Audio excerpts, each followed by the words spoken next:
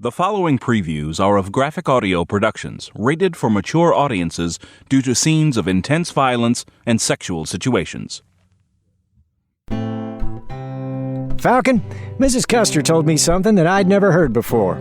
She told me that you were with her husband when he was killed. I wasn't with him at the exact time he was killed.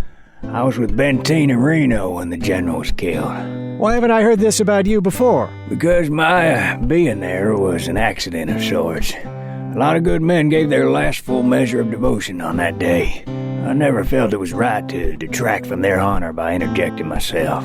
I wonder, Falcon, would you share the story with me now? It's been over 50 years, and I've never told this story to anyone before. I'm not sure I can do it justice. Well, I'll warn you, it's a long story. I'm a novelist, Falcon. I deal in long stories. Please, go ahead. Well now, the year 1876 was what historians would call an eventful year. In Philadelphia, they celebrated our country's centennial. Colorado became a state. They invented the telephone, and at a lonely place in Montana, General Custer and 265 brave men were killed. This way!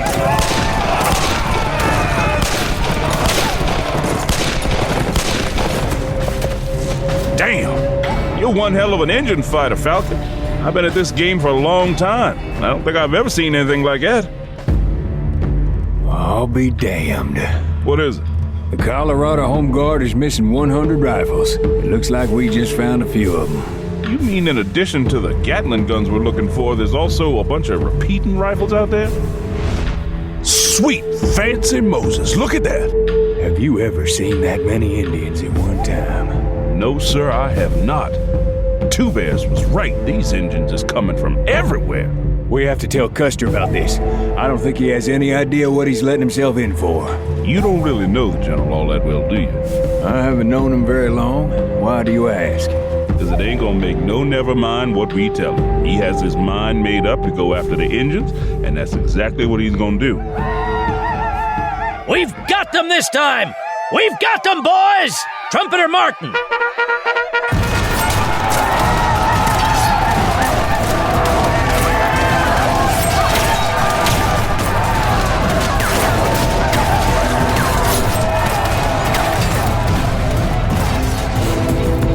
Don't miss the saga of Falcon McAllister at the Little Bighorn and Eagles 14, Bloodshed of Eagles. Available now in graphic audio.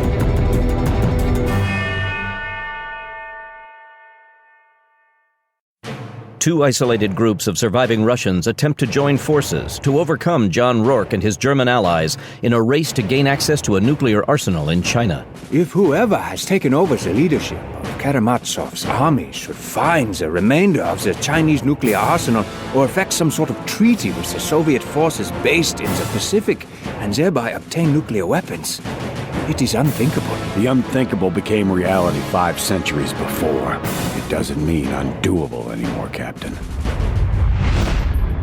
Natalia and the Rourke family face assassination squads in China and an attack on their stronghold in Georgia. There is no need for your men to die. They can walk out of here alive and unmolested. If you order them to withdraw before they take the lives of my family, you can join them or stay and fight me, whatever you wish. We all came, Dr. Rourke, knowing we would never leave. What the hell are they doing? Assaulting the retreat, it appears. Why? And who are they? They must be planning to plant explosive charges where they think the main entrance is. Could conventional explosives do anything? No location is completely insusceptible to explosive damage if the job is done correctly. Weil! Etwas ist hier falsch! You're German, Paul. German? But... We'll discuss it later. Horst! Get down! Eden base members Halverson and Kuranami must find safe harbor with Wolfgang Mann's forces or face murder charges from Commander Dodd. Colonel Mann, how dare you hold this man and his female accomplice in total defiance of my request? Kuranami is subject to the military discipline of Eden Base Command. He is mine, and so is his accomplice, Dr. Halverson. It would appear that none of the Eden personnel are unaccounted for. Yet you insist that the lieutenant has murdered someone. Who might these dead be? German nationals who are enemies of the state? Criminals with whom you, perhaps, sympathize? I don't have to take your insults, Colonel. Nor do I have to return Lieutenant Korinami and his fiancée, the Fräulein Doctor. Where the rocks narrow up ahead, it's a good spot for an ambush. Natalia, get out of there! We're clear! Get out of there! John! Natalia! John! Natalia! Natalia! John! Hold on, sweetheart. John! A haunting past, a harrowing future, and betrayal from within all challenge John Rourke's skills in Survivalist number 16, The Arsenal, in graphic audio.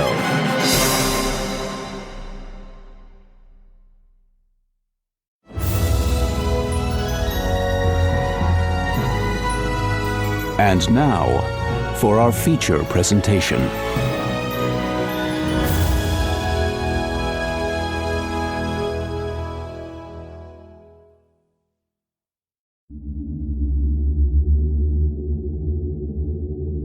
Graphic audio. A movie in your mind.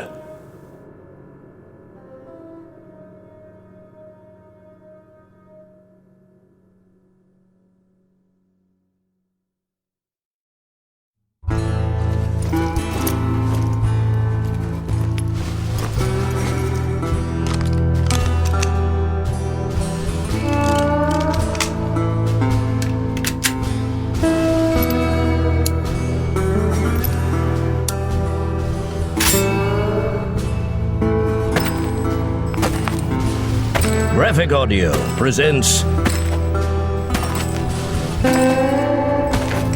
William W. Johnstone's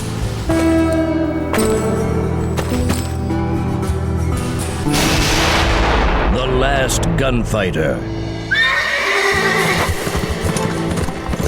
Narrated by Ken Jackson, with performances by James Konachek, Mort Shelby, Thomas Penny, Christopher Graybill, Tim Getman, Richard Rowan, M.J. Casey, Terrence Aselford, Jeff Baker, Casey Platt, Michael Glenn, Elizabeth Jernigan, Joe Brack, Jonathan Watkins, Dylan Lynch, Johann Detweiler, Nanette Savard, Scott McCormick, Lily Beacon, Tim Carlin, and Eric Messner.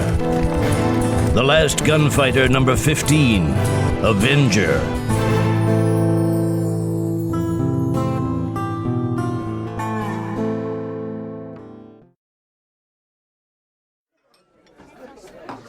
Once, for a brief moment in time, the town had been a boom town, a trail drive town, the railhead where thousands upon thousands of cattle had been loaded onto trains to begin their long journey to the slaughterhouses of Chicago. But then the railhead had moved on farther west, taking the hell on wheels with it.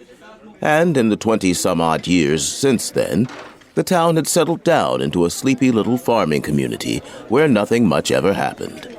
On this Tuesday morning, that was all about to change. You think the train will be on time, Rance? You think you can say my name any louder? I'm not sure everyone in the place heard it. Oh, sorry, Rance. Sorry. Yes, it will be on time. 6 men had ridden in about 8 o'clock. The eastbound train was due at 9.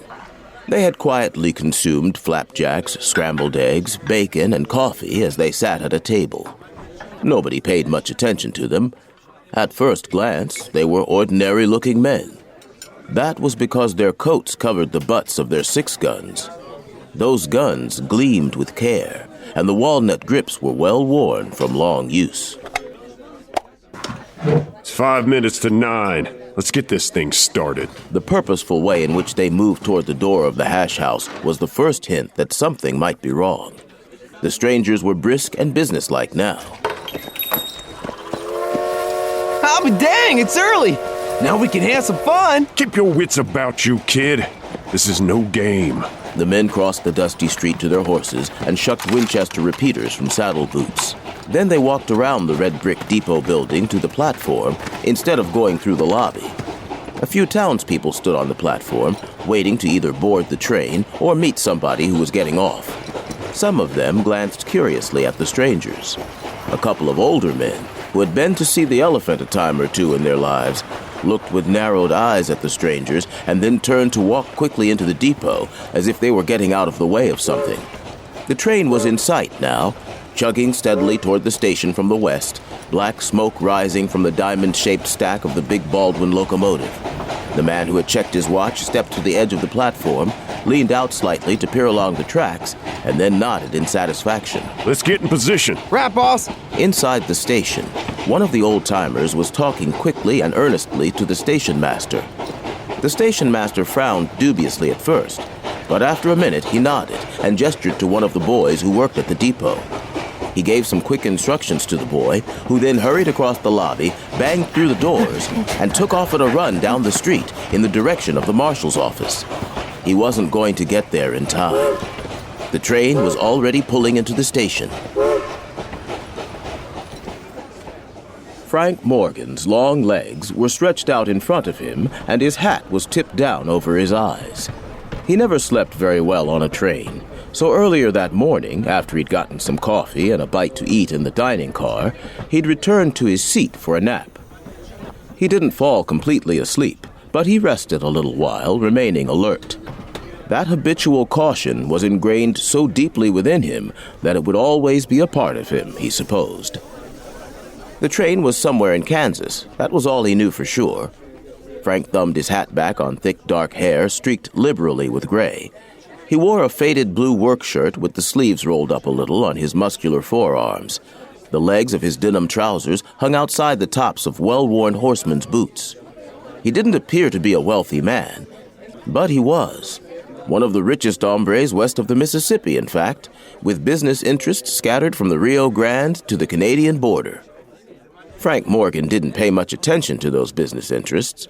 He had a whole passel of lawyers and accountants in Denver and San Francisco to do that. He watched them just closely enough to know that nobody was trying to cheat him. No, judging by appearances, Frank Morgan was little more than a saddle tramp, a drifter. But the Colt Peacemaker on his hip told a different story. He wasn't just a drifter. He was the drifter, a fast gun whose fame had spread across the frontier for years. A gunfighter in an era when civilization was on the ascent and men such as Frank Morgan mostly had been bypassed by time. Not completely, though. Frank wasn't obsolete just yet. Good morning, Mr. Morgan. The conductor knew who he was and approached him with obviously mixed emotions. On the one hand, Frank could have sat on the board of directors of this railroad if he had chosen to do so, which meant the conductor had to treat him with some deference. On the other hand, Frank was a known killer who had gunned down countless men, and that made him an abomination to the conductor's civilized nature. I hope everything has been to your liking, Mr. Morgan. Just fine.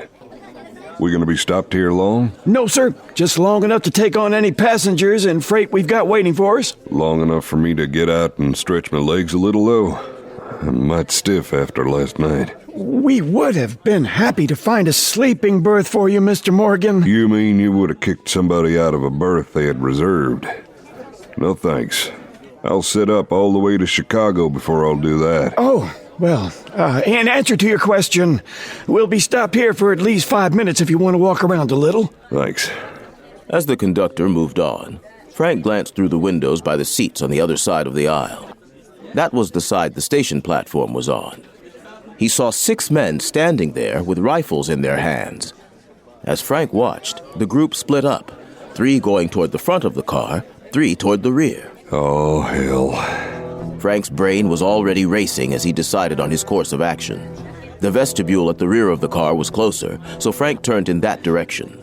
He wanted to get out of the railroad car as quick as possible, out where he would have more room to move, and where not as many innocents would be endangered by the lead that was about to fly.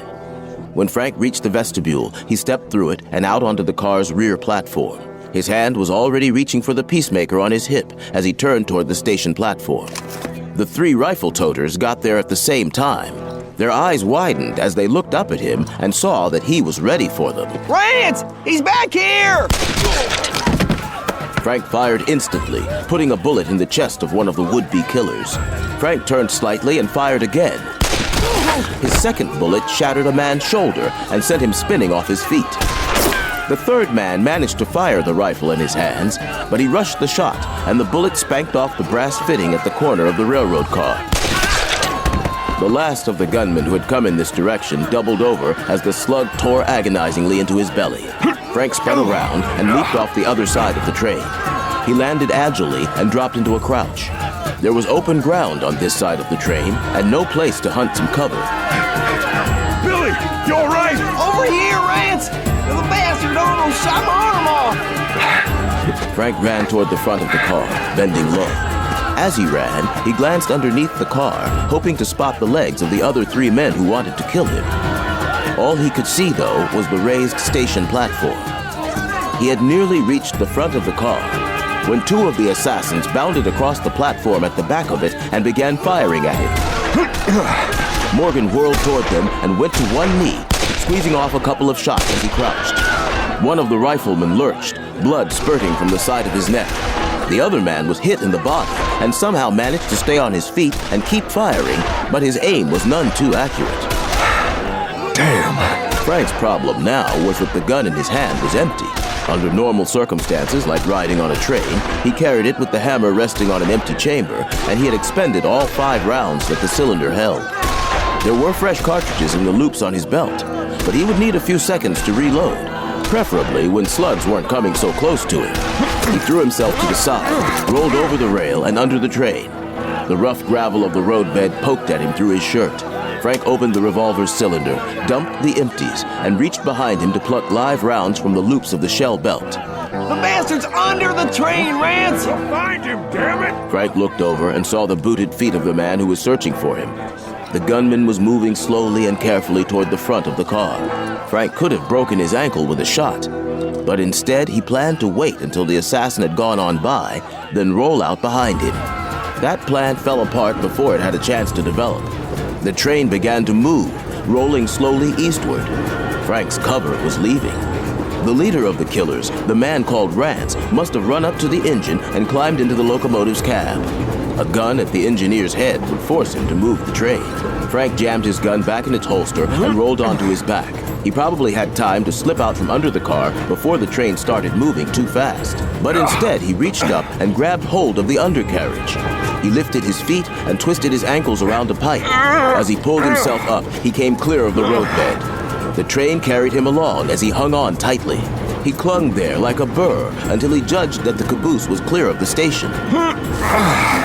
Then he dropped off, timing his moves so that he would fall between cross ties and ignoring the pain that shot through him as his back jolted heavily against the roadbed. The rest of the train passed over him, and when its shade was gone, the morning sunlight jabbed abruptly against Frank's eyes. He squinted and rolled onto his belly again, drawing his gun as he did so. Where the hell is he? Hey, you're looking in the wrong place. The man whirled toward him, raising his Colt with his remaining good arm. But before he even started to line up a shot, with that threat disposed of, Frank turned toward the train. He saw immediately that he'd been a little too slow. Rance had already climbed down from the cab of the locomotive, bringing the engineer with him. He had his left arm looped tightly around the man's neck, and his right hand held a pistol with the muzzle pressed hard against the engineer's head. Drop your gun, Morgan. Drop it or I swear I'll blow this poor bastard's brains out. Please, mister! You know I can't do that, Rance. You know me? Sure. I know if I drop my gun, you'll ventilate me a second later, so I can't do it. Rance pressed harder on the engineer's temple with the gun barrel. I'll kill him! That's too damn bad, isn't it? Maybe what you should do is drop your gun.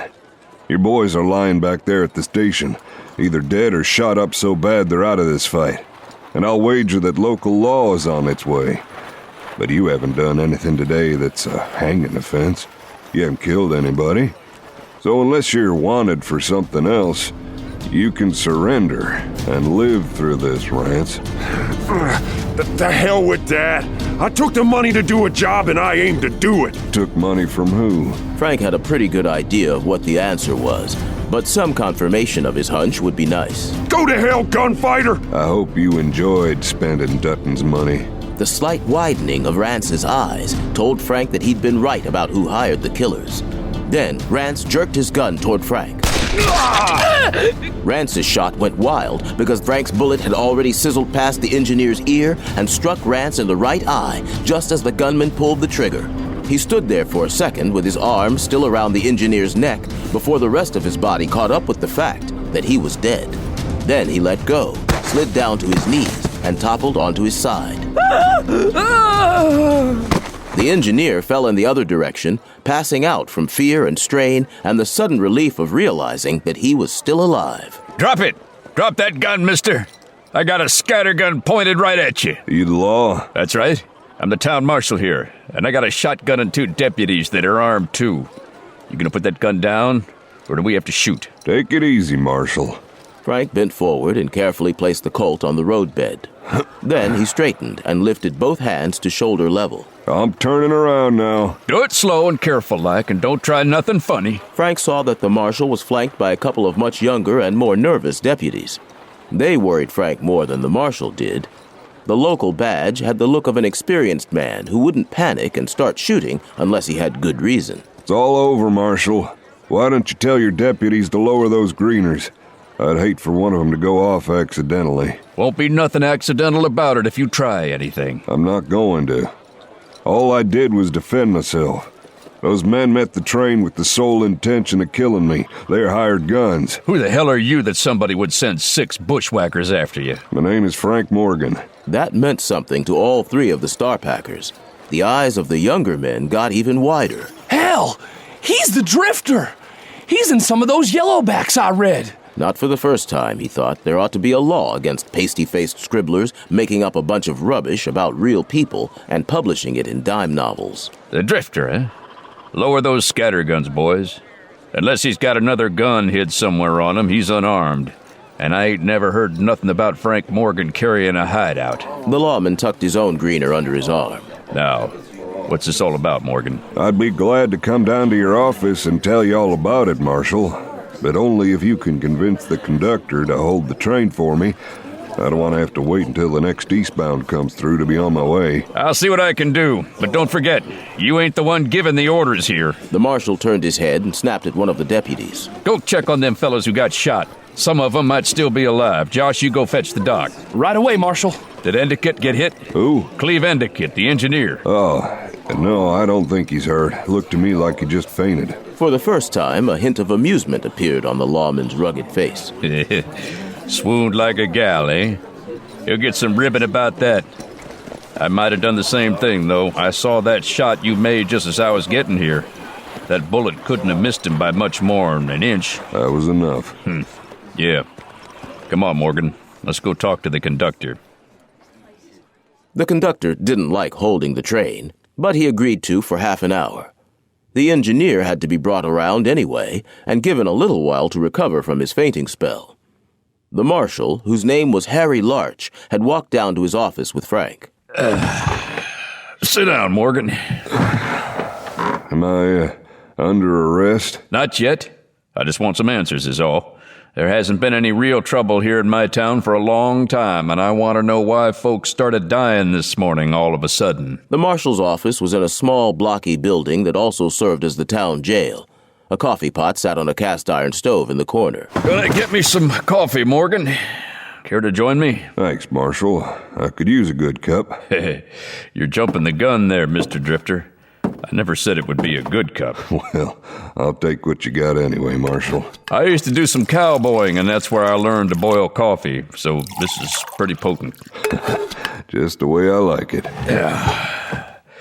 Now, tell me why somebody wants you dead, Morgan, other than the fact that a man like you must have had a lot of enemies to start with. Those gunmen were sent to intercept me by a man in Boston named Charles Dutton. Well, why would this fella Dutton do that? 'Cause he knows I'm on my way to Boston to kill him. Huh. Simple as that, huh? Simple as that. But it wasn't simple, not really, not at all. And the beginnings of it went back years, maybe even decades, depending on how you looked at it. I don't think killing a man is ever that simple, Morgan. Of course, you're right about that, Marshal. But it's a pretty long story. We've got the time. They're still trying to wake up your sleeping train engineer. We got plenty of really strong coffee. And I haven't heard a good story in a long time. And I'm not getting out of here until you heard it, right? It doesn't seem likely. Frank started relating the story. Surprisingly, once he started speaking, it came quickly and easily. It went all the way back to when he had met and fallen in love with and ultimately married a beautiful young woman named Vivian. Her father had been opposed to the marriage and eventually had succeeded in having it set aside legally. But he couldn't do anything about the child Vivian had been carrying when she and Frank parted. And even though Vivian had wound up marrying somebody else who had raised her son Conrad as his own, the boy was Frank's, and that connection would always exist between them. Years later, they had met again. Vivian Browning was a widow by this time, and a very rich widow to boot. It was then that Frank had learned for the first time he had a son. Conrad Browning's dislike for Frank had made his reunion with Vivian a bittersweet one, but given enough time, things might have improved all around. And you never got the chance? No. Vivian had been betrayed and set up by one of her attorneys, a man named Charles Dutton. Because of Dutton's actions, Vivian was killed by an outlaw's bullet. That drove a wedge between me and Conrad that almost became permanent. You said almost? Circumstances have thrown us together on several occasions. Vivian left most of her business to Conrad and some to me. So we've been partners, whether Conrad wanted it or not.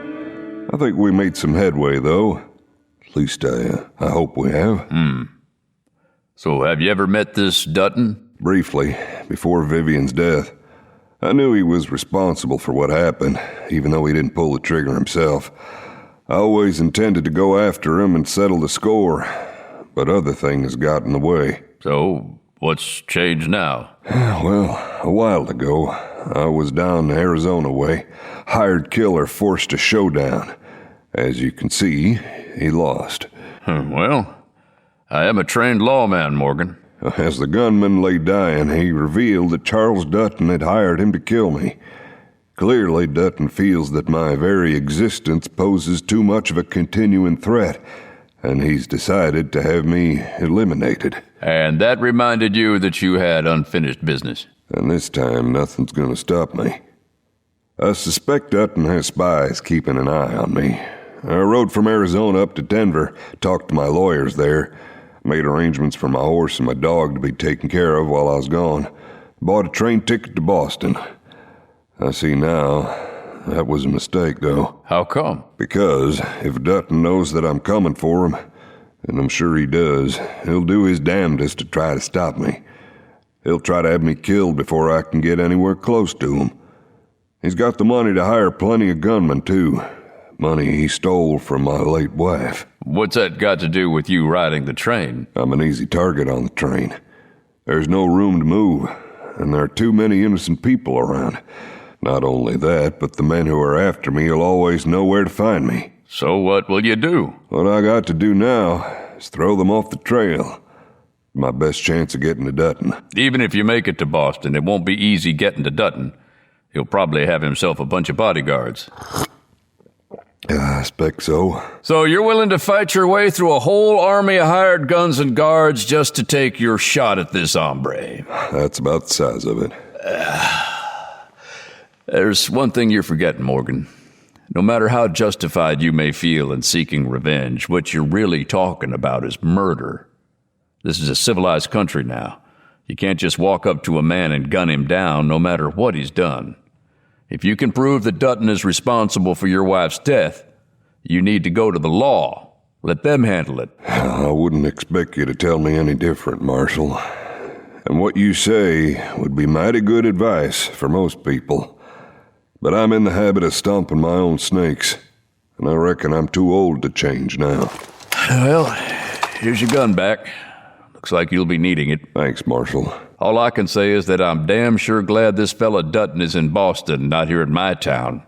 This is going to be some other lawman's worry.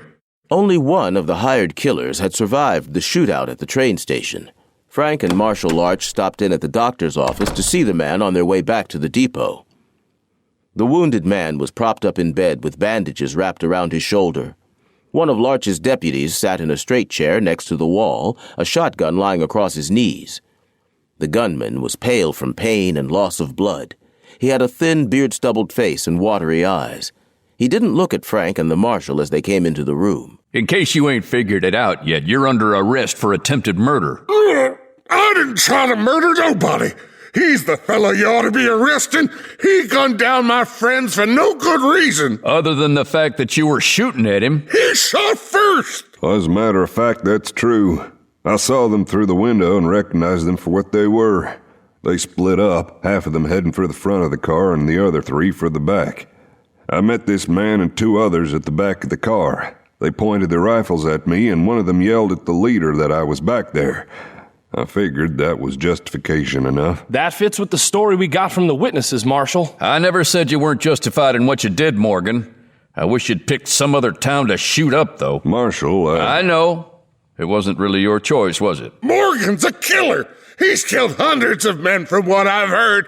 He's the one who ought to be behind bars. I never killed anybody who didn't have it coming. And I'd challenge anybody to prove otherwise. Never mind about that. All I'm concerned with is what happened here, and I'm satisfied you acted in self-defense. I'll testify to as much at the inquest, which is the only reason I'm willing to let you catch that train and leave town. He turned his attention back to the gunman. Now, who hired you and those other boys to kill Morgan? Nobody hired us. I don't know what you're talking about. Was it a man named Dutton? Frank was watching the man's eyes closely, and he saw no sign of recognition in them.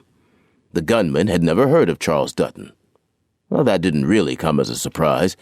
Rance had been the leader of the bunch, and it was entirely possible he was the only one who had known who they were working for. This is all crazy. Morgan started shooting at us for no reason. Oh, you just stick to that story, son. We'll see whether or not a jury believes it, and then you'll have a nice long time to think about it in prison. The would-be killer didn't know anything that could be used legally against Dutton. It was lucky for Dutton that Rance had been killed in the shooting. Stay here and keep an eye on him for now, Josh. As soon as the doc says it's all right, we'll move him down to the jail.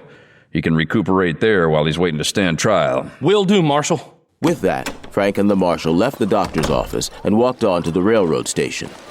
The station master, the conductor, the engineer, and the brakeman were conferring on the platform. Are we about ready to roll again? The head office ain't going to be happy about us falling this far behind schedule. The station master wired on ahead to the next stop so they'd know to expect a delay. It shouldn't cause too much of a problem. I can make up a little time between stops. The engineer seemed to be none the worse for his perilous experience earlier. Glad to see you're up and around, Cleve. Mister, you damn near shot me. But I didn't. When you get right down to cases, that's all that really counts, isn't it? Maybe. But what if I'd moved my head a little just as you pulled the trigger? Well, that would have been a shame.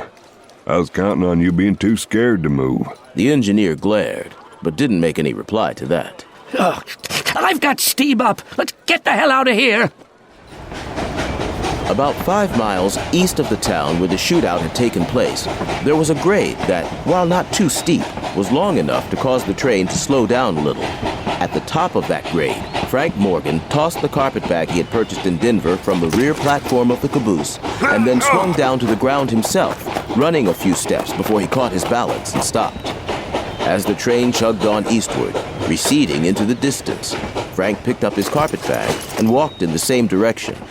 Only a couple of 100 yards ahead was a line of cottonwood trees that marked the course of a creek. That was his destination. Moving under the trees, Frank found a log where he could sit down and wait with his carpetbag at his feet. The shade was welcome. The sun had risen high enough by now that the day was beginning to heat up. Frank had been waiting only about half an hour when he heard the hoofbeats of several horses approaching. He stood up and turned toward the sound. Out of habit, his hand hovered near the butt of the gun on his hip. After a moment, he relaxed as he recognized the man riding toward the creek and leading 2 horses behind him. Easy, Morgan. It's Marshal Larch. Thanks for doing this, Marshal. The marshal swung down from the saddle and handed the reins of the 2 riderless horses to Frank. I'm damned if I know why I'm doing this, Morgan. I ought to arrest you considering the errand you're on. but I'm old enough to remember a time when the only law west of the Mississippi was what a man packed on his hip. Those were worse times in a lot of ways, but by God, I'm not convinced that justice wasn't better served back then, too. That's one of the burdens of getting older, Marshal. You see too many changes, good and bad. Oh, you seem to know your horses, Marshal. These are fine-looking animals. I've been around some, Morgan. The chestnut will make a great pack horse. I picked up all the supplies you asked for and loaded them up for you. I appreciate it, Marshal. The real prize is the rangy one. He's got a real mean look in his eye, doesn't he? Yes, sir. That's why I put the saddle on him. He'll run hard when you ask him. Frank transferred the contents of his carpet bag to the saddlebags on the dun, then handed the empty carpet bag to Larch. If you know anybody who can make good use of that, they're welcome to it. Hell, it's nearly brand new. I'm used to traveling light. And money don't mean a whole lot to you, does it? With what you gave me back in town, I was able to pay the livery owner a good price for these horses. Anybody who claims money doesn't matter has never been without it. I know what it's like to be poor. I have been plenty of times in my life. But I also know that money's real value is what it can accomplish. I'd spend every penny I have if it helped me settle the score with Dutton. Just take the horses, and don't remind me that you're on your way to kill a man. Frank nodded. He put his foot in the stirrup and swung up into the dun's saddle. Then he reached down and held out his hand to Larch. The marshal hesitated for a second, but then took it in a firm grip. I don't know whether to wish you luck or not, but I reckon I hope you don't get yourself killed, Morgan. I'll settle for that. So long, Marshal. Vaya con Dios.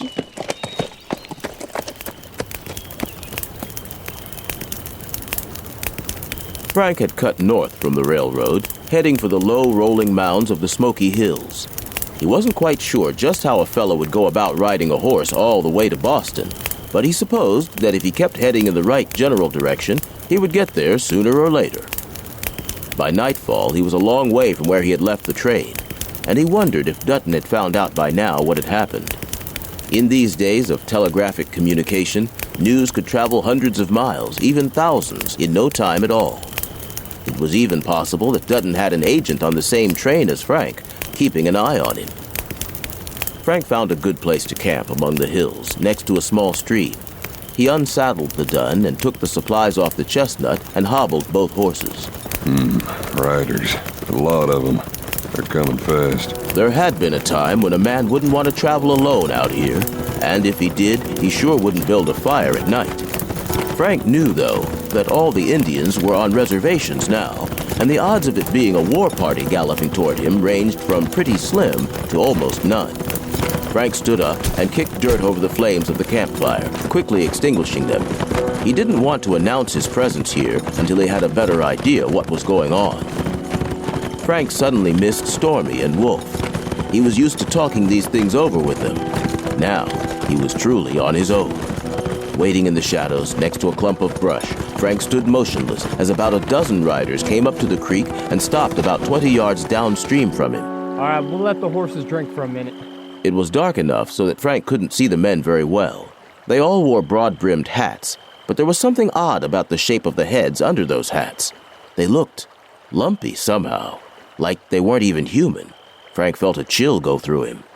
But then one of the men reached up, took off his hat, and pulled something else off his head. He dragged the sleeve of his shirt across his forehead, wiping away sweat. Put that back on. Sorry, boss. It made sense now to Frank. The riders were masked.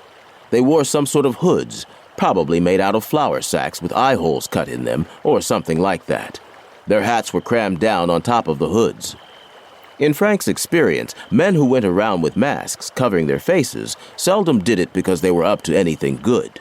They were usually bent on mischief and didn't want anybody to recognize them. The dun and the chestnut stirred uneasily. Easy, easy. Frank knew they wanted to call out to the other horses, so he tightly grabbed their noses. How much farther you reckon it is, boss? Not far. Remember, we don't plan on killing anything except livestock. But if you have to shoot to kill to protect yourself, that's all right. And if some of those sodbusters happen to get in the way of stray bullets, I'm not going to lose any sleep over it. Frank's jaw tightened with anger as he heard those callous words. These masked men were on a mission of murder, and he might well be the only one besides them who knew about it. You know, I thought I caught a glimpse of light up here as we were riding toward the creek, boss. You think there could be somebody around? Anything is possible, but I didn't see a light. Well, it went out right quick.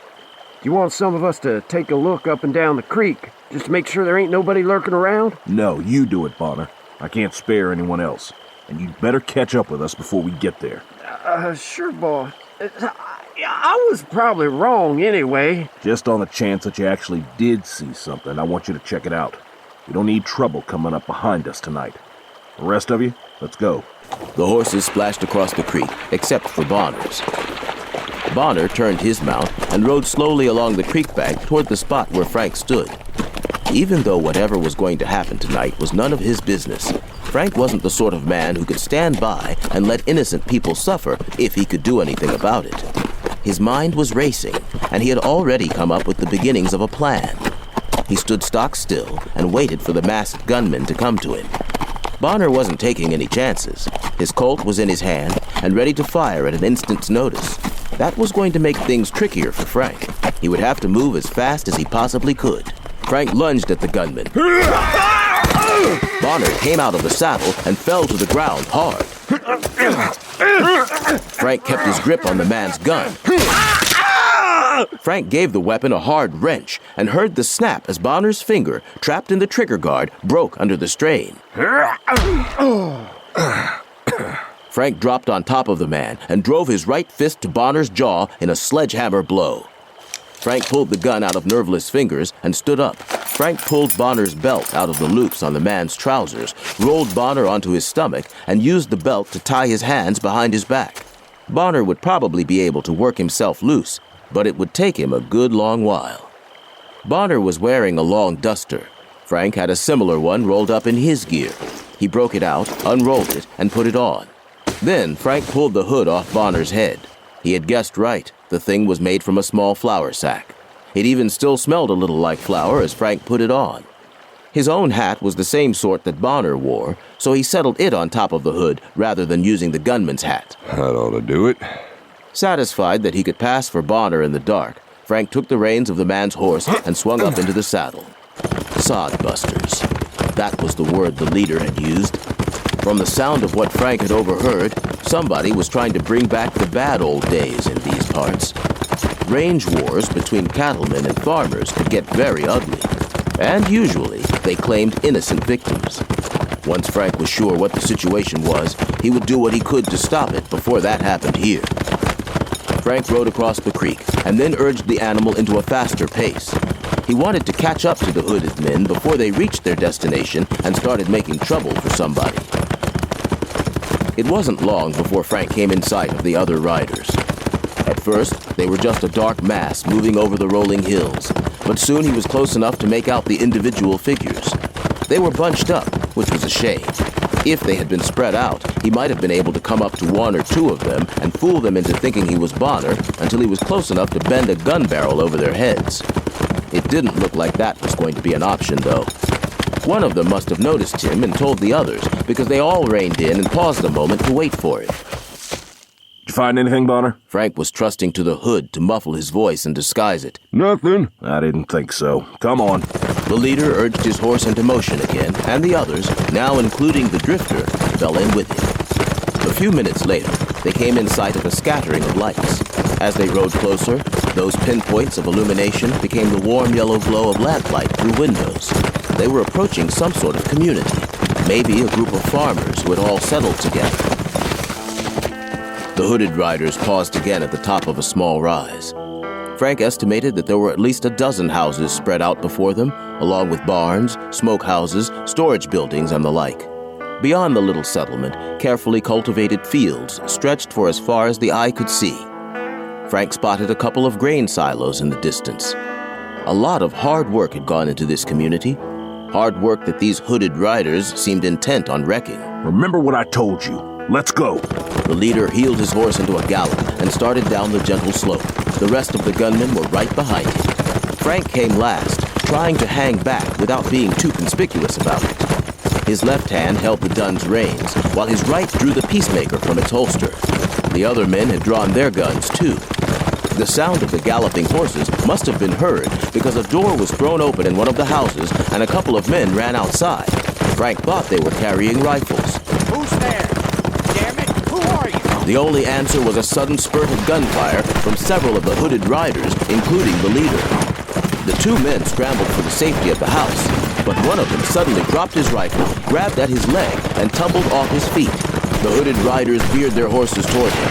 The man who had been with the wounded man ran back out, got hold of him under the arms, and hurriedly dragged him into the house. Frank edged his horse up next to the closest of the hooded men. He reversed the Colt in his hand and struck out with it, smashing the butt of the gun into the man's head. The man pitched out of the saddle and landed hard on the ground, rolling over a couple of times before coming to a stop. None of the other hooded riders noticed what Frank had done. Frank was able to move up next to another one and strike again. And again, one of the raiders tumbled senselessly out of the saddle. This one, however, didn't pass unnoticed. Bonner! What the hell? Then, as Frank came closer, You ain't Bonner! the hooded rider tried to jerk his pistol into line for a shot. Frank didn't give him the chance. That was 3 of the 11 accounted for. But that still left 8 gunmen who were starting to get the idea that something was wrong. That's not Bonner! Get him! Shoot the son of a bitch! Mounted killers ran toward Frank, flames spouting from the muzzles of the guns in their hands. The hooded riders might not have intended to kill any of the farmers whose community they were raiding, but when it came to the mysterious stranger in their midst, all bets were off. Okay, boys, you called the tune, and you're damn well gonna dance to it. Come on! Frank drove his heels into his horse's flanks and sent the animal leaping forward, not only meeting the gunman's charge, but smashing right into the middle of them. Where the hell is he? Suddenly, in the darkness, Frank was indistinguishable from the other hooded men all around him, and they had to hold their fire because they didn't know who was who. That unexpected maneuver was effective for the moment, but it had its drawbacks too. The damn farmers are firing on us! Frank leaned forward over the horse's neck, making himself a smaller target, and burst out from the clump of raiders. Twisting in the saddle, he threw a couple of shots at them. The peacemaker was empty, so Frank jammed it back into its holster and then reached up to take off his hat and rip the hood from his head. He whirled the horse and rode around one of the settlers' houses. In a matter of moments, he had struck a significant blow at the crew of gunmen. Half of them were either unconscious or wounded, and the people who lived here were putting up a good fight and peppering the remaining raiders with hot lead. Let's get out of here! The order to retreat didn't slow down 2 of the hooded gunmen who were giving chase to Frank. Shots blasted after him, searching for him in the darkness. He sent his horse darting around the corner of a barn in the brief moment when he was out of sight of his pursuers.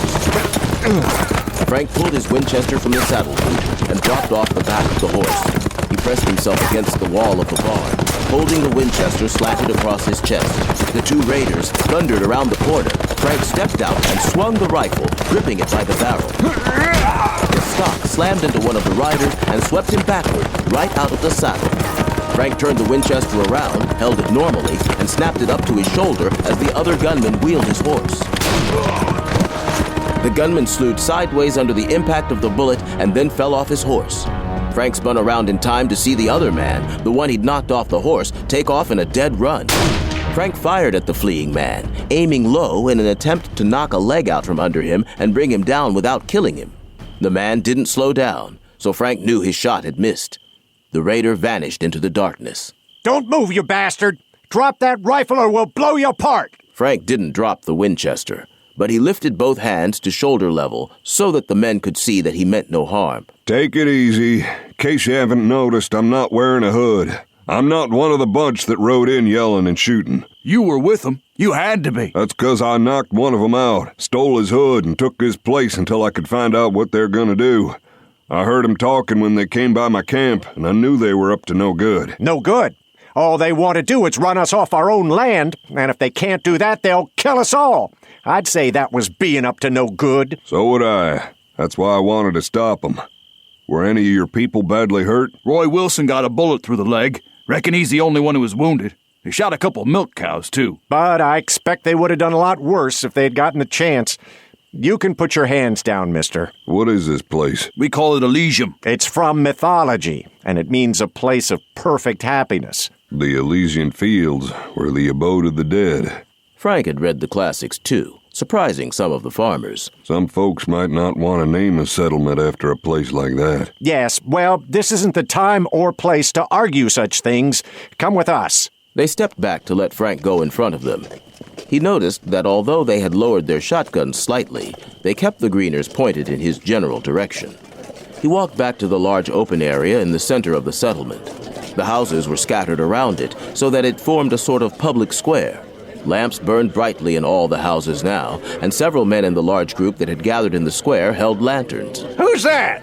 Did you catch one of the miscreants, Horace? He claims he's not one of them. Says he pretended to be so that he could try to stop them from harming us. A likely story.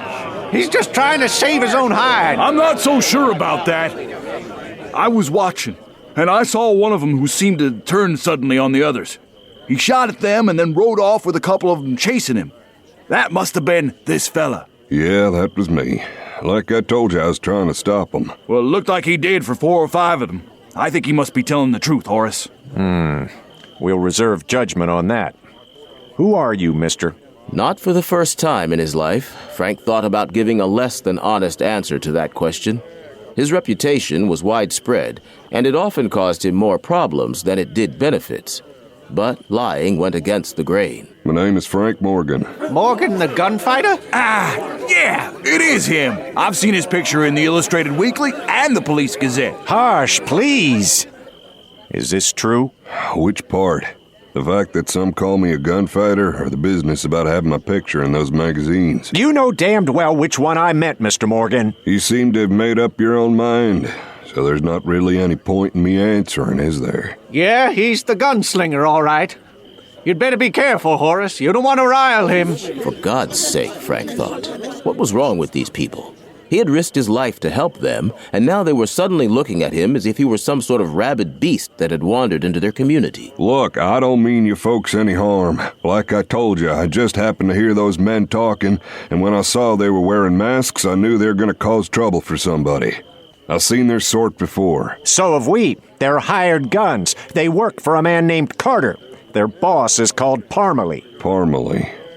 I know that name, but I can't place it. He's a paid murderer. Wait, you know who they are and why they attacked you? Of course we know. We're not fools. This isn't the first time they've raided us. But they wear those masks, so it wouldn't do us any good to call in the law. We couldn't identify them positively or testify against them in court. Say, Carter hired Parmalee and his killers. Maybe we could hire Morgan here to fight back against them. No matter what you heard about me, my gun's not for hire. You've gotten mixed up in plenty of shooting wars before, unless everything we've heard about you is a lie. I've seen my share of trouble. But any ruckus that I took part in was because friends of mine were in trouble. Or because one side was clearly in the right. We're in trouble. And we're in the right. We just want to be left alone to live our lives and raise our crops and our families. We don't have a whole lot of money, but we could pool all our resources and afford to pay you something. Forget it. Frank had long overdue business with Charles Dutton. I'm sorry you folks are in trouble, but I have business of my own to attend to. I'm just passing through these parts. You heard what the man said. Look, Mr. Morgan, we appreciate what you did for us tonight. But this is our problem, not yours. And if you want to just move along, don't let us keep you. Frank wondered for a second if Horace was trying to trick him into offering his help. But he decided that the man was too genuine and plain-spoken to do that. Horace was the sort of man who said what he meant and meant what he said. Did all of them get away? Yeah. The fellows who weren't hit picked up the ones who were and carried them off. Well, I know where I left the man I knocked out and whose place I took. I'll go get him. You can turn him over to the law. Maybe he'll talk and implicate the others. Well, that could help us, all right. If one of their own men testified against Parmalee and Carter, the authorities wouldn't have any choice but to do something about them. Just let me find my horse. Some of us will go with you. That won't be necessary. Maybe not, but Parmalee and his men could still be out there somewhere. If you were to run into them, it could go badly for you. I'll get saddled up. The rest of you men stay here and be alert for trouble. I don't think Parmalee and his bunch will come back tonight, but you never can tell about renegades like that. All right, let's get moving. The longer we wait, the more chance that hombre has of getting away.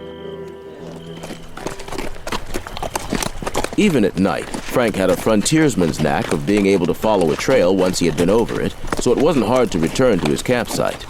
The farmers were keeping up very well, considering their mounts were all plodding, shaggy farm animals. We weren't properly introduced back there. I'm Horace Duncan, and I know who you are, of course. Pleased to meet you, Horace, even under the circumstances.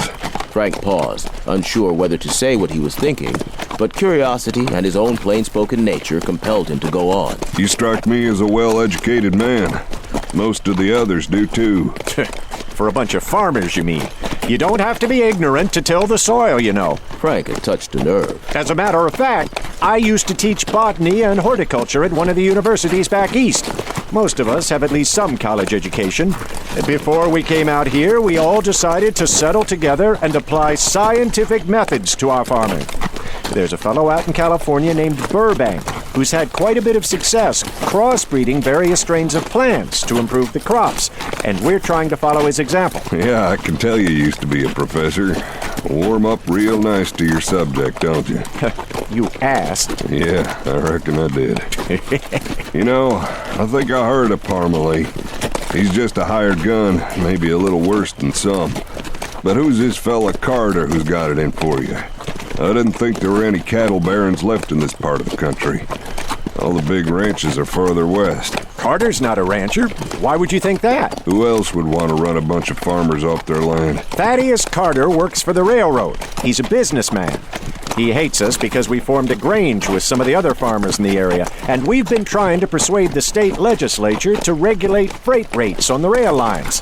They're so high that no matter how efficiently we produce our crops, we can't make a decent living because we have to pay so much to ship them to market. Wait a minute.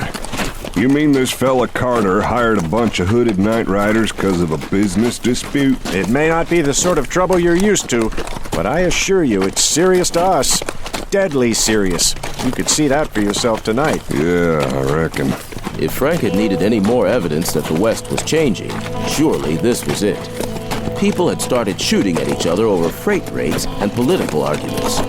More than ever, Frank felt like a relic of a vanished time. Frank and the other men had reached the creek where he'd made camp earlier.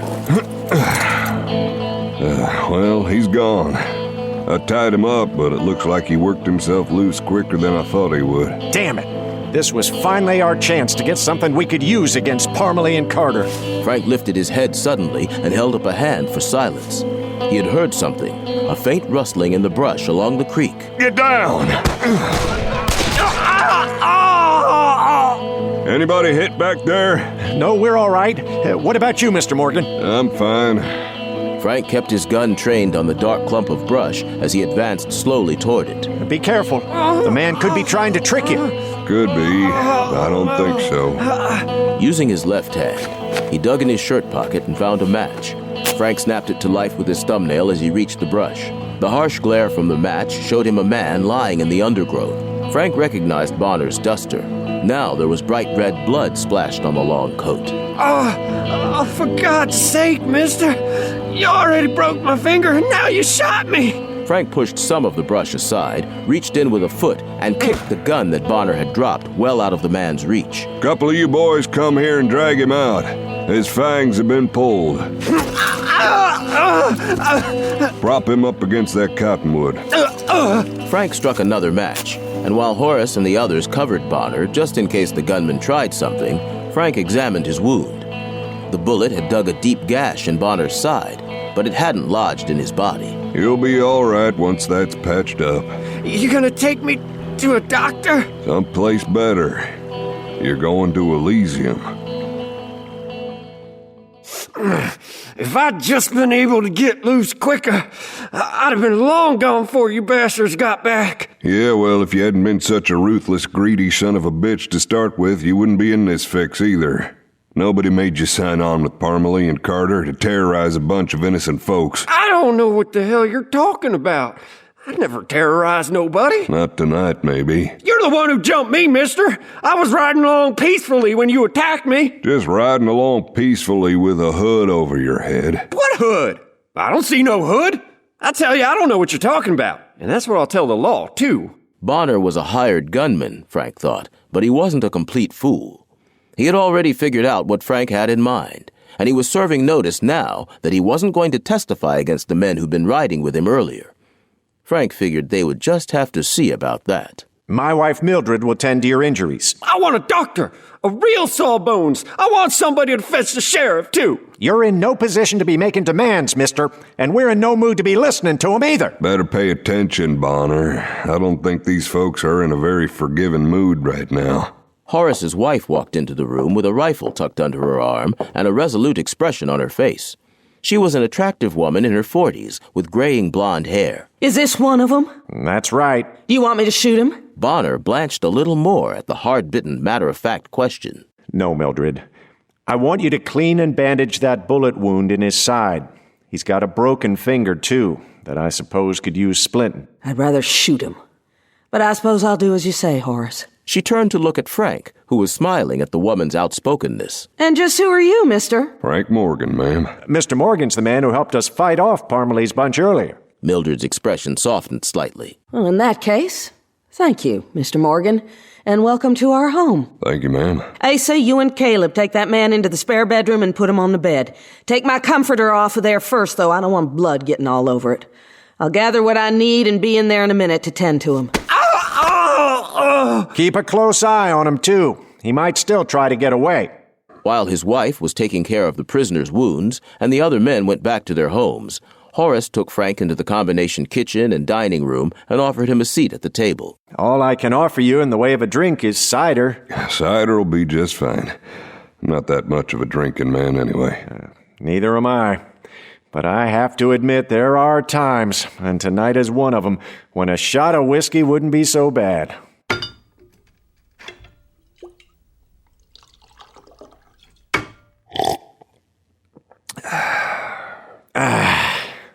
We really do owe you a debt of thanks, Mr. Morgan. We might have been able to fight off Parmalee and his men without your help, but they would have done a lot more damage, and perhaps injured more people before we could drive them off. We weren't expecting to be hit from behind like that. The element of surprise always comes in handy. And call me Frank. Frank felt an instinctive liking for this big, raw-boned professor turned farmer. The two men sipped their cider in silence for a moment. I won't insult you by offering again to hire you to help us, Frank. But I don't mind telling you, fighting hired gunmen isn't something that any of us here in Elysium are well equipped to do. We're all peaceable men. And that's something that nobody's ever accused me of being. I mean no offense, Frank. None taken. I mean, there's no point in denying the obvious. Dealing with men like Parmalee is a lot more my line than it is yours. Unfortunately, like I told you before, I'm just passing through. I have business elsewhere. He thought about how it had felt to hold his beloved Vivian's bullet-shattered body in his arms. Pressing business. I understand.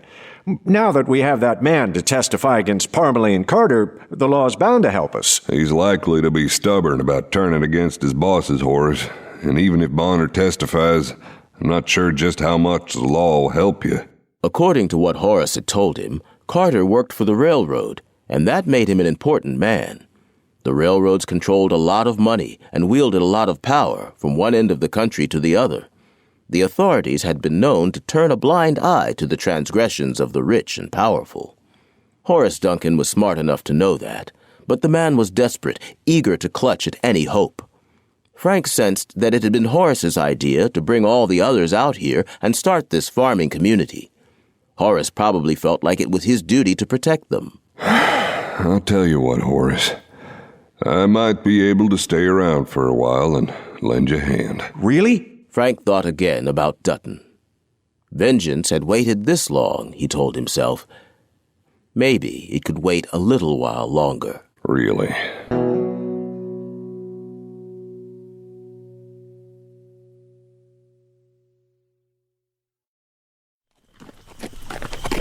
It was after midnight, and a gentle rain had started to fall, when Vince Parmalee rode down an alley in Salina, Kansas, the nearest town to the farming community of Elysium. The railroad passed through Salina, too, and had an office building there. That building was the one Parmalee rode behind now. The window he sought glowed yellow with lamplight. Despite the lateness of the hour, to get what you wanted in this world, sometimes you had to burn the candle at both ends, Parmalee thought. Parmalee brought his horse to a stop beside the lighted window and reached up to rap sharply on the glass. The man inside the building lifted a hand in acknowledgement of Parmalee's presence and walked out of sight. Parmalee turned his horse and rode a short distance back along the alley to a door. Come in. Parmalee stepped into the building and shook himself like a dog, causing the well-dressed man who had opened the door to move back with a look of distaste on his carefully barbered face. Was that absolutely necessary? I'm the one who was out in the rain doing your errands, Carter. Seems to me like you ought to be a little grateful. You don't need gratitude. You've been paid plenty of the railroad's money, so that should suffice. Yeah, I suppose it does. Carter's mouth tightened, but he didn't say anything. An air of tension existed between the two men, as if they hadn't quite worked out which one of them was really the top dog around here. Carter paid the bills, sure, but he was a paper pusher and wouldn't amount to anything without Parmalee's guns to back him up. At least, that was the way Parmalee saw it. Have a seat. Well, how did it go? Were you able to inflict enough damage on those troublemaking bastards to scare them off? Was anyone killed? You know, sometimes I'm not sure what answer you want to hear when you ask that kind of question. Just answer it. 2 of my men, and 3 more wounded, plus Bonner's disappeared. I don't know where the hell he is. My God. What happened? Somebody horned in on our play. We stopped at Fulton Creek to let the horses drink, and Bonner thought he saw a light, like somebody was there. I figured he was just imagining things. Bonner's a mite high-strung. But I told him to stay there and take a look around just in case. Best I can figure out, somebody jumped him, probably knocked him out or maybe killed him, and caught up to us and took his place. When we hit the sodbusters, whoever it was pretending to be Bonner hit us. Oh, this is terrible. Just terrible. I'm not too happy about the way it turned out myself. For a few minutes, the 2 men sat there in silence. It would have been hard to find 2 men less alike. Parmalee was burly and broad-shouldered, with a beefy face made rugged by long exposure to wind and weather. Carter was much smaller and slender, except for a little pot belly. His brown hair was slicked down, and he sported a neatly trimmed Van Dyke beard. You have no idea who this interloper was? He was wearing what I guess was Bonner's mask when he joined us. I never got a good look at his face, but whoever he is, he's mighty good with a 6-gun. Did you inflict any damage on the farmers? I think 1 man got creased and we killed a couple of milk cows. That's about it.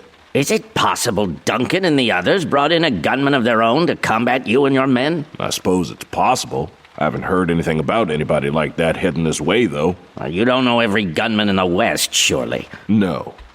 But it's a smaller crowd than it used to be. As Parmalee spoke, his eyes grew distant, as if he were peering back into the past, when the frontier had been a much wilder place.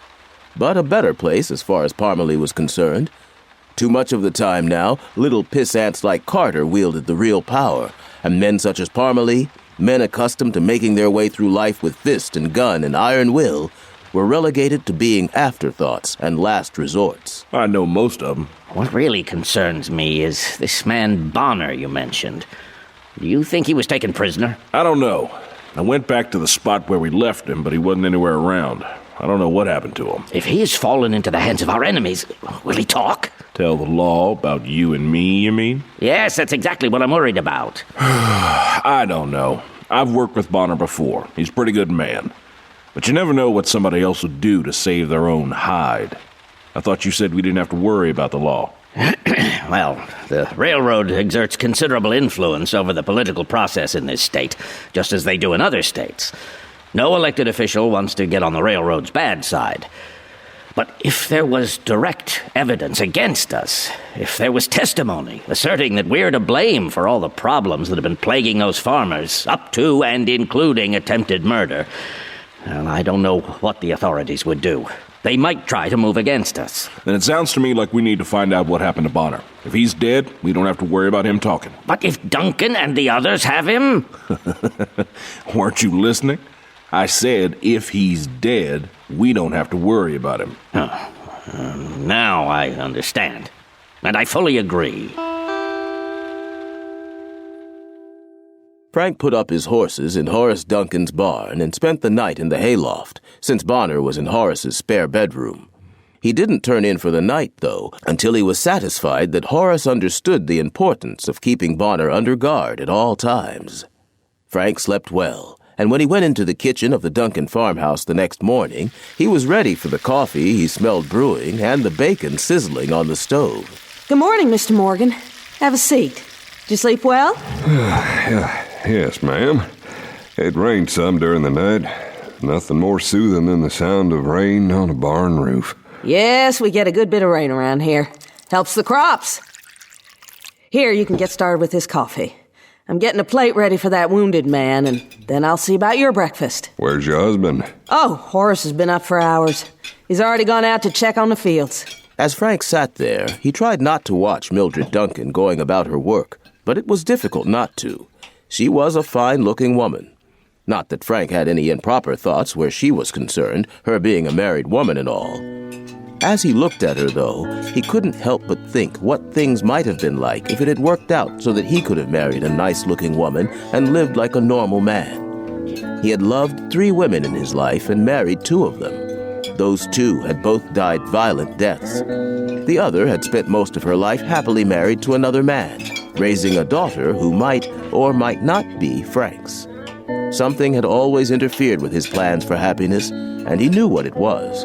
The blinding speed of his draw, the uncanny coordination of hand and eye, everything that went into making him one of the deadliest men ever to strap on a gun. That skill, and the reputation it brought with it, had always loomed over Frank's life ever since he was a young man. My goodness, Mr. Morgan, you look positively grim. Sorry, ma'am. I reckon I just haven't had enough of this fine coffee yet. Not quite woke up good, I guess. Well, I have Mr. Bonner's tray ready. I'll take it in to him. I'll come with you. They walked down the hall to the spare bedroom. One man sat on a straight chair outside the door, a rifle across his knees. He stood up and nodded politely to Mildred as she approached it. Inside the room were 2 more guards, both armed with shotguns. Frank was pleased and impressed by the seriousness with which the farmers were taking this matter. You got no right to keep me locked up here. This ain't a jail, and you people ain't the law. We could have left you out there to bleed to death on that creek bank. It could still be arranged if that's what you want. Oh, now nobody's gonna bleed to death. She leaned over to place the tray containing a plate of food and a cup of coffee on Bonner's lap. Here, I brought you some breakfast. Much obliged, ma'am. You're welcome. I suppose I shouldn't be so gracious to one of Parmalee's men, but I can't help it. You're in my home, after all. Don't know nobody named Parmalee. Frank didn't waste his breath telling Bonner not to deny it. There was no point in trying to shake Bonner's story now. That would have to wait for the law. Frank went back to the kitchen with Mildred to have his own breakfast. And as they got there, the back door of the house opened and Horace Duncan came in, wearing overalls, work boots, and a broad-brimmed straw hat. That rain last night did the crops a world of good. How are you today, Mr. Morgan? Sleep all right out there in the barn? Just fine. And I thought you were going to call me Frank. Yes, that's right. Mildred put a plate of bacon, eggs, biscuits, and gravy on the table next to Frank's cup of coffee. Here you go, Mr. Morgan. Horace poured himself a cup of coffee as Frank began to eat. The food tasted as good as it smelled. Horace sat down across the table from Frank. I thought I'd ride into Salina and talk to the sheriff. That's what you need to do, all right. I was sort of hoping you'd come with me. I don't know if you want me to do that or not. Sometimes when a lawman finds out who I am, he gets all stiff-necked, doesn't want to listen to reason anymore. You saw the way some of your friends reacted last night when they heard my name. Well, I think that's just foolish. Horace told me that you have a certain reputation, Mr. Morgan, but you seem like a perfectly nice man to me. Well, thank you, Mrs. Duncan. I'd like to think I am a perfectly nice man.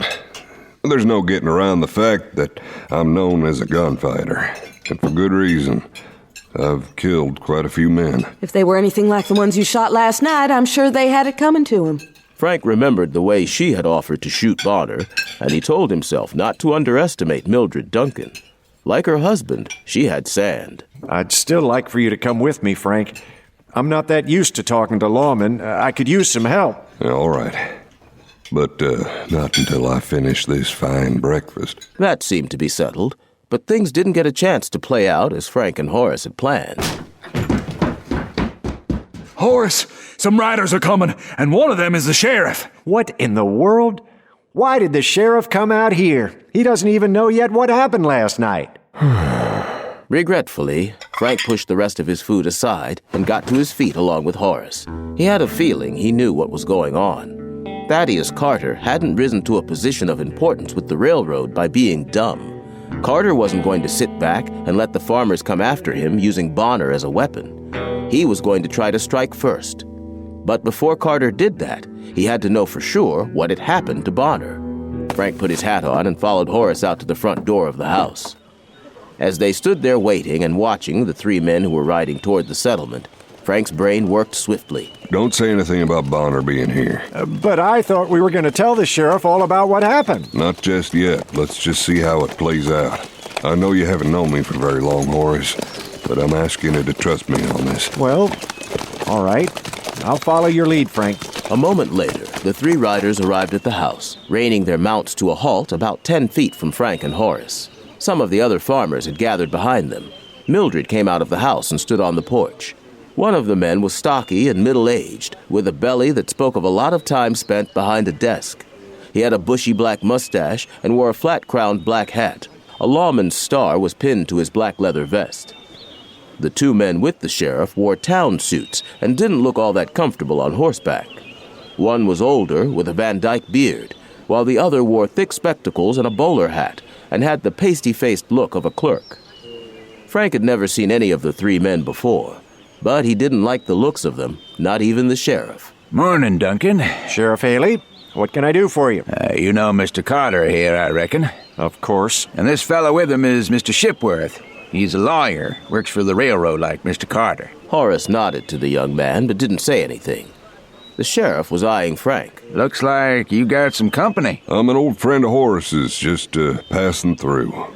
The sheriff looked a little dubious, but he let that pass. Well, the reason I'm out here is that a fella's disappeared. He was supposed to go work for Mr. Carter, but he never showed up. Name of Bonner.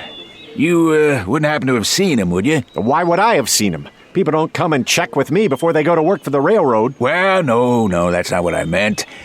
But this fella Bonner, he was reported to have been seen in this area yesterday. Thought he might have stopped here. No one has been here other than the people who live here. He spoke in a fairly loud voice so that the others would hear him.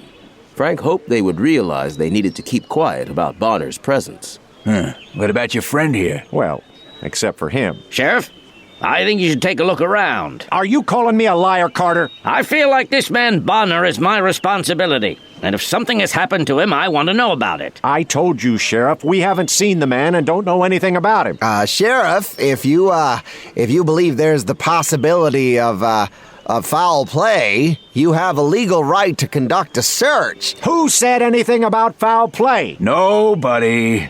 But when a man disappears, I can't rule it out. Still, I don't know that I've got a good enough reason to search around here. What about me? As a private citizen, I can do as I please, can't I? Isn't this still a free country? You're not welcome here, Carter, and you know it. Try to step down from that horse and you'll regret it. You heard him, Sheriff. He threatened me. Haley looked mighty uncomfortable, and Frank could understand why. The hombre was stuck between trying to uphold the law and wanting to curry favor with an important, powerful man. Now, I know you two have had your differences in the past. Carter gestured to Shipworth, who lifted his hat and mopped his forehead with a handkerchief he drew out of the breast pocket of his coat. The day wasn't all that hot yet. That was a signal if Frank had ever seen one. Sure enough, a moment later he heard hoofbeats coming quickly toward the farmhouses. Carter had men posted somewhere nearby, watching for Shipworth's signal. Yes, we've had our differences, but it's a private dispute, Sheriff. And if you're not going to do your duty, I'll thank you not to interfere either. I don't have to stand for that sort of talk. I'm going back to town. With that, the sheriff wheeled his horse and rode away. What in the world? It's simple, Horace. The sheriff suspects something is about to happen here, and he doesn't want any part of it. He wants to be able to deny that he knew anything about it. In other words, we're on our own. Exactly. The sheriff is more interested in feathering his own nest than he is in enforcing the law. If you good people want help from the law, you'll be needing a U.S. Marshal. 4 riders cantered up. They were tough, gun-hung hombres. As they came to a halt beside Carter, Frank saw that he knew one of the men. He gave the man a curt nod. Howdy, Chadbourne. Been a while. You're acquainted with this man? I sure am, boss. That's Frank Morgan. I don't care who he is. I want the four of you to search these buildings and make sure Bonner isn't here anywhere. If he is, they're holding him against his will, and that gives us a legal right to find him and rescue him. As Frank smiled thinly, Chadbourne gave a slow shake of his head. No, sir.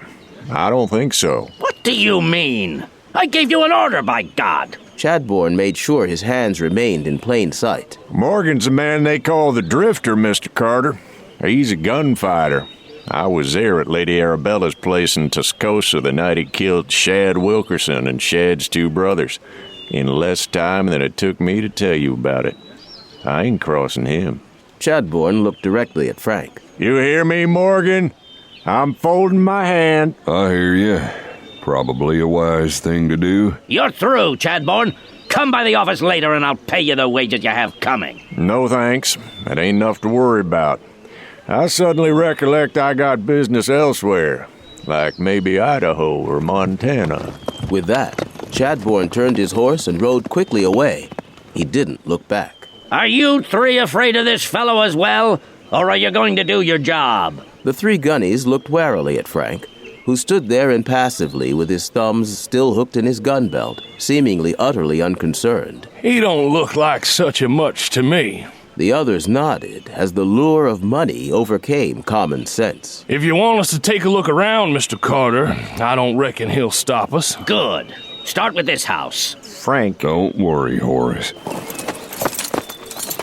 You boys see that lady on the porch? What about her? She's the lady of this house, and if she doesn't invite you, you're not going in there. No? How are you going to stop us? The punch landed so cleanly and with so much force that the man was lifted off his feet and thrown backward to come crashing down on his back. Frank was confident that he could have killed all three men in a gunfight, but he didn't want a bunch of stray lead flying around while there were so many folks standing by who could get hit by it. Frank pivoted toward another of the gunmen. He sank his right fist into that man's stomach all the way up to the wrist. Frank put a hand on the back of the gunman's head and shoved down hard. At the same time, his knee came up. The man toppled onto his side, senseless. That left only one of the gunmen upright, and he'd had time to get his hand on the butt of his Colt. But before he could draw the gun, Frank's left hand closed around his wrist, locking it in place. Frank hit the man twice with his right hand. When Frank let go, the man fell to his knees and swayed there for a second before he pitched forward onto his face. He lay there motionless, like his two companions who were sprawled nearby. Do something! What do you expect me to do? I'm no barbarian to go brawling in the dirt. Horace! You brought in a gunman to fight your battles for you, you insurrectionist rabble-rouser! You couldn't be more wrong about everything you just said, Carter. Now, I'll thank you to get off our land. You're not wanted here. You haven't heard the last of this. No, I expect I haven't. And more's the pity about that. Frank took the guns from the holsters of the men he had knocked down. He handed them to Shipworth, who took them, but looked like Frank had just dumped a load of rattlesnakes in his lap. Then several of the farmers picked up the unarmed gunmen, who were starting to come around a little, and lifted them into their saddles. The men were able to stay mounted, but they were still too groggy to be any threat. You'll be sorry! Maybe, but not unless you come up with something more than lines from a bad melodrama. As soon as Carter and the others were out of earshot, though, Horace turned to Frank with a worried frown on his face. He means it, doesn't he? Sure he does. And you saw the way that so-called sheriff acted. He's not going to stand in Carter's way, no matter what happens. He'll send Parmalee back here with a whole army of gunmen if that's what it takes. This has gone beyond an argument over freight rates now. Carter's taking it personal, and he'll do whatever he has to in order to smash us. That's the way it looks to me, too. That's why we have to act fast to counter his moves. I'm riding to town to send some telegrams. I know some lawyers, too, and I have a little influence with the railroad. I'm going to wire the U.S. Marshal, too, and try to get some law in here that'll actually do what it's supposed to do. Do you think we can hold out until the Marshal arrives? You'll have to. Once we get Bonner into the hands of some real law, the railroad won't have any choice but to rein in Carter and Parmalee. Mildred came down from the porch and took her husband's hand as she stood beside him. You sound like you're making this your battle as much as it is ours, Mr. Morgan. I did that last night when I traded lead with Parmalee's bunch, ma'am. Once you take cards in a game like this, you gotta play out the hand, all the way to the big casino. I got some telegrams to send. All right, sir. I should tell you that I know enough Morse code to tell whether you're sending these wires exactly as written. Sir, I take my responsibilities here very seriously. Well, then I apologize. Frank had ridden into Salina later that morning. The town had grown a lot since the first time he'd been there, more than 25 years earlier when he'd been a young cowboy. The railhead had long since moved on, leaving Salina to become a settled-down town, a supply center for the farms that surrounded it. That had been the fate of a lot of formerly wild and woolly cow towns in Kansas. He hadn't bothered to stop at the sheriff's office. He had already seen enough of Sheriff Haley to know that that would have been a waste of time. Instead, Frank rode directly to the local telegraph office. The telegraph operator was now burning up the wires, sending the messages Frank had given him. He had wondered if the man would be a little leery of crossing Thaddeus Carter, but the operator took his duty seriously, although he did raise his eyebrows a little at some of the wires he sent for Frank. All done, sir. You're very good at your job, partner. I'd appreciate your discretion regarding what I sent. Sir, I've already told you, I am a professional. Well, have a good day. When that was taken care of, Frank stepped out of the depot and looked up and down the town's main street. His keen eyes searched for familiar faces. The fact that Chadbourne had been working for Carter and Parmalee meant there might be other men mixed up in this with whom Frank was acquainted. If some of them wanted to up and leave too when they found out he was involved, then so much the better. Fewer of them he had to shoot that way. Since his breakfast had been interrupted, Frank was a mite hungry. Spotting a cafe down the street, he headed for it. Instinct made the hairs on the back of his neck stand up as he walked along. Somebody was watching him. He glanced around, but didn't see anyone who seemed to be paying much attention to him. Frank knew better than to disregard what his gut told him, though. He didn't relax until he stepped into the cafe and closed the door behind him. That was when his back finally stopped feeling like it had a target painted on it. Son of a bitch. It's him, all right. Who? Frank Morgan. The famous gunfighter? Parmalee's teeth gritted together in irritation. Morgan was famous, all right, but Parmalee wasn't convinced that Morgan was one damn bit better with a gun than him. Morgan had just been lucky, that was all. Yeah. I'd heard he was around, but I was hoping that was wrong. The news about Morgan's involvement had come from Carter. It was Chadbourne who had recognized Morgan in the first place. Now Chadbourne was gone. He had lit a shuck out of these parts without even coming back to Salina to claim the wages Carter owed him. Parmalee couldn't help but wonder how many more of the boys would take off for the tall and uncut if they knew there was a chance they'd be facing Frank Morgan's guns. Are you coming back to bed? Or are you just going to stand there at the window the rest of the day? Parmalee felt rage welling up inside him. He wanted to turn around, drag the woman from the bed, and toss her out in the hall on her bare ass. It would serve her right. But it wouldn't change anything. It wouldn't mean that things were like they used to be in the old days. No, sir. In the old days, he never would have stooped to something like bullying a bunch of sodbusters, and he wouldn't have worked for a slimy little bastard like Carter either. That was what was really bothering him, not anything some stupid whore said. Get out. What? You heard me. Get your clothes on and get out of here. You've been paid already. You got some more time coming. Don't want it. Well! Parmalee turned back to the window and stood there staring until the woman was gone. Then he got dressed and left the hotel. Morgan had been coming out of the Western Union office when Parmalee first spotted him. Parmalee decided to go there and get some information. Did a fella send some messages a few minutes ago? Lots of people send messages, sir. That's why these telegraph wires are strung alongside the railroad tracks. Parmalee picked up one of the pads of yellow message forms lying on the counter, scribbled on it with a stub of pencil that was sitting there, and then tore it off. Here, send this. The clerk got up from his key and stepped over to take the paper. Parmalee dropped it on the floor. When the clerk bent over to pick it up, Parmalee grabbed him by the collar and jerked him closer. He twisted the clerk's shirt and tie so that they tightened around his neck and cut off the squawk he tried to make. Listen to me, you little pissant. You use that mouth to sass me again, I'll pull the tongue right out of it. You understand? Yes, sir. The fellow who sent those messages a few minutes ago, he was medium-sized but looked a little bigger, wearing jeans and a buckskin shirt with a tan Stetson. Isn't that right? Yes. Settle down or I'll twist your head right off your neck. Let me see the wires he sent. I can't. Against regulations. You want to get choked to death over some rules in a book? I wouldn't. The clerk reached behind him, felt around on the desk where his telegraph key was located, and grabbed up a handful of message forms. He pressed them into Parmalee's other hand. Parmalee let go of him, and the clerk slumped back in his chair, breathing hard. Parmalee glanced at the messages Morgan had sent, and as he scanned the words, his anger grew.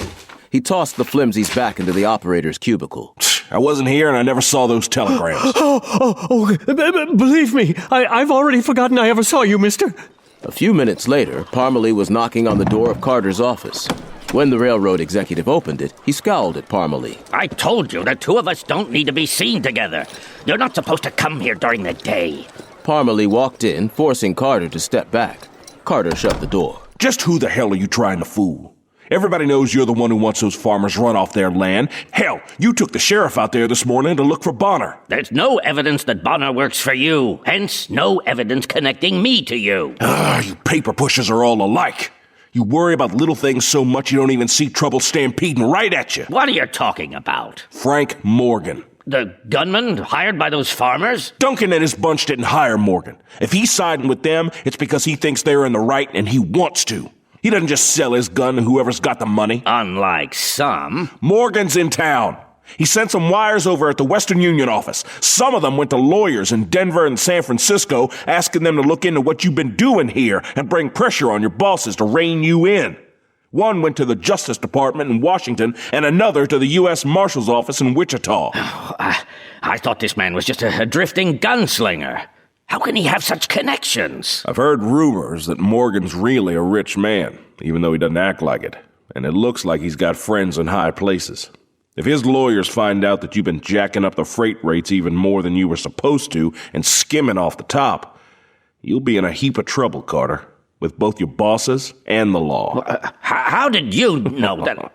How did I know what you've really been up to around here? Hell, I'm not stupid. You've been acting way too desperate for all this to be just about business. There had to be some loot involved somewhere to make it worth your while to hire me and my boys. So I guessed. And it looks like I guessed right. Don't go prying into things that don't concern you.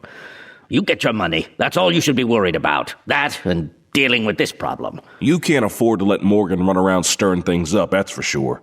And you still need to make certain Bonner can't talk, too. He must be out there at that so-called Elysium, or else Morgan would have let you look around. All right, there's no way around it.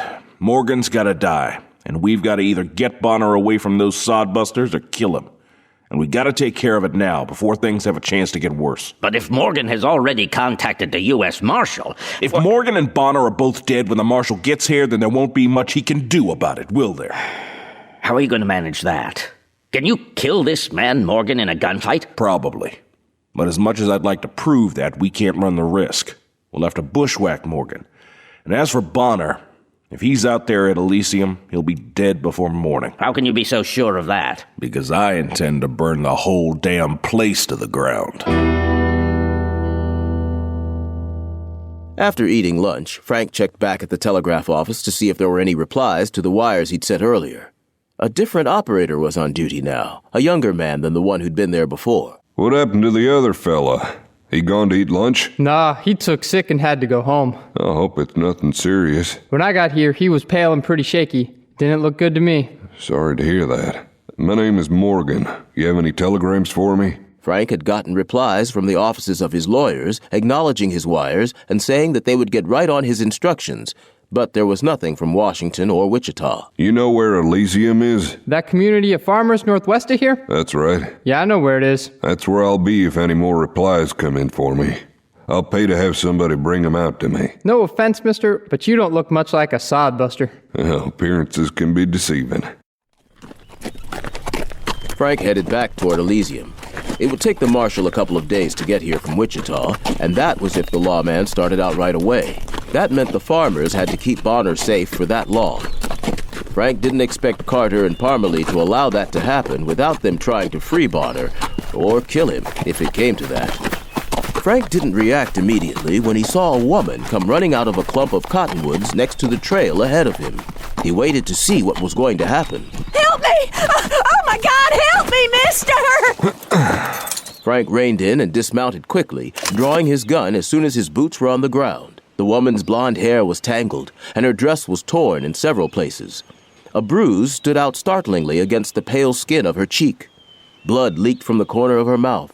She had been roughly handled, that was for sure. What happened, ma'am? Who did this to you? In there, in the trees. 2 men, they grabbed me, made me drive my wagon under the trees. Then they assaulted me. Oh, don't let them get me again. Frank's first thought had been that this was a trap. Parmalee and his men wanted to lure him into the cottonwoods so they could bushwhack him. But the woman's injuries were obviously real, and she seemed to be genuinely terrified. Your wagon's still in there? Yes, I guess. They may have taken it. How'd you get away from them? I passed out. Fainted, I reckon. And when I woke up, they were pawing through the supplies in the back of the wagon, not paying any attention to me. I crawled into the brush and then got up and ran. I wasn't sure where I was going or if I was even going in the right direction. But then I came out on the road and saw you. Her story had the ring of truth to it. Stay here. If anybody but me comes out of those trees, get on my horse and get the hell out of here as fast as you can. What are you going to do? See about settling the score with those 2 hombres. Don't! They'll kill you. Maybe you better just take me back to town. If I do that, they'll be long gone by the time anybody can get back out here. Don't worry about me, ma'am. I can take care of myself. Frank turned and stalked toward the cottonwoods, gun in hand. He had just reached the edge of the trees when he heard the metallic ratcheting of a Winchester's lever behind him. Frank spun around in time to see that the woman had pulled his rifle from the saddle boot and leveled it at him. Flame licked from the muzzle as she fired. At the same time, more shots blasted from the trees. It's a damn trap. The woman had played her role to the hilt, taken him in, sure enough, and he mentally cursed himself for believing her story. Frank triggered twice and saw one of the men driven backwards by the bullets. The other man lunged aside, still triggering wildly. Damn it! One of the slugs hit the ground beside Frank's head and knocked grit into his eyes. Blinded momentarily, he scrambled toward a fallen tree he had noticed a second earlier and threw himself behind it, grateful for the cover. With his free hands, he knuckled the dirt out of his eyes while bullets thudded into the trunk of the tree. He blinked until his vision cleared. That happened just in time, because a rustling to Frank's right told him that somebody was trying to flank him. Since one of the would-be killers was still firing in front of him, that meant the man he had wounded a minute earlier wasn't hit badly enough to knock him out of the fight. Frank twisted toward the flank and spotted him through the brush. The attacker collapsed on the ground and kicked feebly a couple of times before blowing still. The other man took advantage of the distraction to rush Frank's position. He burst out of the brush, leaped onto the log, and fired down at the drifter at almost point-blank range. None of the hastily fired shots found him, and when Frank's Colt roared, he was firing at close range too. The bullet caught the second gunman in the chest and flipped him backward off the log. Frank pushed himself to his feet and carefully checked the 2 men, both of whom were dead. He hadn't forgotten about the woman, but she wasn't shooting at him anymore, and he figured that she had fled after opening the ball. Frank froze for a second as he saw the woman lying motionless beside the trail, the Winchester near her where she had dropped it. Damn. Frank hadn't fired any shots toward the woman, so he knew that a stray bullet from one of the other bushwhackers must have struck her. She had lied to him and tried to shoot him in the back. But despite that, he was bothered by what had happened to her. It was possible she was still alive, so he strode quickly toward her, thumbing fresh cartridges into his peacemaker as he did so. He holstered his gun and dropped to one knee beside her. Reaching out, he grasped her shoulders and rolled her gently onto her back. He barely had time to see the little pocket pistol in her hand as she jerked it up toward him. Bastard!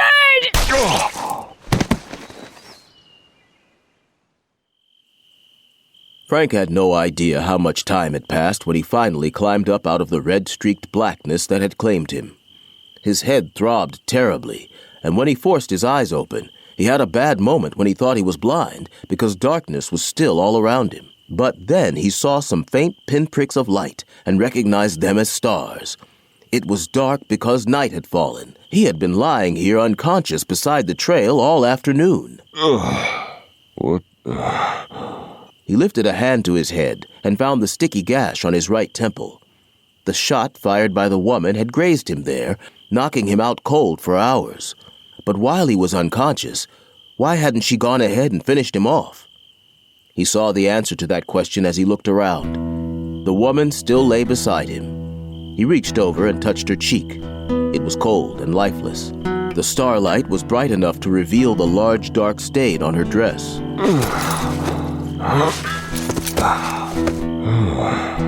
Lucky again, Morgan. You bought this woman's story, and in return she put a hole in your Stetson, and almost your head. The shot she had fired at him must have been her last act of defiance as life slipped away from her. Frank spotted the dun grazing contentedly about 20 yards away. If Stormy had been here, he would have nudged me and woke me up before now. You got a lot to learn. Despite the pain in his head, Frank's brain was working swiftly. The attempt on his life had been well orchestrated. He had no doubt that Carter and Parmalee were behind it. The fact that he had been bushwhacked on his way back to Elysium told him that his enemies didn't want him to reach the farming community. Carter and Parmalee probably had something planned for Horace and the others tonight, and they didn't want Frank to interfere with it. Frank picked up the rifle and slid it back into the saddle boot. He didn't like leaving the bodies of the woman and the 2 gunmen where they lay, but he didn't have time to take them back to Salina. I hope you're ready to run, my friend. We gotta get back to Elysium as fast as we can. So, Carter and Parmalee knew what he was doing, and they were spooked. That didn't surprise Frank. He had halfway expected that his visit to town would goad them into taking action. He hadn't figured that their attempt to get rid of him would come quite so close to being successful, though. Whatever else Carter and Parmalee planned to do, he was still around to stop it.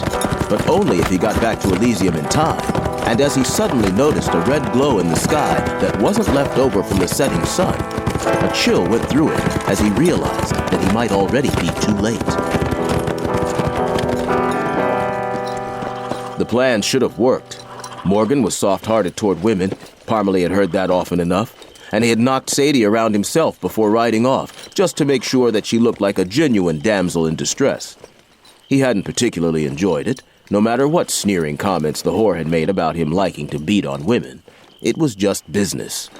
Anyway, she had been quick enough to accept the payoff he'd offered her, and she had even volunteered to take a shot at Morgan herself. Shouldn't Briggs and Whistler be here by now? Yes. Parmalee had left the 2 gunnies with Sadie to set up the ambush for Morgan, while he and the rest of the men went on to wait near Elysium until night had fallen. Maybe they didn't kill the son of a bitch after all, boss. Shut up. That possibility worried Parmalee more than he cared to admit.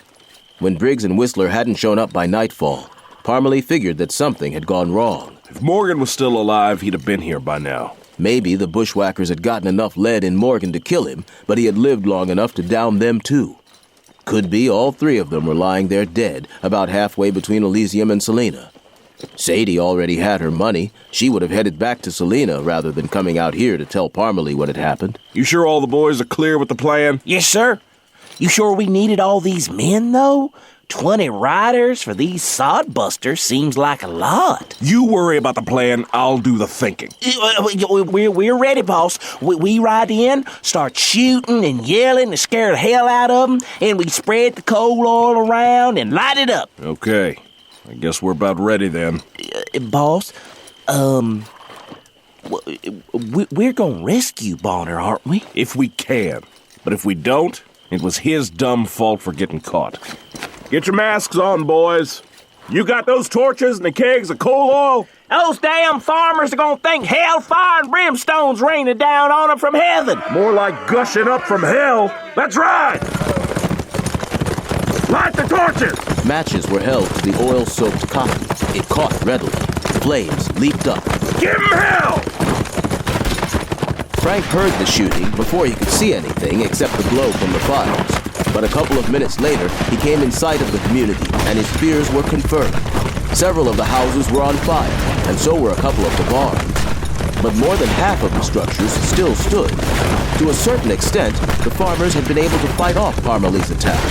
Frank saw riders galloping around, waving torches over their heads as they attempted to spread the flames. Nice of you boys to give me such well-lit targets. Frank laid the barrel of his Winchester across the saddle, using that to steady the weapon as he aimed. The dun didn't seem to be the sort of horse that spooked easily. Hold steady for me now, big boy. A couple of 100 yards distant, one of the torch-wielding night riders pitched out of his saddle. The torch slipped from his fingers and spun through the air to land in the dirt and gutter out. Even before the echo of the shot had rolled away across the prairie, Frank had levered another round into the Winchester's chamber and drawn a bead on another of the raiders. He fired again and was rewarded by the sight of the man falling and dropping the torch he carried. In a matter of heartbeats, Frank had shot yet another man out of the saddle. 3 of the raiders were down in less than a minute. Well, now that got their attention. Let's get down there, big boy. Wheeling the dun, he rode off at an angle. He couldn't go into the fight head-on, now that they knew he was out here. Circling rapidly, Frank headed toward Elysium from a different direction. He didn't draw his gun until he was nearly among the buildings. Then, with the peacemaker in his hand, Frank charged toward a couple of the hooded riders. It's Morgan! The second man tried to bring the revolver's barrel around toward Frank, but the move came too late. He fell against the other man. Flames shot into the air, brightly hideous as they raced up the duster of the first man. Some of the coal oil from the keg he carried must have sloshed out onto his clothes. In no more than a second, he had become a human torch.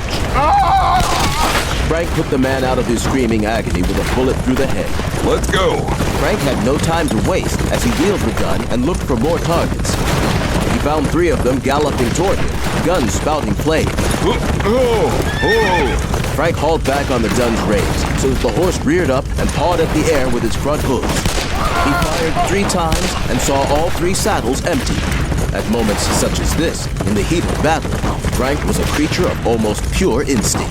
He brought the gun down and whirled the horse around as he heard hoofbeats behind him. Using the last round in his peacemaker, Frank blasted a man out of the saddle.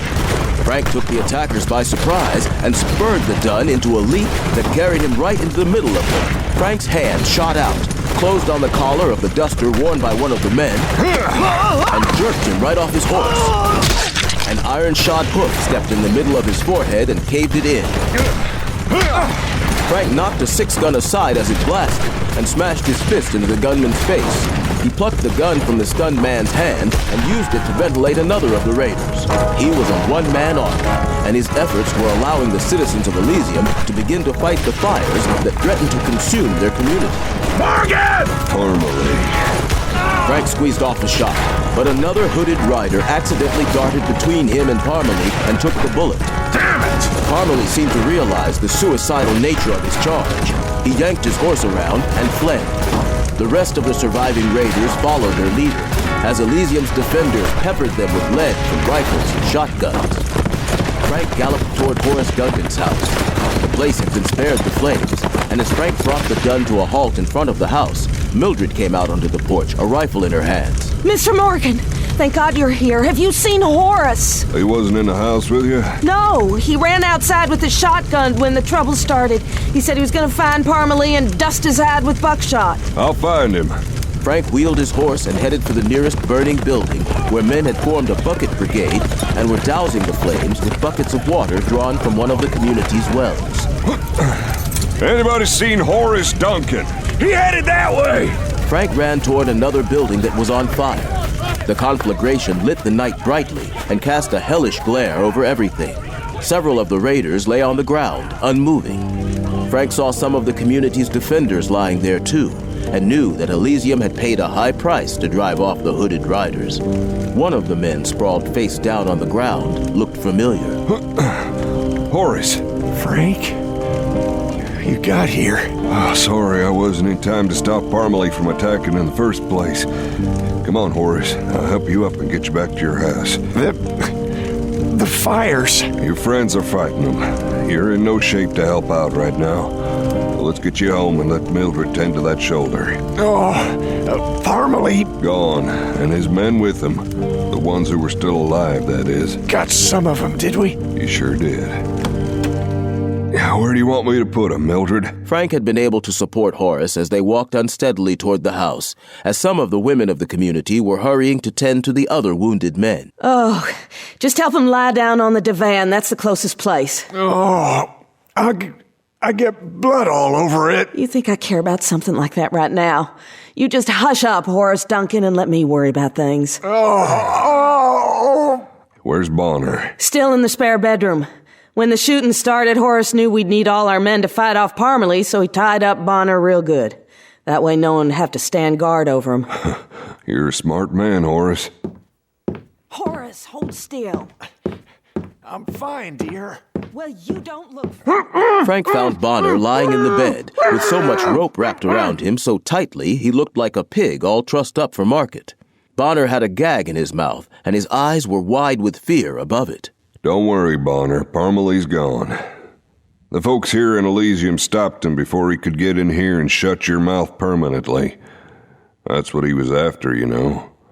If he could have gotten to you, he would have put a bullet through your head, just to make sure you couldn't testify against him and Carter. And smell that smoke? Parmalee tried to burn down the whole settlement. You think he would have bothered trying to get you out if this place had gone up in flames? There. Now you can talk. All right, I'll talk, Morgan. I'll tell the law about the whole thing, about how Carter hired Parmalee to buffalo these sodbusters into not making trouble for him. And that ain't all. Carter's been stealing from the railroad, I reckon. That's what Parmalee thinks anyway, and I bet he's right. I'll testify to all that. What brought you around to the right way of thinking, Bonner? I smelled that smoke. I smelled it, and I know Parmalee wanted me dead. I could just imagine laying there, all tied up and helpless, while I started burning. I knew then that Parmalee would kill me before he'd ever let me talk to the law. I can't let him get away with that, Morgan. I ain't killed nobody, I swear it. I'm not gonna hang, and I'm not gonna let Parmalee kill me. That's smart thinking, Bonner. There's a U.S. Marshal on the way. You can tell your story to him when he gets here. Good. Because that sheriff in Salina ain't gonna cross Carter. He's too scared of the railroad. I know. That's why I sent for the marshal. Time he gets here, though, there may not be as many varmints left to arrest. Well, why's that, Morgan? Because Parmalee and his men destroyed nearly half of Elysium tonight and killed some innocent men. And he set up an ambush for me that resulted in a woman dying. It's time that he and I settled this thing once and for all. What should we do now, Parmalee? Better drift to other parts. With the U.S. Marshal coming in and Bonner still alive to talk, this job is over. What are you gonna do, boss? Never you mind about me. Just spread out and lie low for a while. I reckon you'll probably be safe enough from the law. Things will die down sooner or later. Maybe we can all work together again one of these days. The men nodded in agreement and lifted hands in farewell as they rode off in different directions. Parmalee waited until they were all gone, then headed on into Salina. He would need money if he was going to be on the run for a while, and he suspected that Carter had quite a bit of loot stashed in his office. Parmalee rode straight to the building leased by the railroad. He wasn't surprised to see that there was a light in Carter's window. So, Mr. Carter, you're waiting up to hear a report. Well, you're not gonna like what you're about to hear, but to tell you the truth, I don't give a damn. Parmalee drew his gun and used the barrel to rap on the window of Carter's office. By the time he got to the door, he heard the key rattling in the lock on the other side. Carter swung the door open. Well, what happened? Did you get Bonner out of there, or did you kill him? That was what Carter was asking. Let me in and I'll tell you all about it. Without waiting for Carter to step aside, Parmalee shouldered his way in. Must we move right to rudeness? Can't you for once tell me what I need to know? What? Parmalee still had his gun in his hand. He swung around and lifted the weapon so that it pointed at Carter. What are you doing? That money you skimmed off the railroad, I want it. I don't know what you're talking about. What happened at Elysium? Everything went wrong, that's what happened. Morgan ruined it all. We burned some buildings and gunned down a few of those sodbusters, but I lost over half my men, and Elysium's still standing, damn it. And Bonner's still alive to testify against us. Carter seemed to sink involuntarily into his desk chair, face turning ashen with fear. Oh, but Morgan sent for the U.S. Marshal. When he gets here, if Bonner talks to him... That's right, we're done for. That's why I'm getting the hell out tonight, and I want that loot before I go. I swear, I never stole from the railroad. Don't bother lying to me, you Weasley little bastard. Just hand over the money and I won't kill you. I'll testify against you. Now, was that the smart thing to say? I don't... Oh, God. Don't worry. Give me what I want, and I'll still let you live. See, I'm not scared of you or anything you might say, Carter. With the loot you're going to give me, I can make it to the border and live for a long time in Mexico, long enough for the law to forget all about me. So you see, I don't have any real reason to kill you, as long as you cooperate. All right. The money's under a loose floorboard. There, in the corner. You get it. Just because I don't plan on killing you unless I have to doesn't mean that I trust you. Carter went to the corner, reached down, and pried up the floorboard he had pointed out. Underneath it, in a space between the floor and the subfloor, were several canvas bags. He pulled them out and set them on the floor, all except the last one. That one he kept in his hands as he turned toward Parmalee. I'll show you. It's all in cash. As Carter reached into the bag, Parmalee fired. Carter managed to get his hand around the butt of the little pistol hidden inside the canvas bag, the pistol that had given the bag a different shape from the others and tipped off Parmalee. Carter was even able to fire a shot, but the bullet thudded harmlessly into the planks as Carter slid down the wall. I would have let you live if you hadn't tried that. You stupid bastard. Parmalee holstered his gun and gathered up the other bags. Moving quickly, he opened them and dumped the bundles of banded-together bills onto the desk. He stuffed as many of them into his pockets as he could and raked the rest back into one of the bags. He could carry that easier. It was late enough, and Salina was civilized enough now that the pair of shots might draw some attention, so Parmalee didn't linger. He cast one last glance at Carter, then left the office and went back into the alley to get his horse. He tied the canvas bag to the saddle and mounted up. Just before he reached the mouth of the alley, he reined in sharply. He heard hoofbeats coming along the street, moving at a fairly fast clip. Damn it! Parmalee swung down quickly and stepped to the corner of the building. He eased forward just enough to look along the street.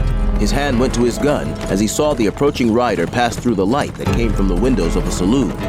Parmalee recognized the hat, the broad-shouldered figure, and the dun horse. Morgan! Parmalee's lips drew back from his teeth in a savage expression that was half grimace, half cruel grin. Come on, Morgan. I'm ready for you, you interfering son of a bitch. Ready for you to die.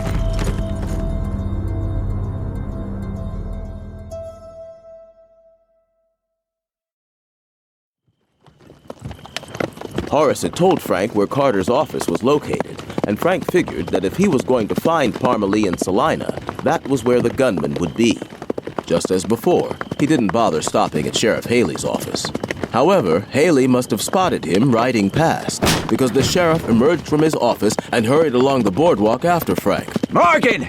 Morgan! You'd better not be looking for trouble! I heard what you did to Mr. Carter's men! Sheriff, you can go straight to... What the...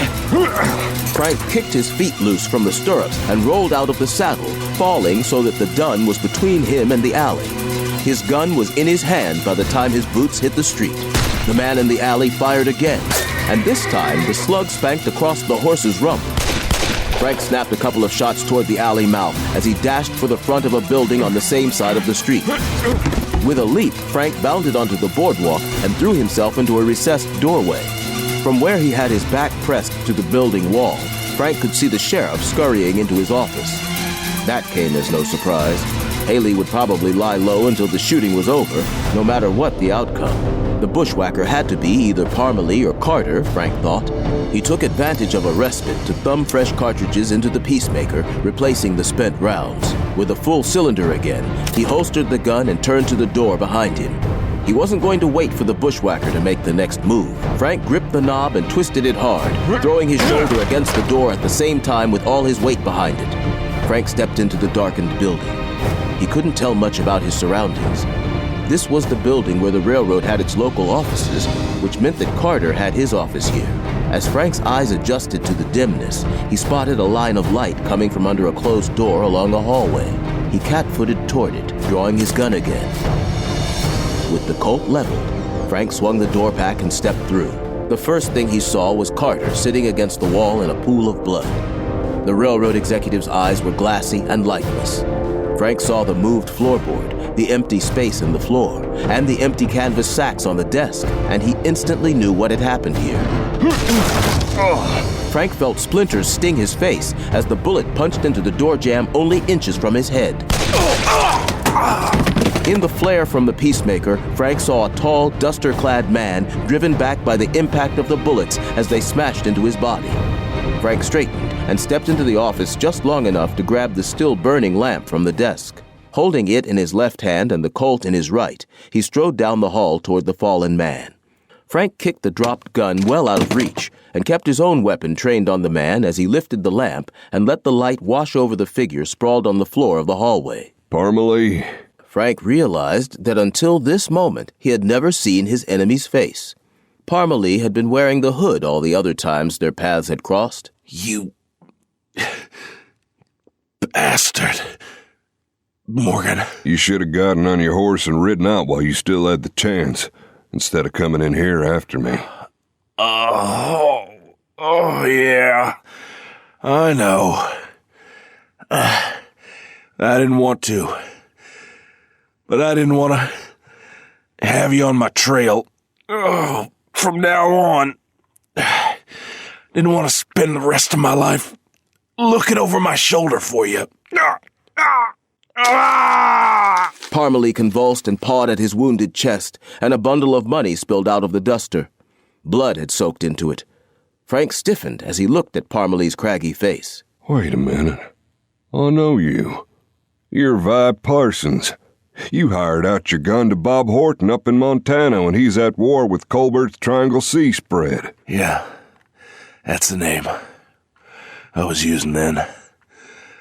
And you rode for Horton too, Morgan. We fought on the same side. You were a good man then. What the hell happened? Same thing happens to everybody. Time.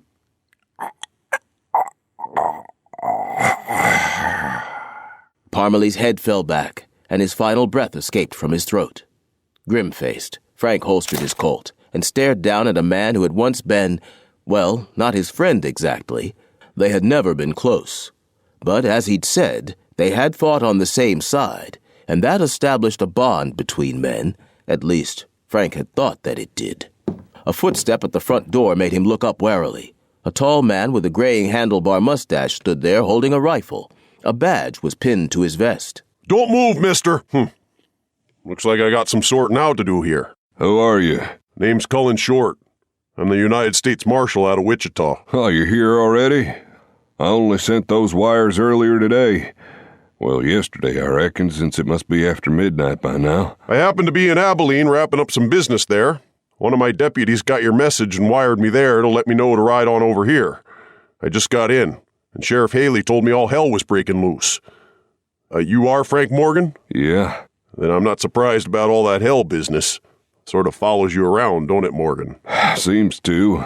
There's another dead man back yonder in that office. Nope, not surprising at all. Even though the shooting was over, the rest of the night was busy. Frank did a lot of talking. His words, along with money that was packed inside Parmalee's duster and tied to his saddle, as well as some records that Marshal Short found locked up in Carter's safe, convinced the federal lawmen to accept Frank's version of the facts. The two of them rode out to Elysium, and Bonner kept his word and spilled everything he knew about the activities of Carter and Parmalee.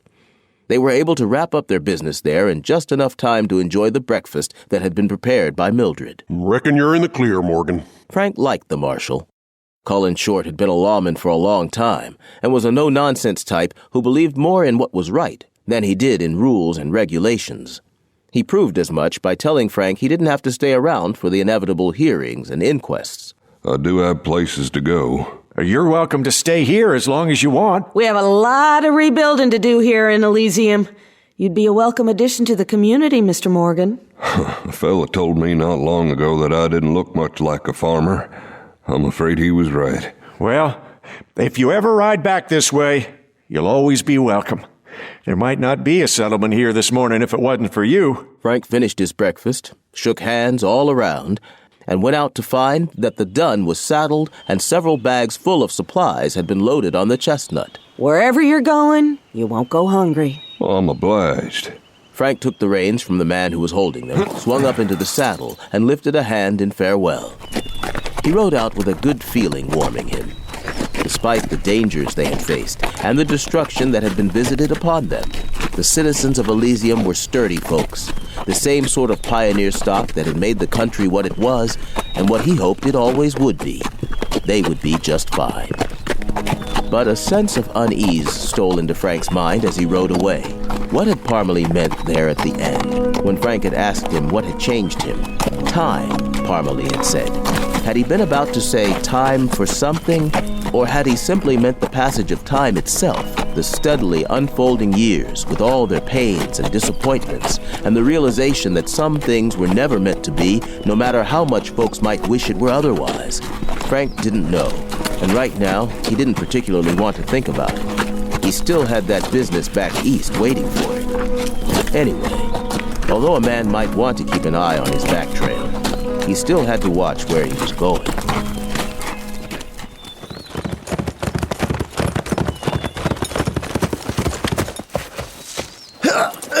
The fella came galloping up to Horace's house a short time after Frank had ridden away. He dismounted hurriedly and approached the porch, where Marshal Short was still talking to Horace, Mildred, and some of the other citizens of Elysium. Is he still here? Who? Why, Frank Morgan, of course. The Drifter himself. One of the most famous gunfighters in the history of the West. I heard he was here. I write for a newspaper in Salina, and I wanted to ask him some questions. I'm afraid you missed out, son. Morgan's already gone. Oh. The young man brightened again with the resilience and optimism of youth. But, I'll bet some of you can tell me all about him and how he saved your lives and your homes. It's still going to be a great story for the paper.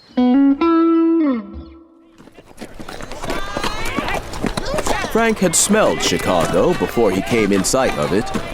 It was an odd smell, mostly smoky, but with some unpleasant undercurrents. He reminded himself that Chicago was where the huge slaughterhouses were, the meat-packing plants that were the ultimate destination of those thousands upon thousands of cattle who came up the trails from Texas and other places. Frank remembered reading that only New York City had more inhabitants than Chicago.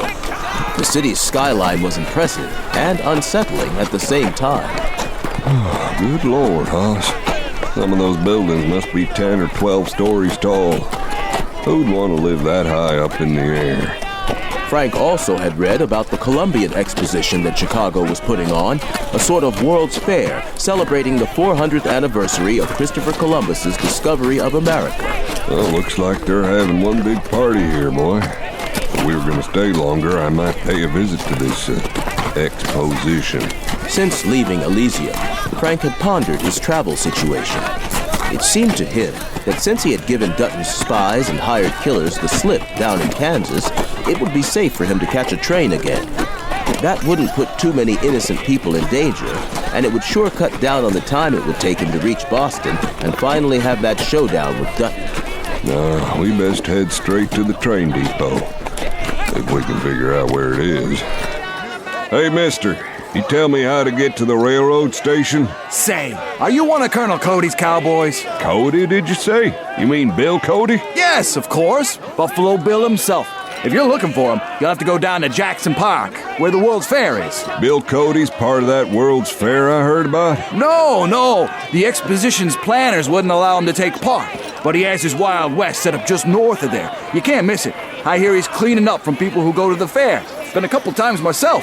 Took the wife and kids. They never saw the like of it. Neither did I, to tell the truth. That's Bill Cody, all right. Pardon me? Didn't hear that. What about the railroad station? Which one? There are 6 stations here downtown, and quite a few others scattered around the city. Frank pondered that, but didn't have an answer. He didn't know which station would be best. But he was willing to bet that Bill Cody would. And besides, he hadn't seen Cody in several years and wouldn't mind renewing acquaintances. The showman could tell him the quickest way to get to Boston. Oh, never mind about that. How'd I get to where Cody's show is set up? Just keep going along Michigan Avenue here. When you get to 63rd Street, turn east toward the lake. You'll see the exposition on your right, and the Wild West is on the left across the street. Like I said, you can't miss it. Much obliged, mister. Wait a minute. You are a cowboy, aren't you? I worked some at cowboying in my time. Have you ever killed a rustler? Or fought Indians? Or been in a gunfight? No, and my life's been plumb peaceable. All that stuff you hear about the West, about gunfights and such, it's just all made up. Things like that don't ever happen. Really? I thought there were a lot of gunfighters and showdowns and such. You mean where fellas stand out in the middle of the street and go for their guns to see which one's the fastest? Exactly. Never happened. Not once. If that don't beat all, I'll be... The man moved on down the sidewalk, muttering to himself. The city had opened up a little as Frank rode south. He felt better being out here than being cooped up amidst all those towering buildings. Frank saw a lot of buildings looming on his left. They weren't as tall as the ones downtown, but they were plenty big. A myriad of colorful flags on tall poles flew from some of them. Frank figured they had to be the buildings of the World's Fair. Closer, just north of the gathering of buildings, was some sort of arena, also with flags flying from it. Frank had a hunch that was where Buffalo Bill's Wild West was located. Frank reached the entrance to the compound around the arena, where dozens of tents were set up. An arched gateway marked the entranceway. It was flanked by large signs on which were painted life-size figures. Frank didn't have to guess about the identity of the hombre whose pictures adorned the sign in front of him. That man was dressed in fancy buckskins, had a rifle tucked under his arm, and a high-crowned white hat on his head, and sported long gray hair down to his shoulders and a white goatee on his jutting chin. Yeah, pilot of the prairie, the last pioneer. Bill, you haven't changed a bit. Buffalo Bill Cody was still larger than life, the consummate showman. He was a crack shot and one of the bravest men Frank had ever met. Cody's stories about being a Pony Express rider and scouting for the Army and fighting Indians were all true. Frank even happened to know about some colorful exploits of Cody's that hadn't become general knowledge or part of Bill's stage shows and outdoor extravaganzas. Frank straightened, and his smile was replaced by a look of grim determination. It sounded like trouble had broken out in there. And since Bill Cody was an old friend, Frank was going to take a hand and do what he could to stop it. Come on, big boy, let's move. He heeled the dun into motion and started past the ticket booth, trailing the pack horse behind him. Hey, mister, you can't go in without a ticket. Don't you hear that shooting? All hell's breaking loose in there. No, it's not. That's just Annie. Annie? Yeah, Annie Oakley, little sure shot. Ain't you heard of her, mister? No, I don't reckon I have. Frank looked toward the arena, where the shooting had stopped momentarily to be replaced by a wave of cheers and applause. Well, buy a ticket and you can go in and see for yourself. Although you're going to have to leave those horses outside. Only animals allowed inside are ones that are part of the show. When Frank hesitated, the man went on with the enthusiasm of a natural-born spieler. Better hurry up and make up your mind, friend. You've already missed the grand review and most of Miss Oakley's act, but you can still see the hold-up of the Deadwood stage and the Battle of the Little Bighorn. In there, you mean? That's right. All the thrills and excitement you'd ever want. Frank had ridden on the Deadwood stage one time, but it hadn't been held up. Hadn't been too exciting either, just bumpy and dusty.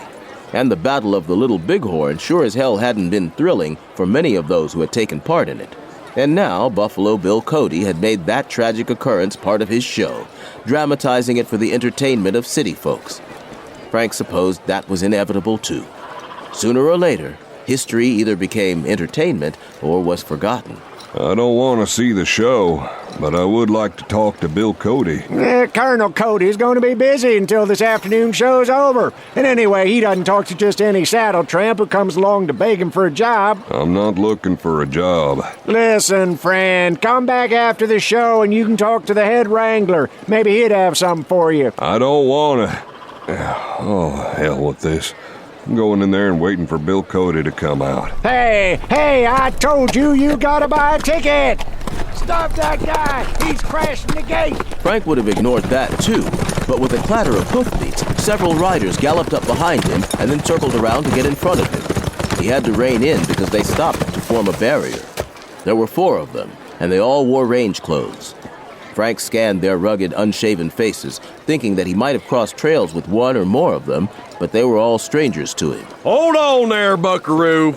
You can't just come waltzing in here. You gotta buy a ticket to the show. I don't want to see the show. I just want to talk to Bill Cody. Well, you can't do that either. Now move along, old-timer. You don't want us to have to rough you up and throw you out of here. As if you could. Just who the hell you think you are? My name is Frank Morgan. With that, Frank heeled the dun into motion again. He was going to ride through them or over them, their choice. Yeah, and I'm Jesse James. Get 'em, boys! One of the first things Frank had noticed about the men was that none of them were armed. They were all big and burly, and no doubt experienced brawlers, but since they weren't packing iron, he didn't figure they had much chance of stopping him. His Colt whispered out of leather as they started to close in on him. The 4 men stopped short, their eyes widening in surprise and a little fear. Whoa, take it easy, mister. You might accidentally hurt somebody with that hog leg. If I hurt anybody, it won't be by accident. Now move aside and leave me alone. Here, you! Put that gun up or I'll arrest you! Frank had seen uniformed policemen in Denver and San Francisco. They were a far cry from the deputy sheriffs and marshals he was accustomed to seeing in western settlements. This one was red-faced from both heat and anger, and he shook his club threateningly as he came up. Holster that gun, I say! Take it easy. I'm not looking for trouble, officer. Then what are you looking for? I just want to talk to Bill Cody. He's a gate crasher, Clancy. Better arrest him anyway. My job here is to keep the peace, not to collect ticket money for you. And my name's not Clancy, it's Flanagan. If you got a problem with this gent, you can escort him out. But no gunplay. Hear that, old-timer? The law says we can toss you out of here. You can try. Doesn't mean you can actually do it. The leader of the cowboys urged his horse next to Frank's and leaned over to reach out and grab the dun's reins. Frank hit him with a short, straight, hard right that knocked him clean out of the saddle. The other 3 cowboys charged Frank. One of them left his saddle in a diving tackle. His arms went around Frank and hauled him off the dun. Both men fell to the ground, almost landing under the hooves of the horses. The other men dismounted hurriedly to watch as Frank and his opponent rolled over on the ground, grappling with each other. Frank wound up on top and slammed a couple of fast punches to the man's face.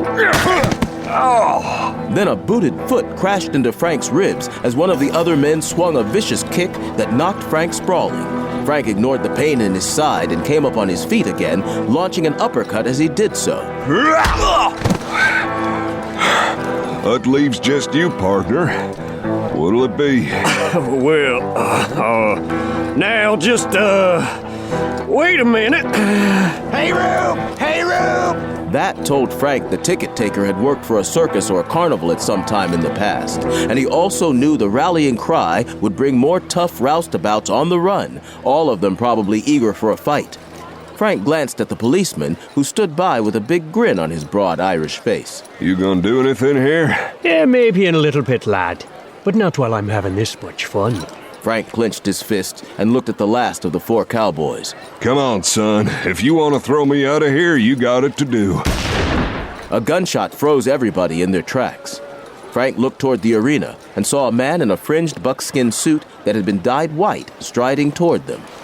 The big white hat was unmistakable, as were the long hair, the goatee, and especially the piercing eyes that had squinted through gun smoke during many an Indian fight. He had a Winchester in his hands, and that was what he had used to fire the shot into the air. Colonel William F. Cody came to a stop in front of Frank, staring at him in disbelief. My God, is it really you? Frank Morgan, as I live and breathe. You mean he really is Frank Morgan, Colonel? The famous gunfighter? Oh, of course it's Frank Morgan. Who do you think he was? Some old-timer who was just pretending to be somebody famous. Oh, you boys wouldn't recognize a genuine article if it walked up and bit you on the ass. I live and breathe. He stopped short as a young woman came up and stood at his side. There you are, little miss. I want you to meet somebody. Frank, this is Annie Oakley. Annie, meet Frank Morgan. Frank put his hat on and tugged the brim politely as he nodded to the woman. He saw now that she wasn't quite as young as he had thought at first. She was probably in her mid-30s. But she was attractive, in a buckskin dress with an abundance of spangles and fringe, and she had an air of youthful vitality and enthusiasm that belied her true age. A broad-brimmed Stetson with a rattlesnake band studded with silver conchos perched on a mass of blonde curls. She held out her hand to shake like a man. I'm pleased to meet you, Mr. Morgan. I didn't know if I'd ever cross trails with the famous drifter. My pleasure, ma'am. Do you want me to arrest this man for disturbing the peace, Colonel? Arrest him? I should say not. Frank Morgan's an old friend of mine. He wouldn't pay to get in like he's supposed to, Colonel. Oh, and he doesn't have to. He's my guest, and as long as he's in Chicago, he's welcome here anytime. Does everybody understand that? Everyone nodded, even the battered and bruised cowboys and the ticket seller who had started the whole ruckus. Now come with me, my old friend. We'll go to my tent and get something to drink. Some cold lemonade, perhaps. Sounds good to me. You come along with us, little miss? No, I'd better not. Although I'd like to talk to Mr. Morgan some other time. Frank's waiting for me. Excuse me? My husband's name is Frank, too, Mr. Morgan. I see. Well, be seeing you, ma'am. Oh, heavens, call me Annie. With that, she waved and walked off through the crowd, heading for one of the tents. Come on, Frank. Let's go back to my tent. I gotta do something with my horses. Don't worry about that. These men work for me as wranglers. They'll see to your horses. Cody gestured to the leader of the men who had jumped Frank. Holloway, take care of Mr. Morgan's horses. Yes, sir, Colonel. Cody led Frank to a large tent, and when they went inside, Frank saw that it was furnished more like a house than a temporary dwelling. A wooden floor had been laid down, and there were rugs and furniture and even gas lamps. Cody opened a cabinet and took out a pitcher of lemonade. Have you seen one of these before, Frank? It's called an ice box. There's a block of ice in the bottom to keep things inside cold. Yeah, they got them in Denver and San Francisco, too. There's just no limit to the contraptions folks come up with these days, is there? No, doesn't seem to be. Cheers.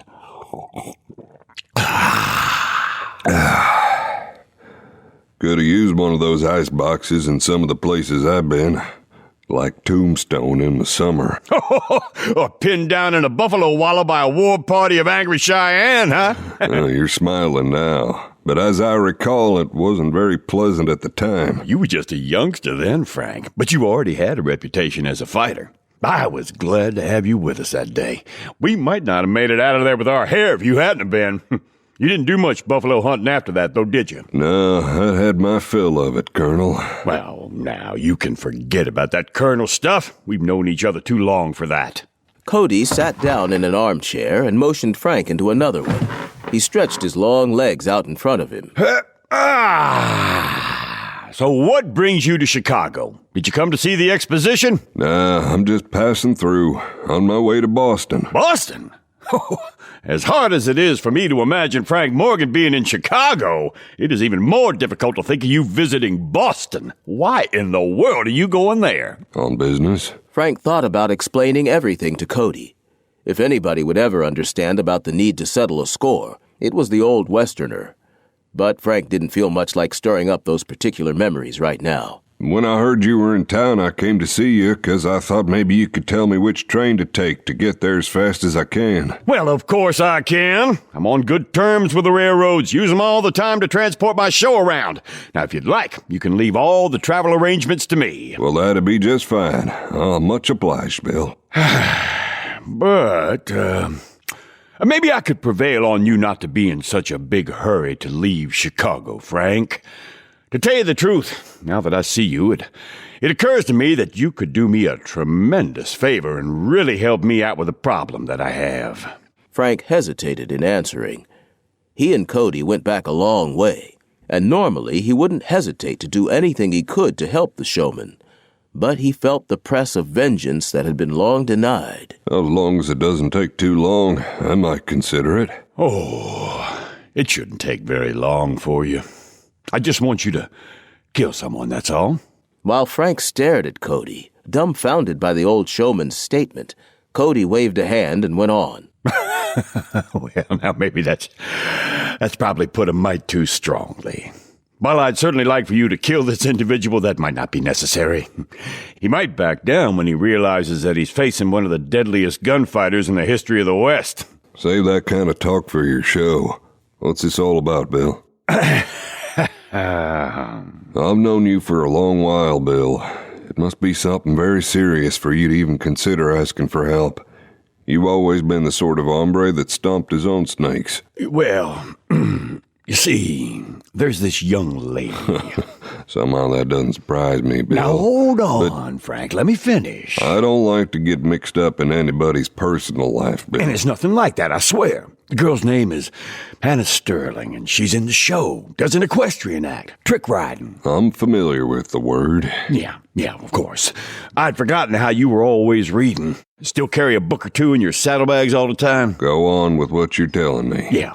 Well, Hannah's from Arkansas. Fort Smith, to be precise, and one reason she left her home and joined up with my show was that she wanted to get away from a fellow who was smitten with her, a man named Wade, Edgar Wade, ruffian from over in Indian Territory.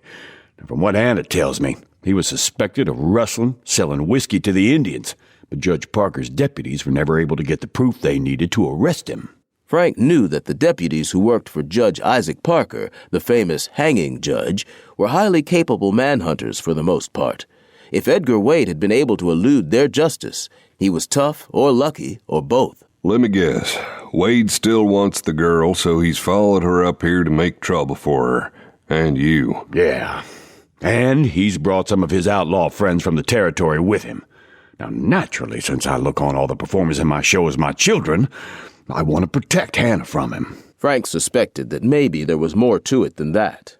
The fact that Cody had said first that he wanted Frank to kill Edgar Wade indicated a little deeper attachment between Cody and Hannah Sterling than just the impresario of a show looking out for one of his performers. But that didn't have anything to do with the fact that Cody had trouble on his hands and he had asked Frank for help. How about it, Frank? Can Boston wait? Boston wasn't the issue. Frank wondered whether his hatred for Charles Dutton could wait a few more days.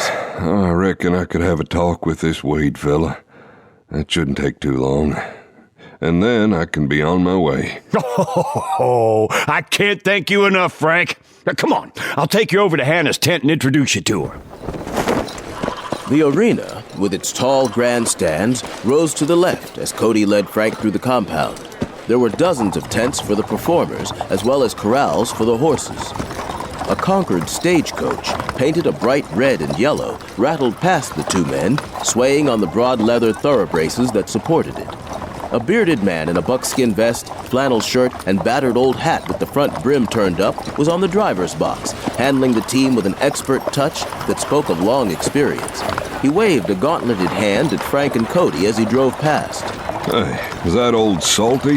Yeah, it sure was. Oh, good Lord. I figured he was dead 10 years ago. Not Salty. He's been whittled down to bone and wang leather, but I figure he'll still be around when you and I are in our graves, Frank. Could be. He drove the actual Deadwood run back in '76, didn't he? Yeah, that's right, as well as other routes all over the West. I couldn't have a better man handling that stagecoach. The compound was thronged with people, many of them members of Cody's troupe of performers, but quite a few people who had attended the afternoon show were still on the grounds, wandering around and looking at the horses, the cowboys, and the Indians. One of the red men greeted Frank with an upraised hand. How yourself, you old son of a bitch. It's good to see you, Red Thunder. I didn't know you were part of Bill's show. Well, I was never able to take his hair, so I thought I might as well take his money. Red Thunder's easy, educated manner of speaking showed that he'd had some of the white man's schooling. It wasn't through lack of trying that you never got my hair. I recollect the time when we were both young and you and some of your braves chased me a good 20 miles before I gave you the slip. Hey, those Pony Express horses were fast, but we might not have killed you if we'd caught you. Would have stolen your horse, though. Well, that goes without saying. What are you doing here, Frank? Come to join up with the show? The Colonel doesn't pay all that well, but it's good to remember the old times. Oh, no, I'm just paying a quick visit. You ought to think about joining up. Lots of old friends here. Oh, that's actually not a bad idea, Frank. You could be quite a draw. I can see it now. Frank Morgan, the last of the old-time gunfighters. I've been thinking about just such a thing for a long time. Let me guess. You already asked Smoke Jensen, and he turned you down. Well, now, Frank, that thought never even occurred to me. Sorry, Bill. Like I told you, I have business elsewhere. Well, keep it in mind for when that business is concluded satisfactorily, as I'm sure it will be. See you two later. I have to go practice my savage war cry. Exactly when is the next train heading east due through here? Tomorrow or the next day, I hope. Frank, there's at least 2 eastbounds leaving Chicago each and every day. This isn't some isolated little flag stop out in the middle of the frontier. Chicago is the greatest rail hub in the country, maybe even the world. Whenever you're ready to go, you should not have to wait very long for a train. Frank was ready to go now, but he had promised Cody that he would give him a hand with the problem facing him. He was going to do his best to take care of it quickly, though. They walked on to another tent, where Cody paused outside the entrance flap. Hannah, it's the Colonel. I have a friend of mine with me. Can we come in? That's odd. I'm sure she was coming right back here after the performance. Frank didn't wait to see what Cody would do. He jerked the canvas entrance flap aside and lunged into the tent with his hand on the butt of his peacemaker. Instantly, Frank's keen eyes caught the sight of 2 figures struggling next to a folding table. One of them was a young woman in tight buckskin trousers and a fancy white shirt. The other was a tall man in a western-cut suit with a black Stetson crammed down on a shock of black hair. The man had his back to Frank at first, but must have heard him come in because he swung around sharply, bringing the young woman with him. Frank let go of his gun since he couldn't fire as long as the woman was between him and the intruder. After hearing Cody's story, he had no doubt that the woman was Hannah Sterling, and the man with the arrogant snarl on his face was Edgar Wade. Get out of here, mister. I don't know who you are, but this is none of your business. That's him, Frank. That's Wade. You get out too, Cody. You got no right interfering between a man and the woman he's gonna marry. You bit me! Wade reached for her with a hand that was now dripping blood where she had bitten him. He didn't get a chance to lay that bloody hand on her. Frank stepped forward quickly and launched a punch that landed cleanly on that crooked, hawk-like beak. Frank bored in, hooking a left into Wade's midsection. Wade was several inches taller than Frank, so that brought him into perfect position for a looping right-hand punch to his jaw. Wade was driven sideways onto the folding table. It collapsed under his weight, and he fell to the ground amidst the wreckage, where he lay, moving feebly, as crimson leaked from his rapidly swelling nose. Frank moved back and stood with his hand near the Colt, just in case Wade tried anything. From the looks of the man, though, all the fight had been knocked out of him. There, Hannah. It's all right. That ruffian isn't going to hurt you again. Hannah swallowed hard and made a visible effort to pull herself together. She was a tall, athletic-looking young woman, almost as tall as Frank and Cody, and she had long, thick, dark red hair that was pulled into a ponytail behind her head. Frank glanced over at the two of them, saw how pretty Hannah was, and saw as well how Cody was hovering protectively over her. He thought again that the showman's feelings for the lovely young trick rider probably weren't strictly avuncular, but he also reminded himself that that was none of his business. Frank bent over, grabbed the lapels of Wade's coat, and hauled the man to his feet. Listen to me, Wade. You're not welcome here, and you're not going to bother this young woman anymore. Set foot in this compound again, you'll get worse than you got this time. You got no right to keep me out. This is a public show. I got a right to buy a ticket. Not if I say you don't. This is my show, and I say who's welcome and who's not. Frank gave Wade a shove that sent him staggering toward the entrance. Get the hell out of here, and don't come back. Wade paused before leaving the tent to draw the back of his hand across his mouth and wipe away some of the blood that had run down there. Who are you? One of Cody's phony cowboys? There's nothing phony about this man, you damn fool. This is Frank Morgan. Frank could tell from the look in Wade's eyes that the man recognized his name. Wade didn't show it in any other way, though. You'll be a dead man if he ever tries to lay hands on me again. Wade pushed out of the tent and stalked away unsteadily. Frank stepped to the entrance and watched him go, just to make sure he didn't try to double back. People stepped aside from Wade and gave him plenty of room, probably because of that savage, blood-streaked countenance. Are you really Frank Morgan? Yes, I am, and I'm pleased to meet you, Miss Sterling. I wish it had been under better circumstances. So do I. I wish you hadn't been forced to cross Edgar. He's a bad man to have as an enemy. I don't reckon I'll lose much sleep worrying about that, ma'am. And I wish I hadn't brought so much trouble to the show, Colonel. Now, don't you give it a second thought. Wade won't dare bother you again, not after what happened just now. That's where you're wrong, Colonel. When Edgar wants something, he won't stop until he gets it. He'll be more determined than ever after this. And sooner or later, I'll have to go with him, whether I want to or not. Never. Never. Why in the world would you say a thing like that, girl? Because I promised that I'm going to marry him. Marry him? Why in God's name would you ever do a thing like that? Because it's what I promised to do. I gave my word, and I have to keep it. But why? Why does anyone agree to get married? I guess I love him. Frank was watching Hannah Sterling closely, and he didn't believe for a second that she really loved Edgar Wade. She was sincere about intending to honor her promise to marry him, though. You don't have to do anything you don't want to. Colonel Cody and I'll see to that. I know. It's just... I'm sorry. You wouldn't understand. No, I sure as blazes don't. I appreciate what you did, Mr. Morgan, but it doesn't change anything. I still have to marry Edgar. Hannah, you aren't... You haven't, You're not in a condition. Oh, no, Colonel. I wouldn't. There, my dear, of course not. I shouldn't have even allowed such a thought to enter my head. But if it's not that, you must have some other reason. I told you. I love him. Oh, Hannah, I just don't see you where... You heard the lady, Bill. You know there's no point in arguing with a woman once she's made up her mind. Thank you, Mr. Morgan. I'm glad you understand. Well, I still don't want Wade anywhere around here. If you have to meet him, it'd better be elsewhere. All right, Colonel. I know the hotel where he's staying. That's where he was trying to get me to go just now. I guess I should have gone along with him, instead of causing so much trouble. I'm sorry. There's no need to apologize.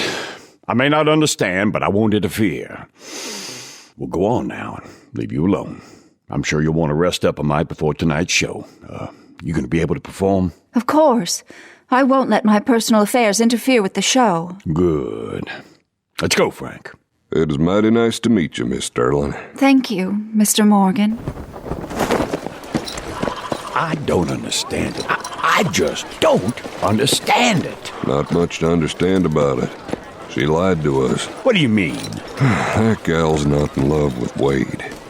For some reason, though, she thinks she's got no choice but to go along with what he wants and marry him. She just panicked when he tried to force her to leave just now.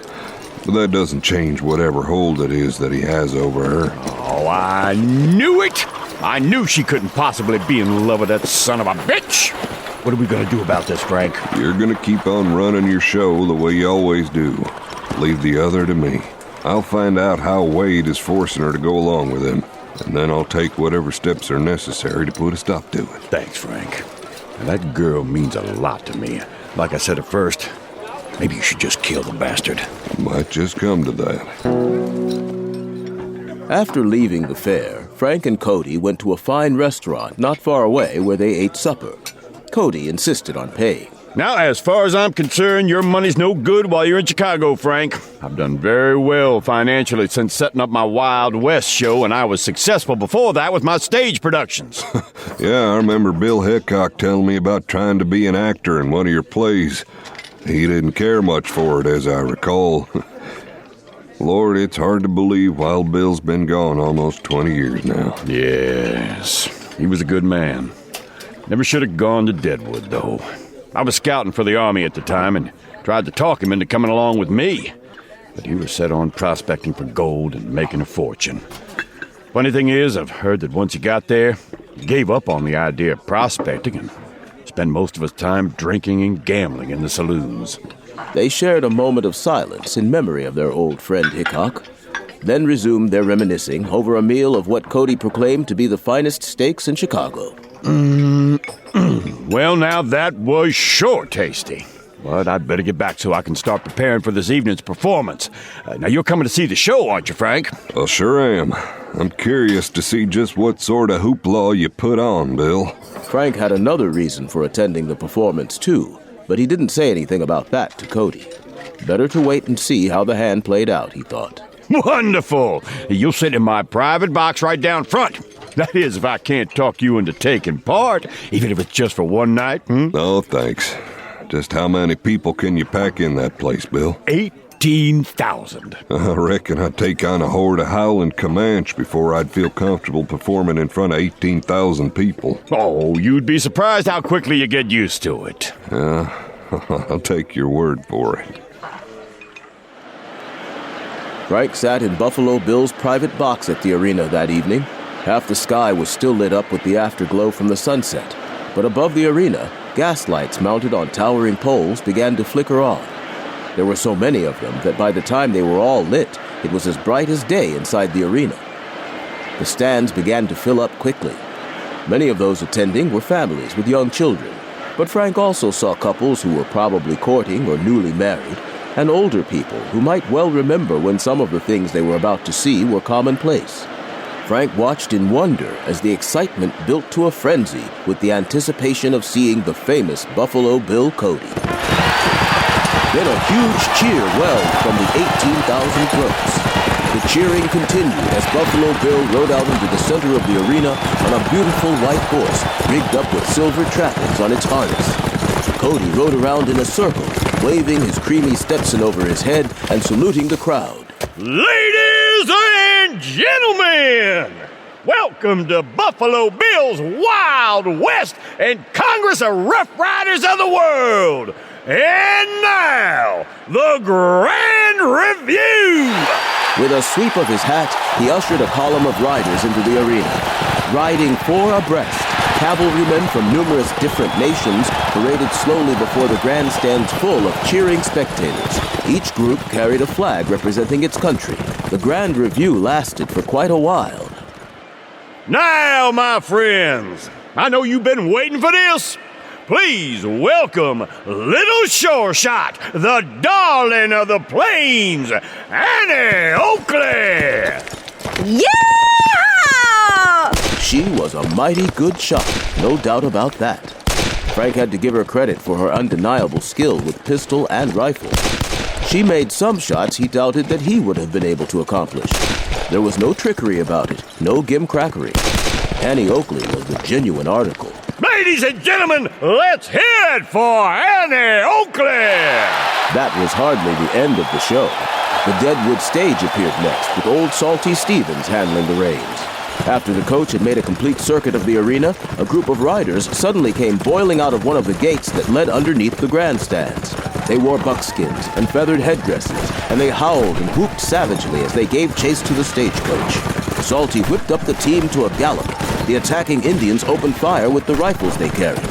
The chase lasted for a couple of turns around the arena before a group of cowboys led by Buffalo Bill appeared on the scene, racing after the Indians and shooting at them. Some of the Indians went tumbling spectacularly off their mounts as if they were mortally wounded. It was a window into a history that was not completely gone yet, not by any means, but one that was beginning to fade. A little later in the show, Hannah Sterling appeared, riding a big bay horse. She wore the same outfit Frank had seen her in earlier, with the addition of a buckskin jacket and a white Stetson. When she launched into her first trick, Frank thought for a second that she had fallen off the running horse. But then she popped back up, and he realized that she had slipped out of the saddle, let her booted feet hit the ground, and then vaulted back up, using her tight grip on the saddle for leverage as she swung her legs across the horse's back and let them drop on the other side. That was just the beginning. Before the act was over, Hannah had ridden backward, upside down, standing on the saddle, and every other which way. Frank had seen other performers who could carry out such horseback tricks, but he had to admit that Hannah was as good as any of them, and better than most. Hannah Sterling, ladies and gentlemen! When Hannah had finished her act, Colonel Cody returned to the arena to do some sharpshooting of his own, which he combined with a demonstration of fancy horsemanship. Frank would have enjoyed watching his old friend perform, but he had other business to take care of. He needed to follow Hannah and hopefully find out just what kind of hold Edgar Wade had over her and why she was lying to the colonel about it. Frank had followed Hannah back to her tent. A short time later, Hannah came back out, having changed into a simple but attractive dress. Her long red hair was put up on her head with a stylishly small hat perched on it. Being careful to stay in the shadows, Frank followed Hannah as she walked several blocks to the Avalon Hotel on the lakefront. Frank had given Hannah a moment or two, not wanting to follow too closely behind her, then went into the hotel himself. He realized as he entered the lobby that he looked out of place in his range clothes. All the other men he saw wore suits, and some of them sported derbies or bowler hats or fedoras. Frank couldn't worry about that now. He caught sight of Hannah's skirts ascending a staircase on the other side of the lobby. As he started after her, the slick-haired gent behind the registration desk held up a hand. May I help you, sir? No, thanks. Just a moment, sir. Frank turned his head toward the young man, and the clerk shut up when he saw the expression on the drifter's rugged face. It's all right, son. If there's a ruckus, I'll tell everybody afterward that it wasn't your fault, that you tried to stop me. Is there going to be trouble, sir? I reckon that'll depend on what I find when I get upstairs. Without another word, Frank hurried along to the staircase and bounded up the steps. When Frank reached the second-floor landing, he glanced along the hall and then pulled back sharply so that Hannah wouldn't see him. She was standing in front of a door about halfway along the corridor, in a pose that told Frank she had just knocked on the panel and was waiting for a response. Just when Frank was beginning to wonder if Hannah was going to get any answer to her knock, the door slowly swung open. A slender, stooped, gray-haired man stood there, his face haggard. But a smile appeared on it as he saw Hannah, and he held out his arms to her. The two of them embraced tightly, and then with an arm around her shoulder, the old man took Hannah into the room and closed the door behind them. What the hell? He walked quietly along the hallway until he came to the door. The number on it was 214. Frank leaned closer, his broad-brimmed hat in his hand, and pressed his ear to the panel. The door of another room opened, and a heavy-set gray-haired woman in late middle age stepped out wearing a fancy dress and a plumed hat. Frank straightened, put his hat on, and gave the brim a polite tug as he nodded to the woman. Ma'am? Sir, if you're going to lurk around hotel corridors, I shall have no choice but to report you to the police. Frank didn't want the woman raising a ruckus. He moved a few steps closer to her, and she recoiled a little, clutching her handbag tighter. I'm not lurking, ma'am. I'm looking for, my sister. You happen to know who's staying in room 214? I do not. Perhaps you should inquire at the desk downstairs. Yes, ma'am. I suppose that'd be best. If you're going down to the lobby, I'd be glad to escort you. I suppose that would be all right. Are you a cowboy? Yes, ma'am. From Texas? As a matter of fact, I was born and raised there, ma'am. But I drifted around a heap of other places, too. You should go see Buffalo Bill's Wild West.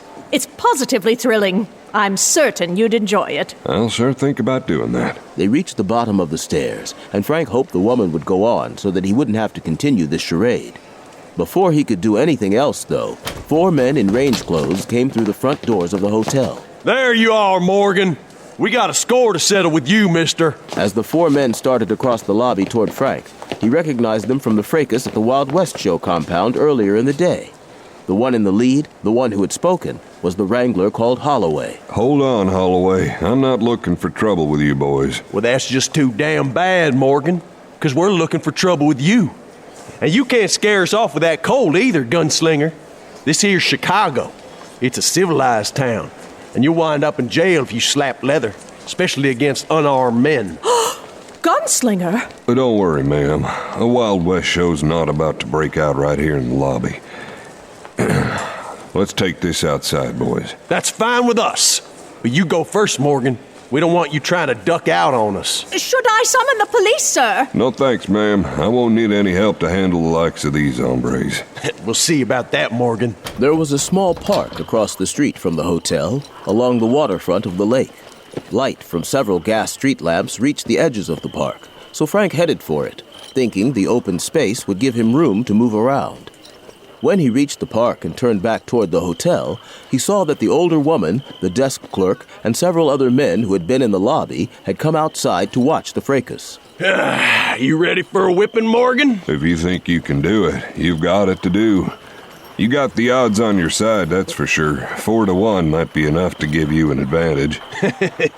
These boys just came along in case you tried anything underhanded. I'm gonna thrash you all by my lonesome, old man. Then maybe one of them wouldn't mind holding my gun belt for me. I'll take it. Looks like I'll be staying out of this, Morgan. Your word on that? Sure. Good enough for me, then.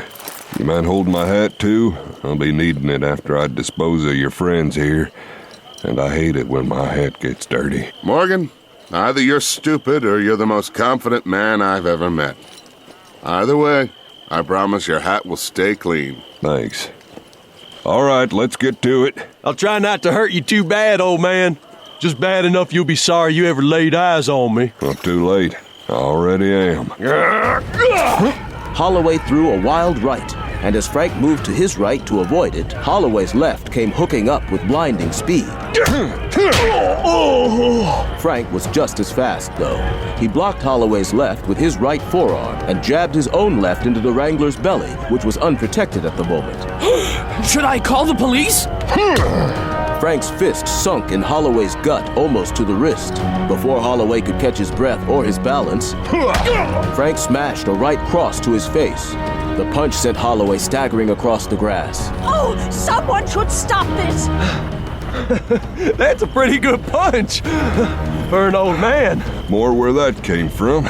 Yeah, I'll just bet there is. Holloway came toward Frank again, but this time the Wrangler's approach was slower and more careful. The two men sparred, feeling each other out now. At the same time, Frank was trying to keep an eye on the hotel entrance in case Hannah came out. He wasn't sure what he would do if she emerged from the hotel while he was still busy with Holloway, but he would deal with that when and if it happened. Unfortunately, the distraction proved to be just enough to let Holloway get too close. Holloway's right fist suddenly snapped out and connected solidly with Frank's jaw. The impact rocked Frank's head back and made him take a step backward. As he did so, Holloway hooked a toe behind his heel and jerked. Frank's leg went out from under him. Instantly, Holloway abandoned his boxing strategy and leaped after Frank, obviously intent on pinning him to the ground. Frank saw him coming and rolled aside. Frank drove an elbow into his ribs. Somehow, Holloway reached out and grabbed hold of Frank.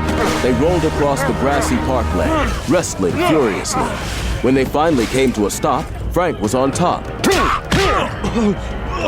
Frank hit Holloway with a right and a left that jolted the Wrangler's head one way and then the other. Half stunned, Holloway still managed to get a leg up and hook it across Frank's throat. He levered Frank off him and rolled the other way. Get him! Get the old bastard! So much for fair play, huh? Frank was able to duck the punch that the first one threw at him, but the second man landed a fist in Frank's side. Frank counterpunched and caught the man on the chin. That gave him an instant's respite, but that wasn't long enough to allow him to twist away from his attackers. A punch exploded on Frank's jaw, sending him reeling to the ground. Before he could get up, the two men had closed in on him again and reached down to grab his arms. They jerked him onto his feet. Holloway got up and came toward them. his face contorted in an expression of savagery. Now you're gonna pay, Morgan. Frank knew good and well what was about to happen. Holloway intended to give him a beating while the other two men held him. I don't know about this, Jed. It don't seem right. Shut up! You don't have to do anything. You can walk away if you don't have the stomach to watch. We should get out of here. I think some of those folks over at the hotel might have gone back inside to call the police. Besides, it looks like he's out cold to me. Frank had been standing there in the grip of the two men with his head hanging down as if he were stunned. Now, as Holloway approached him, he decided that he didn't have any more time to waste waltzing around with these jaspers. Frank lifted his head and threw his weight against the two men holding him. He lifted both feet off the ground and brought his knees up almost to his chest before he straightened his legs and kicked Holloway in the chest. The unexpected weight threw the men holding Frank off balance. The grip one of them had slipped loose. Frank pivoted toward the other one, bringing his free arm whipping around so that his fist landed in a sledging blow to the side of the man's head. The Wrangler dropped like a poleaxed steer. Frank whirled around just as the remaining man leaped toward him. His fist came up, ready to strike. But before Frank could throw a punch, the man who was lunging at Frank was thrown backward as the meaty impact of a bullet striking flesh sounded. The Wrangler who had been shot was on the ground, writhing in pain from a bullet-shattered shoulder. Throw me my gun! Huh? My gun! Now! The man holding the Colt gave a little shake of his head, breaking out of his stunned reverie, and tossed belt and all across to Frank. I just saw the muzzle flash in those trees, Morgan. I see him. The shots were coming from some trees deeper in the park. Frank lifted the gun and smoothly squeezed off 2 shots, aiming at the spot where orange flame had bloomed in the darkness. He's getting away! Get something on your friend's shoulder to stop the bleeding. Frank darted into the trees in pursuit of whoever had taken those cowardly shots at him. The sound of the running footsteps led him through the park at an angle. When he came back to the curving street, he spotted a man in a broad-brimmed hat running through the light cast by a gas lamp. Frank lifted the Colt to take a shot at him, intending to aim low and knock a leg out from under the fleeing bushwhacker. But at that moment, one of the electric trolley cars came rattling past, blocking his view of the man. When the trolley was clear, the bushwhacker was gone.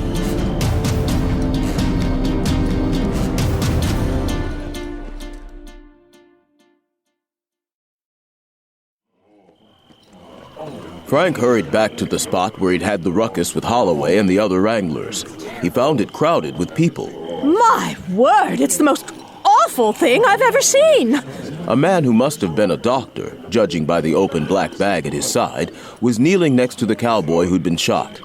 Quite a few other men, most of them probably from the hotel across the street, stood around watching. Holloway and the other 2 Wranglers were there too. Holloway held his arms crossed tightly over his chest as if he were in pain. Frank knew that he might have broken 1 or 2 of Holloway's ribs with that double kick. There's the man, officer! Drop that pistol, mister. You're under arrest. Take it easy, boys. Why am I under arrest? For shooting that man. I didn't shoot him. In fact, I reckon the bullet that hit him was intended for me. It didn't miss my ear by more than an inch or 2. Mr. Morgan is telling the truth. There were at least a dozen witnesses when that poor man was shot, and Mr. Morgan didn't even have a gun at the time. Well, he's sure-armed now, and he's got a reputation as a gunfighter and killer. We're gonna have to take him in for questioning. Frank glanced toward the Avalon Hotel, wondering whether Hannah was still up in room 214. It didn't appear likely that he would be finding out any time soon. Well, here's my gun belt, officer. But you fellas are making a mistake. Somebody tried to bushwhack me and got that other hombre instead. That's what happened, simple as that. Morgan's right. He didn't have anything to do with shooting Amos. I saw that with my own eyes. The policemen looked stubborn. They wanted to take in the famous drifter, but it was obvious they didn't have any real reason to arrest him. You're not supposed to be wearing a gun. Here, don't let us catch you with it again. Sure. The doctor had stopped the bleeding and put a crude bandage on the wounded man's shoulder. I need to get this man to the hospital. One of you summon an ambulance wagon. Sure, Doc. Is he gonna be all right? Well, I think I can repair most of the damage. He may not ever be able to use that arm like he did before, though. Damn it. Amos can't work as a wrangler with a bum arm. I'm sure Bill Cody will find another job for him. Yeah, the colonel takes good care of the folks who work for him. Kick the hell out of me, you know. Feels like every rib I've got is busted. Let me take a look. The doctor poked and prodded Holloway's chest. Ah! Oh, I think they're just bruised, not broken. You'll be pretty sore for a few days, though. Yeah, there's a surprise. I reckon I owe you an apology, Morgan. You were whipping us fair and square when Amos got shot, which is more than I can say about the way we acted. We just got a mite carried away, I reckon. Well, it was a pretty good fight while it lasted. Sorry your pard got winged by that bushwhacker. The fellow was after you, you said? It's the way it looked to me. What happened to the gunman? He ran through those trees, made it back to the street, and got away in some alleys. I almost had a clear shot at him for a second, but one of those dang trolleys got in the way. You have any idea who he was? Who has a reason for wanting to kill you? Why, this man is a famous Western gunslinger. There must be hundreds of men who want to kill him. Well, I'll hate to say it, ma'am, but you're probably right. Sorry, officer. I don't know who he was. Frank didn't like lying to lawmen, but in this case he felt it was warranted. The way he saw it, the most likely person to have taken those shots at him was Edgar Wade. After all, other than Holloway and the other 3 Wranglers, Wade was the only one he'd had a run-in with since arriving in Chicago earlier in the day. It was also just possible that the bushwhacker was one of Dutton's hired killers, like the men who had been waiting at that train station way back in Kansas. Frank didn't know which of those theories was the right one, but in either case, he considered the trouble personal and intended to handle it himself. Times might have changed, but not so much that the drifter was going to go running to the law to stomp his snakes for him. They're taking Amos to the hospital now, Morgan. We'll go along with them. You let the colonel know where we are? Sure. Remember what we told you about not wearing that gun? Frank nodded curtly. He would figure out a way to carry the peacemaker without it being so obvious. But considering what had happened tonight, he sure as hell wasn't going to go around Chicago without packing iron. Ma'am, since you've been so helpful, I'll walk you back across the street if you like. That's very kind of you, Mr. Morgan.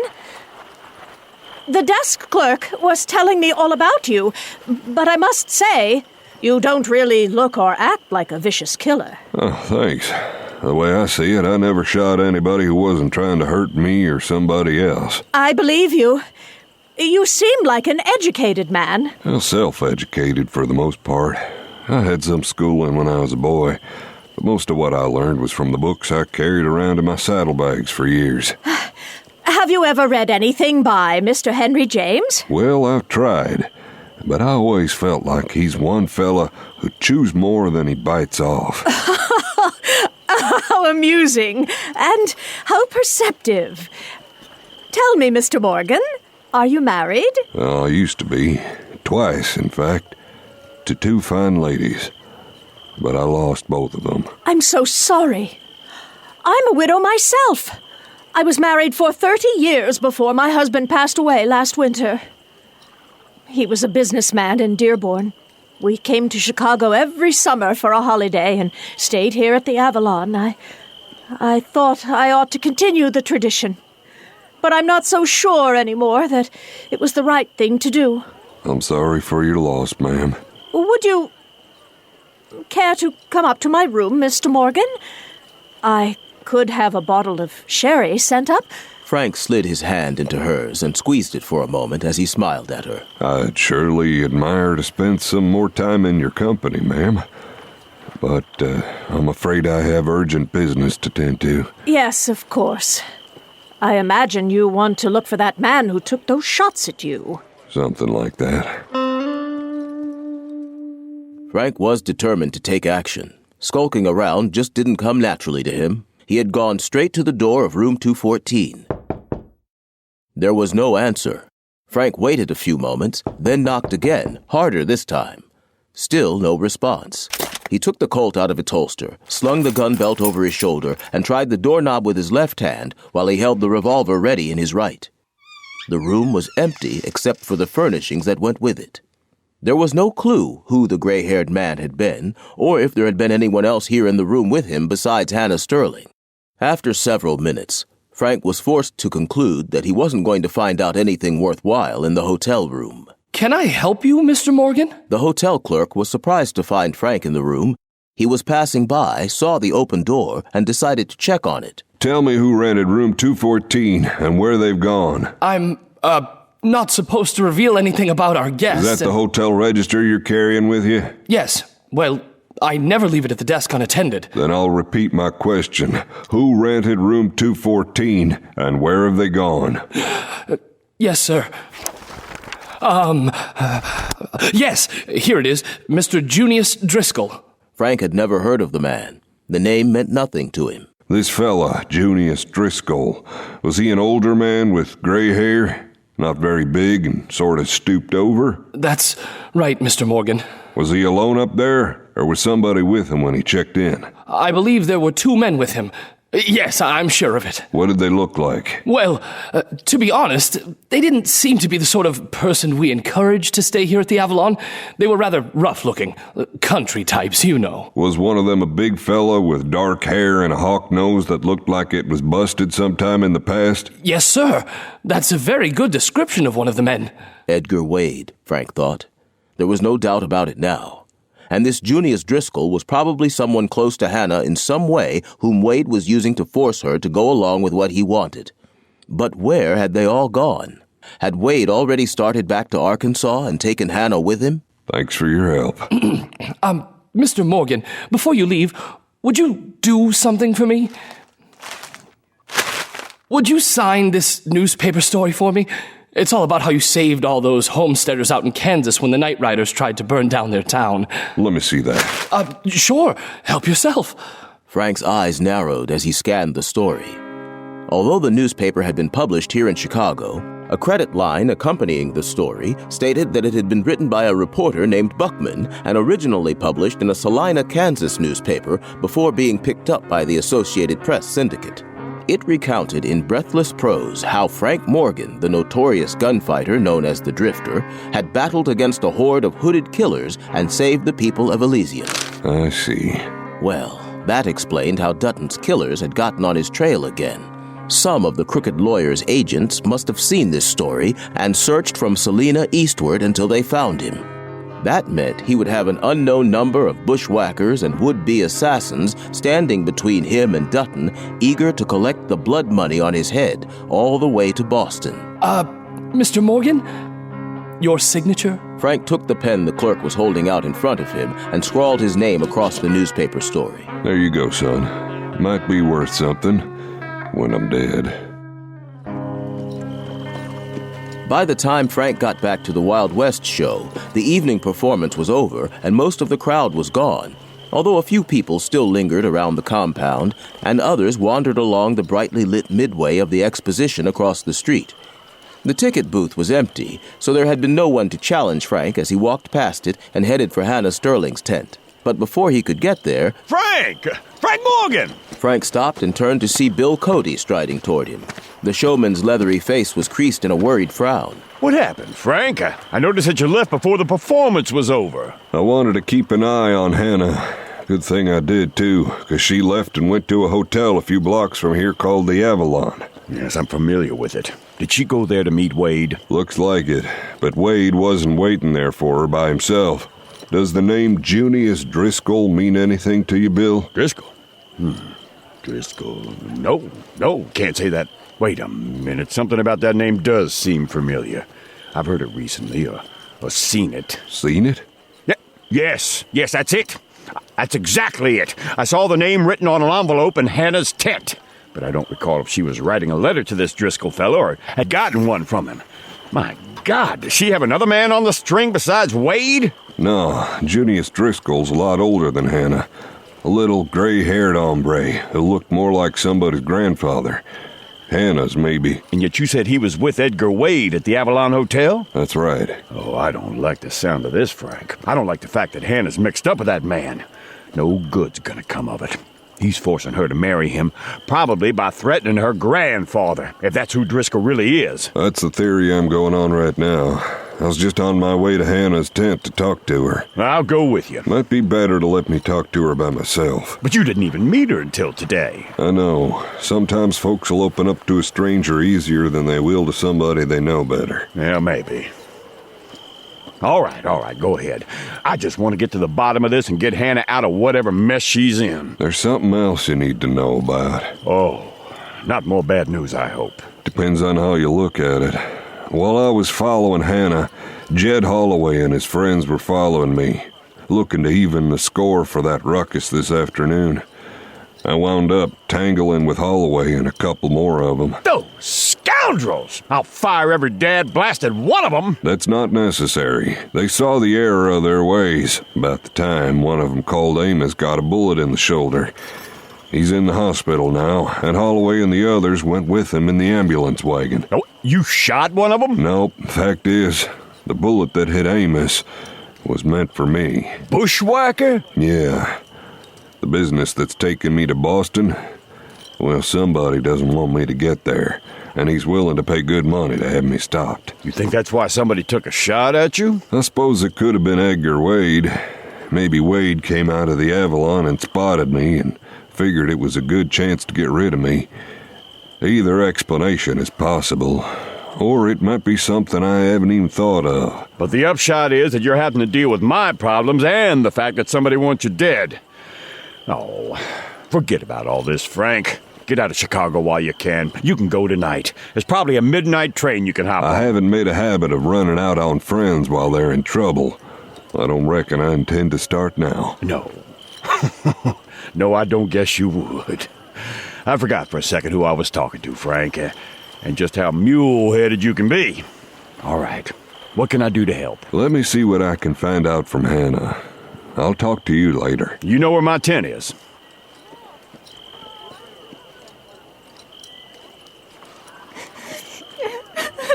When Frank reached Hannah's tent, he paused outside the entrance flap when he thought he heard something. After he leaned closer to the flap, he identified the sound as muffled sobs. Begging your pardon, Miss Sterling. I'm not in the habit of busting in on a lady without being invited. And here I've done it twice today. Hannah was seated on the edge of her bunk, hanky in hand. Please leave, Mr. Morgan. You sounded like you could use some help. No, I'm fine. There's nothing you can do to help. Nobody can help me. What about Junius Driscoll? Would it help if he wasn't in Edgar Wade's hands anymore? Junius Driscoll? How do you know that name? I was at the Avalon Hotel tonight. I saw you go into room 214 and meet Driscoll. Frank was putting his cards on the table, and he hoped the tactic didn't backfire on him. This is just a guess, but I'm thinking that maybe he's your grandfather. He is. He's my mother's father.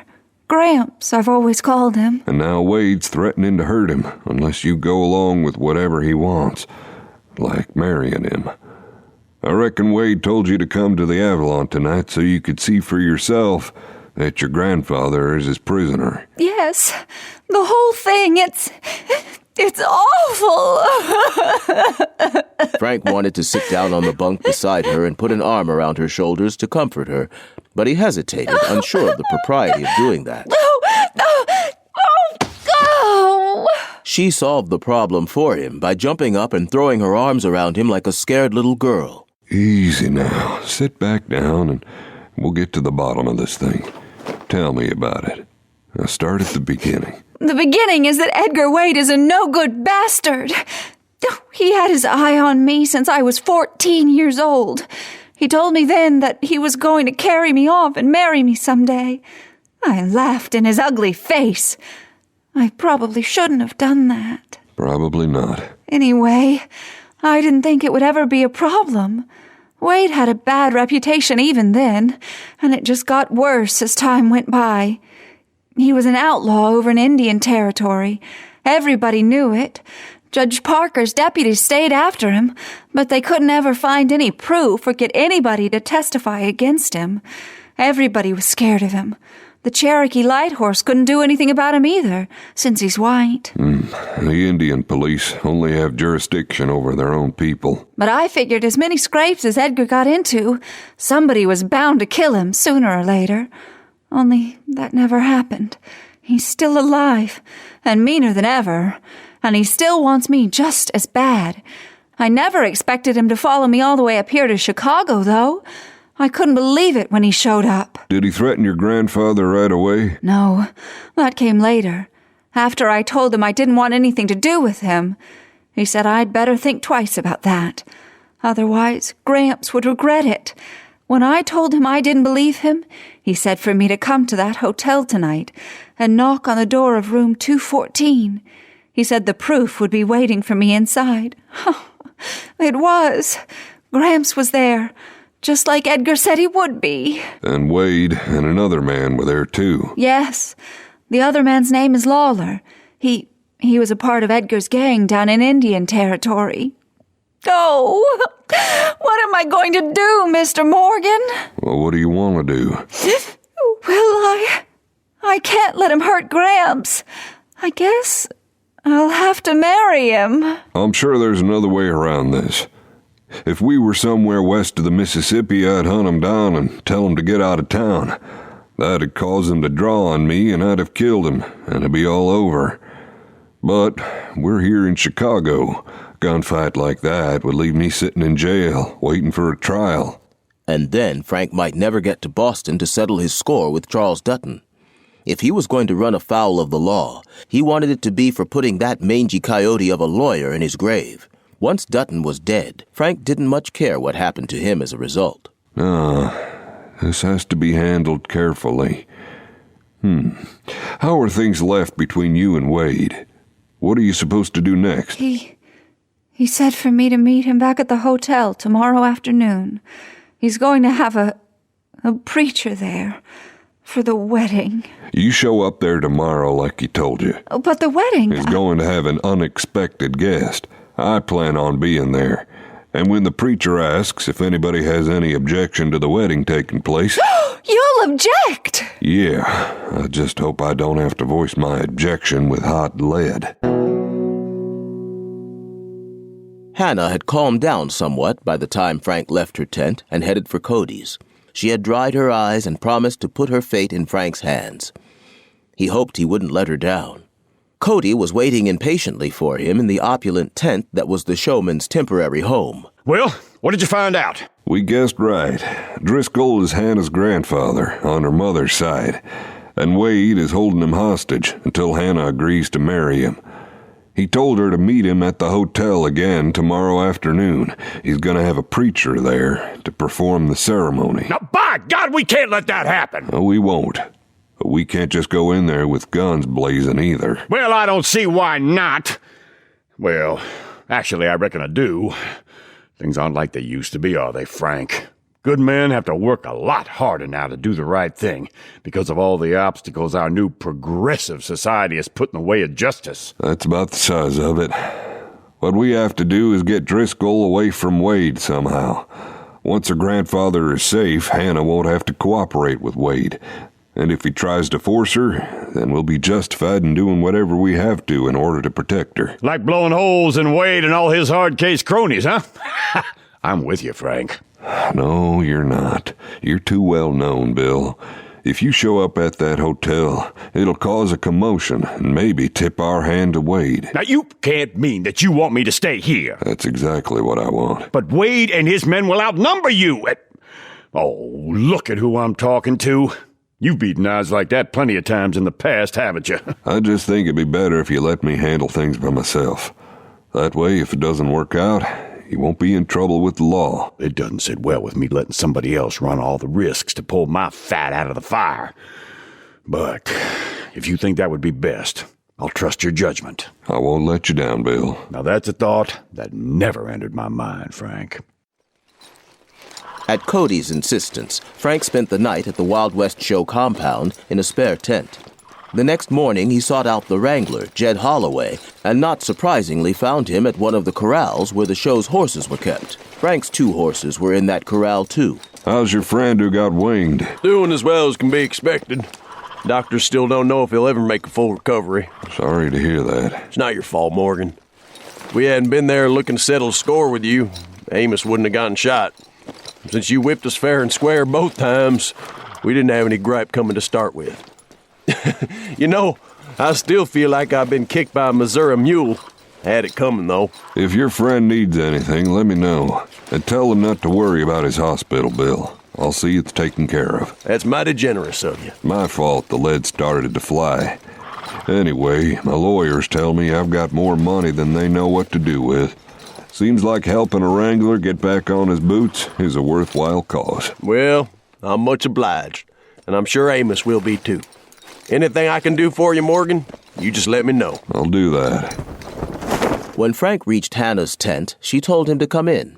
He found her dressed in a simple blue gown that looked good on her. What time are you supposed to be at the Avalon Hotel? 2:00. I'll be there before that. I plan to get your Gramps away from Wade and his pards before there can be any wedding. How are you going to do that? Not quite sure yet, but I'm pretty good at making things up as I go along. Don't worry, you'll know what's going on. I can't tell you how much I appreciate this, Mr. Morgan. I'm glad to do it. I knew as soon as I met Wade that I didn't like him. The more I find out about him, the ornerier he gets. It'll be a pleasure to ruin his plans for him. Besides, Bill Cody asked me to help you out, and Bill and I go back a long way. I imagine you know just about everyone who's famous in the West, don't you? No, there are plenty of fellas I never crossed trails with, but I ran into quite a few, I reckon. A little after noon, Frank left the compound and walked to the Avalon Hotel. Just in case Wade or one of his friends might be watching the entrance, he found a rear door and went in that way, walking through the kitchen. Instead of wearing his gun belt strapped around his waist, Frank had taken the Colt and tucked it behind his belt on the left side with the butt forward for a quick, easy draw. He wore a coat to conceal the weapon. He approached the desk and found the same clerk on duty from the day before. Can I help? Oh, Mr. Morgan, it's you. Good afternoon, son. I need to talk to the manager. Is there a problem? Nope. Well, then, I can't bother Mr. Dunnigan. Show him this. Frank put a yellow telegraph flimsy in the clerk's hand. The clerk glanced down at the wire, then looked again and actually read the words this time. His eyebrows went up in surprise. Oh, I'll take this to him right away, sir. The clerk disappeared through a door behind the desk. Frank supposed the manager's office was on the other side of the door. A moment later, an officious little man with a narrow mustache came out of the office. Mr. Morgan, won't you come in, please?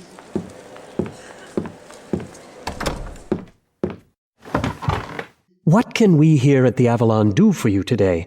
If you need a room, of course, you'll have the best one in the house. No, I don't need a room.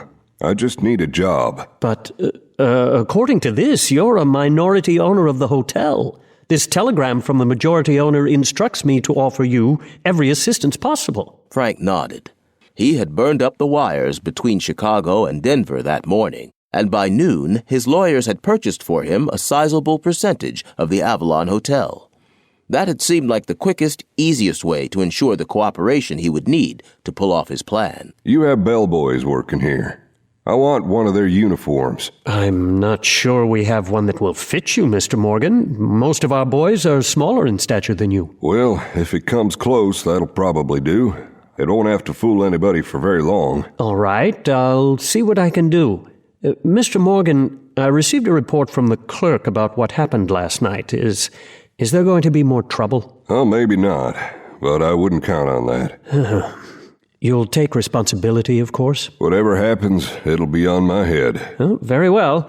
I'll see about getting that uniform, although I'm doubtful that anyone will be fooled into thinking that the famous drifter has become a bellboy.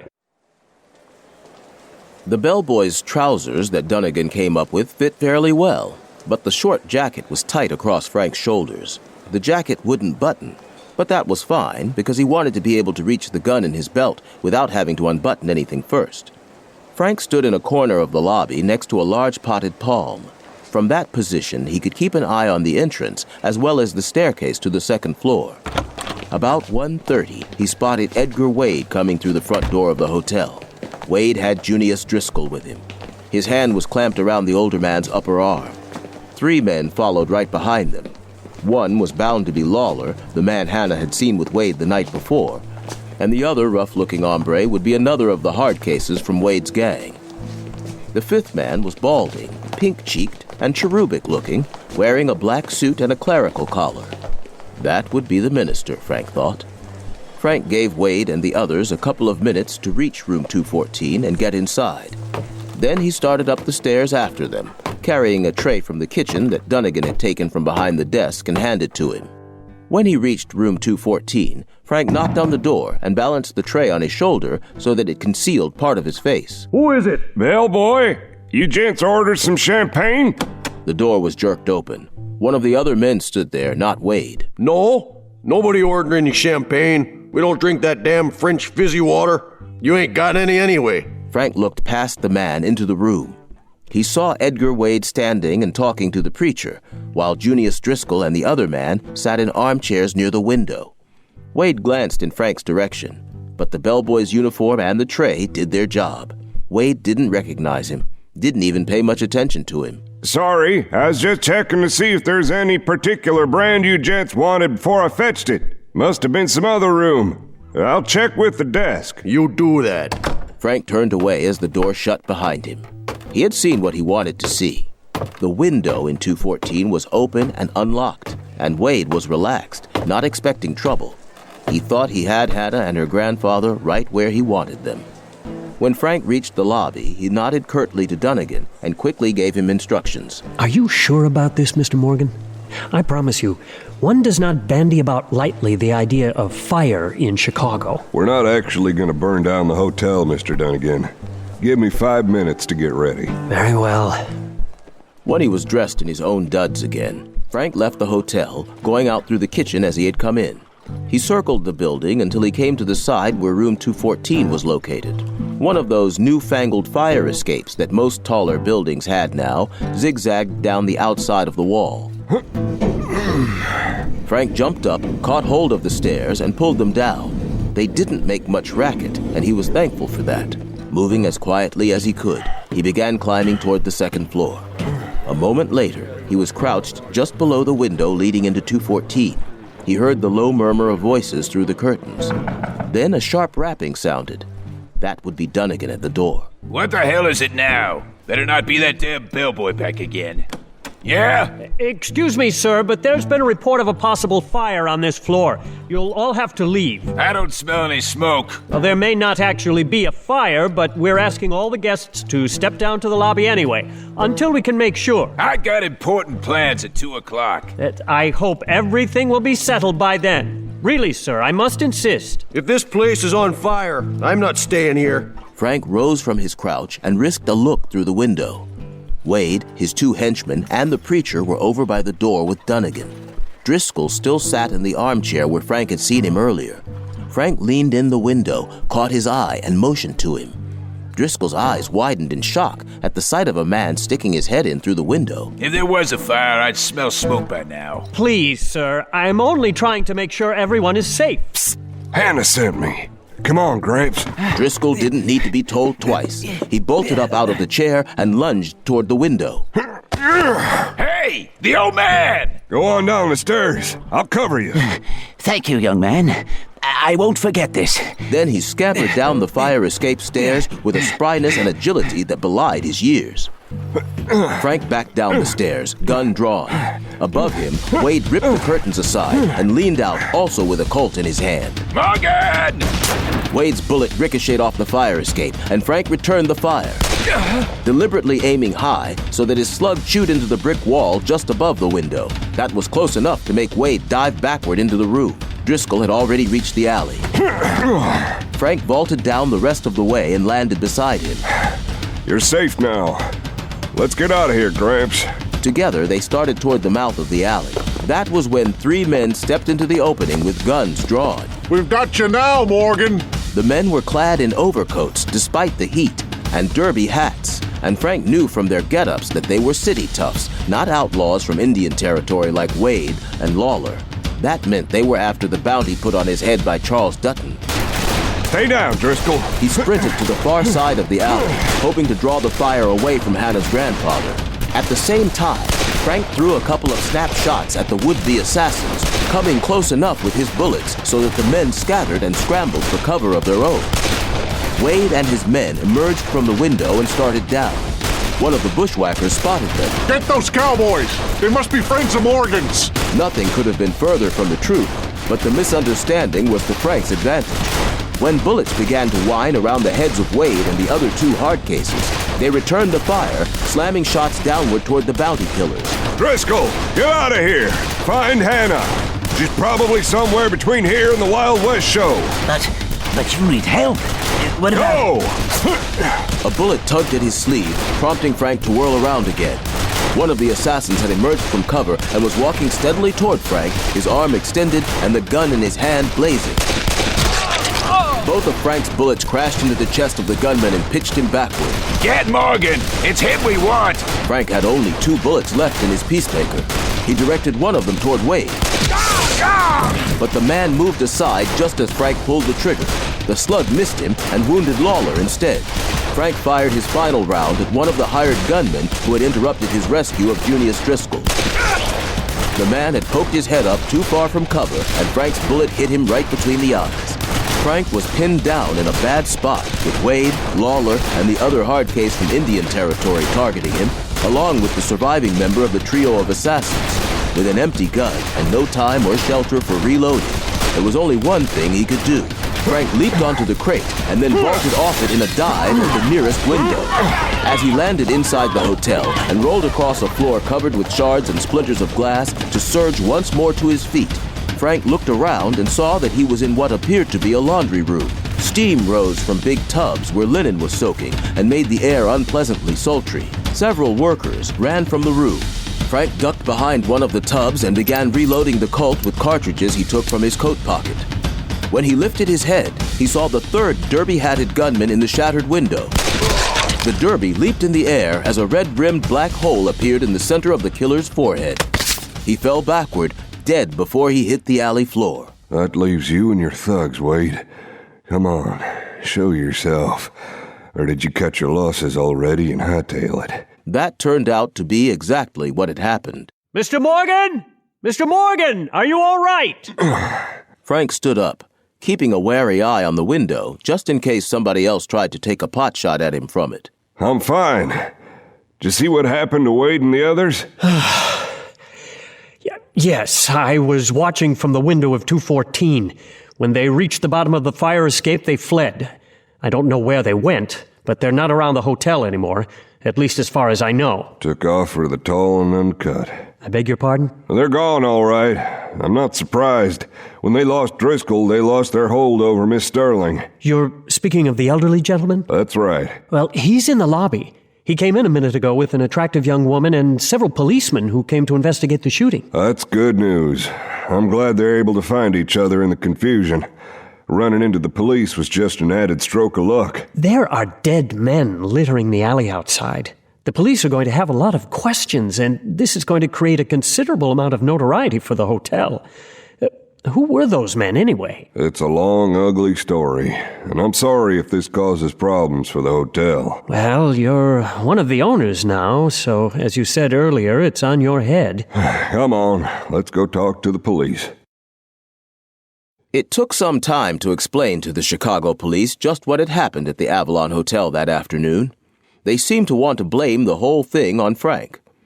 The 3 dead men were hired assassins sent by Dutton to kill Frank, and the other 3 outlaws were kidnappers.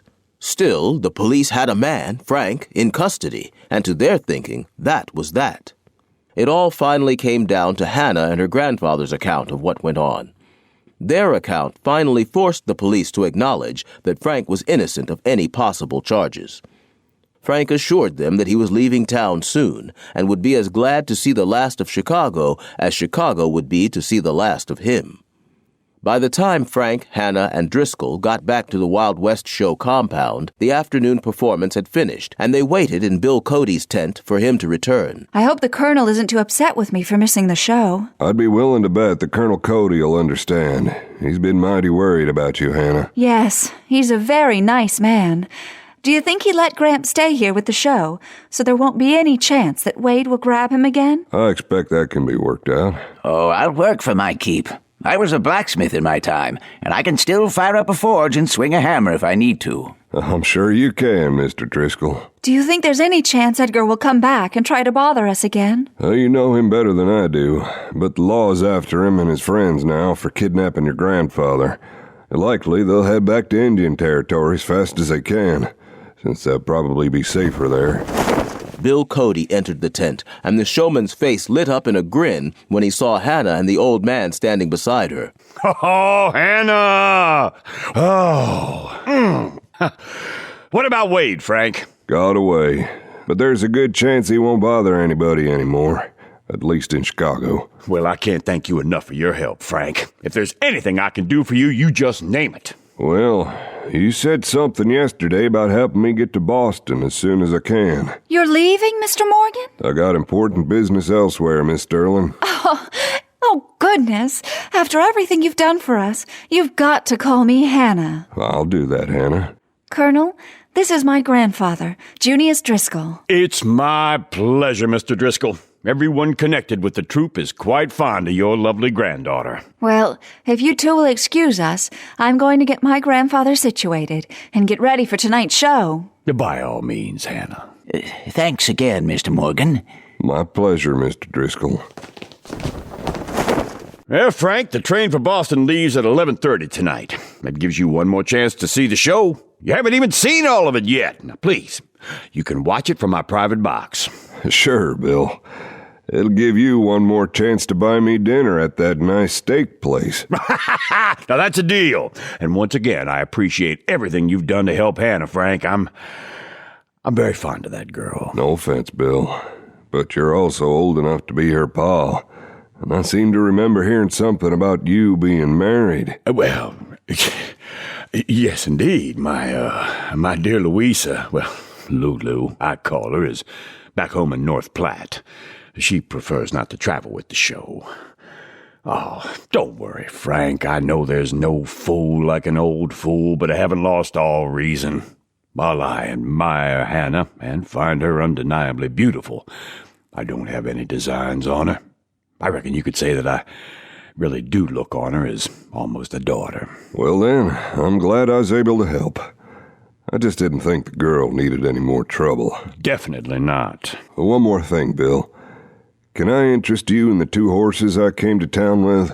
They're good animals, but where I'm going, I won't have a need for them. Now that Dunn and Chestnut? Yeah. Well, I heard Holloway talking about that Dunn yesterday. Says he's got a mean look to him. The boys have to watch him when they get too close for fear he'll reach over and take a bite out of their hide. Well, he just might at that. But once he gets used to you, he's a fine horse. Got a lot of sand. Yeah, I can tell that by looking at him, too. Sure, Frank, sure. If you want to get rid of him, we'll find something to do with him. One thing about a show like this, it always needs plenty of horses. Anytime one of them pulls up lame and needs to rest for a few days, we've got to have another one ready to go in the Grand Review and all the other acts. Let's deal, then. Thanks, Bill. Now, about that dinner.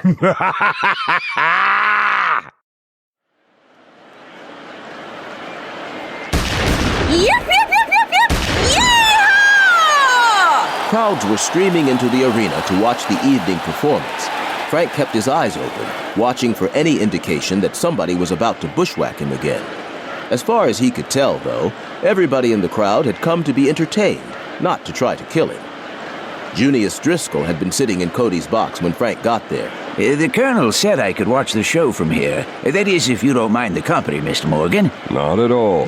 That granddaughter of yours is quite a rider. I saw her part of the show last night. Oh, I taught her how to ride. She was on the back of a horse almost before she could walk. I owned a smithy and livery stable in Fort Smith, right down the street from Judge Parker's courthouse. I reckon that was where Wade saw her for the first time and got it stuck in his head that he wanted her. One of his pards from over in Indian territory had been caught and tried and convicted of rustling, and he was being hanged, along with some other no-goods who'd found themselves in front of Judge Parker. I guess Wade came to say so long and see him off. After that, he started stopping by the stable every time he came to Fort Smith, but I knowed he was there just to leave at poor Hannah. Seems mighty daring of him to come right into Fort Smith when Parker's deputies were after him. No, they didn't have anything on him, even though they all knowed he was an owl hoot. I reckon that was his way of sort of throwing it in their faces. But it won't be like that anymore. There's a kidnapping charge against Wade and his boys now, so they'll be on the run from now on. I reckon once old Isaac Parker hears about it, he'll be rubbing his hands together in anticipation. Just a hankering to see Wade at the end of a hang rope. Frank sat back to enjoy the show. He did, too, at least for a while. But then it came time for Hannah's trick riding act, and she didn't come galloping out from under the grandstand on her pony. There was a lull in the performance for a few minutes, as if Hannah's absence hadn't been planned, but was a surprise to the rest of the troupe, too. The crowd began to grow restless. They didn't settle down until Salty Stevens drove the Deadwood stage out into the arena, and the mock Indian attack got started. As the guns began to roar, the spectators clapped and cheered again. Something's wrong. What is it? Hannah was supposed to be doing her act now. You reckon something's wrong with her? Maybe she's sick or something? I intend to find out. Yeah, I'm coming with you. Frank didn't argue with him. Hannah was Driscoll's granddaughter, after all. The old man had a right to accompany him. They hurried down a ramp and went out through the area underneath the grandstands. Out in the arena, the battle between Buffalo Bill's cowboys and the Indians who had been attacking the Deadwood stage was in full force. The roar of gunfire filled the air. But it didn't keep Frank from hearing other shots that came from somewhere else. Those shots aren't from the show. They're coming from that big tent over there. That's where the show's receipts are counted each night. You think it's a holdup? Yeah, I do. Frank broke into a run toward the tent, with Driscoll struggling to keep up behind him. It came as no surprise to Frank when several men came boiling out of the tent with guns in their hands and bandanas pulled up over their faces to form crude masks. He recognized Edgar Wade and Lawler despite those disguises. The men with them were undoubtedly members of Wade's gang from Indian Territory. Frank! They've got Hannah! The masked bandits were headed towards some saddled horses that stood nearby, their reins being held by another member of the gang. Look out, Mr. Morgan!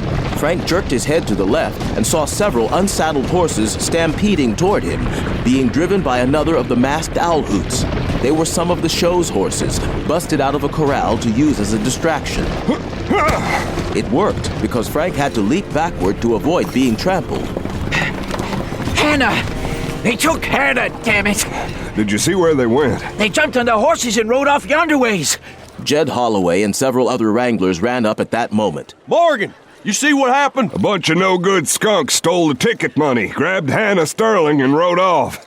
I'm gonna grab one of these horses and go after them. We'll go with you.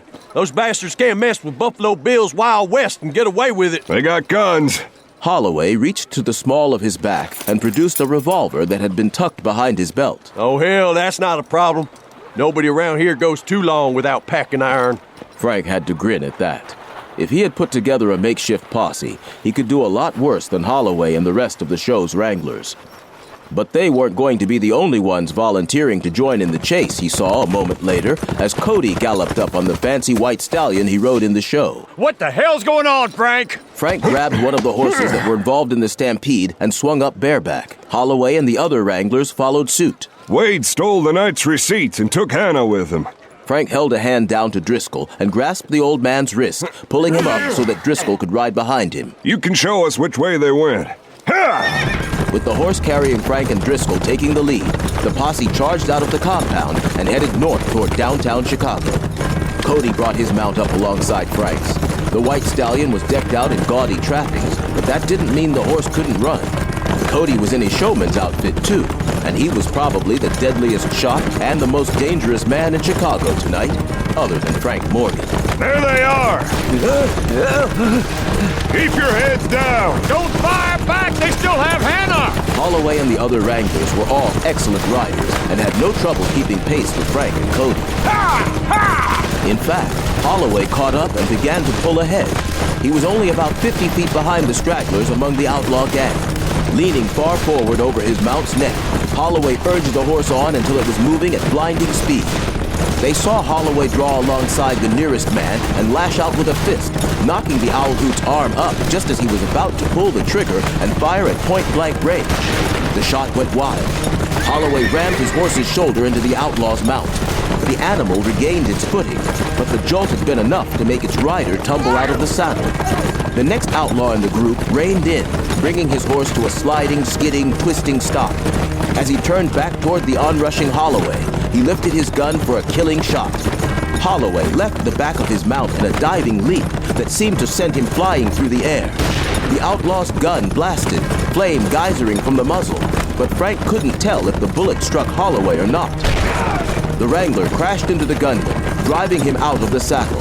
Both men pitched to the ground. Holloway landed agilely on top, and the way he crashed his fists into the face of the man he had tackled told Frank that he wasn't hit bad, if at all. But Holloway was out of the chase now, at least for the moment. Frank decided he was close enough now to risk a shot. As one of the outlaws turned to throw lead at him, Frank lifted the Colt and squeezed the trigger. He was rewarded by the sight of the man's gun arm jerking as the bullet tore through it. The outlaw dropped his revolver, and his arm hung limply at his side as he swayed in the saddle. One of the wranglers rode up to the outlaw and covered him with a 6-gun. The bandit lifted his good arm and surrendered.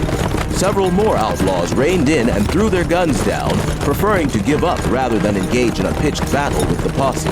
The wranglers surrounded them. That left Frank, Cody, and Driscoll to go after the rest of the gang, which now consisted of Wade, Lawler, and 2 more men. Bill, you have live bullets? Hell yes, I put live rounds in before we left the show. Bill triggered twice, and one of the outlaws sailed out of the saddle, ventilated through the body by both shots. Woo! Feels good not to be firing blanks for a change. Lawler twisted around and blasted a shot at Frank. Frank fired back. Lawler swayed in the saddle and then crumpled onto his horse's neck. The animal began to slow down as the reins slipped from Lawler's fingers and dragged on the ground. Lawler stayed mounted, but he was hit hard, maybe dying. That left Wade and 1 other man. Frank was only about 10 feet behind them. I've had enough! The other outlaw suddenly veered his mount to the side, threw his gun away, and thrust his hands in the air as high as they would go. But Wade wasn't giving up yet, and he was desperate enough to attempt a terrible distraction. Hannah was riding in front of Wade on the horse's back. And Wade suddenly slung Hannah off the horse. Such a fall could easily prove fatal. But as she fell, Hannah brought her booted feet together, and when they struck the pavement, her knees bent for an instant, and then straightened as she used the impact to launch herself upward again. She grabbed the back of Wade's saddle in a move very similar to one that she performed in her trick riding act. She landed astride the horse, only behind Wade now instead of in front of him, and she used that opportunity to grab him around the neck and jerk his head back. As the horse felt the weight of its rider shift, it stopped and reared up on its hind legs. Both riders fell, crashing to the pavement. Hannah landed on top and rolled away. You bitch! Wade swung his weapon toward Hannah. Frank and Cody fired first, their shots roaring out in the Chicago night. Bloody flowers bloomed on Wade's shirt. He toppled onto his back and didn't move again. Hannah, are you all right, gal? I'm fine, Gramps. But what about Wade? Frank and Cody were already thumbing fresh cartridges into their weapons in a casual fashion. He should have taken his chances with a hanging judge. But still, I reckon justice has been done.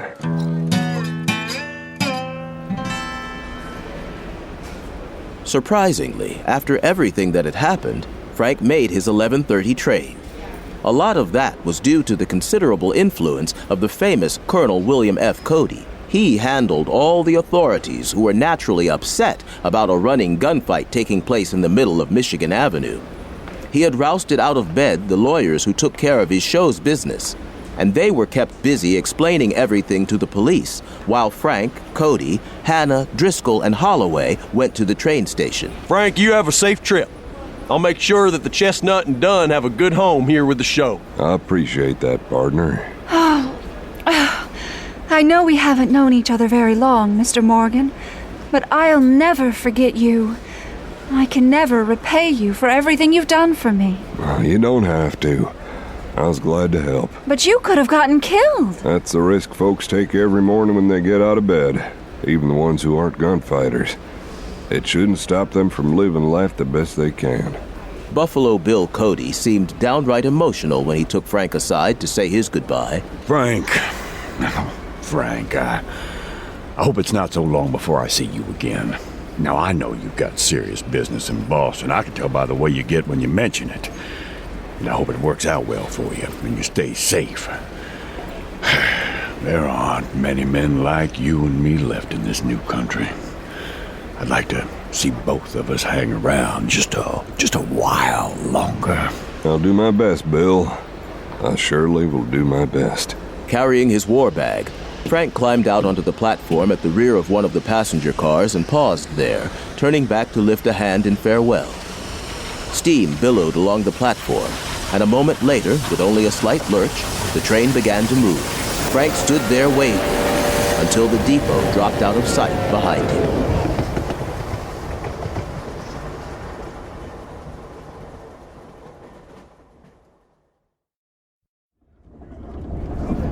It would take a couple of days on the train to reach Boston, and Frank didn't plan to let his guard down during that time. The first night, he had to sit up, since he hadn't been able to book a sleeping compartment.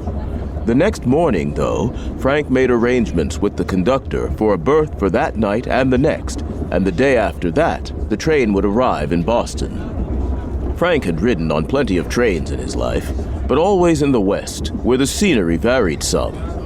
As these cars rolled across the farmland and low hills of Indiana and Ohio, he found himself growing bored as he looked out the window beside him.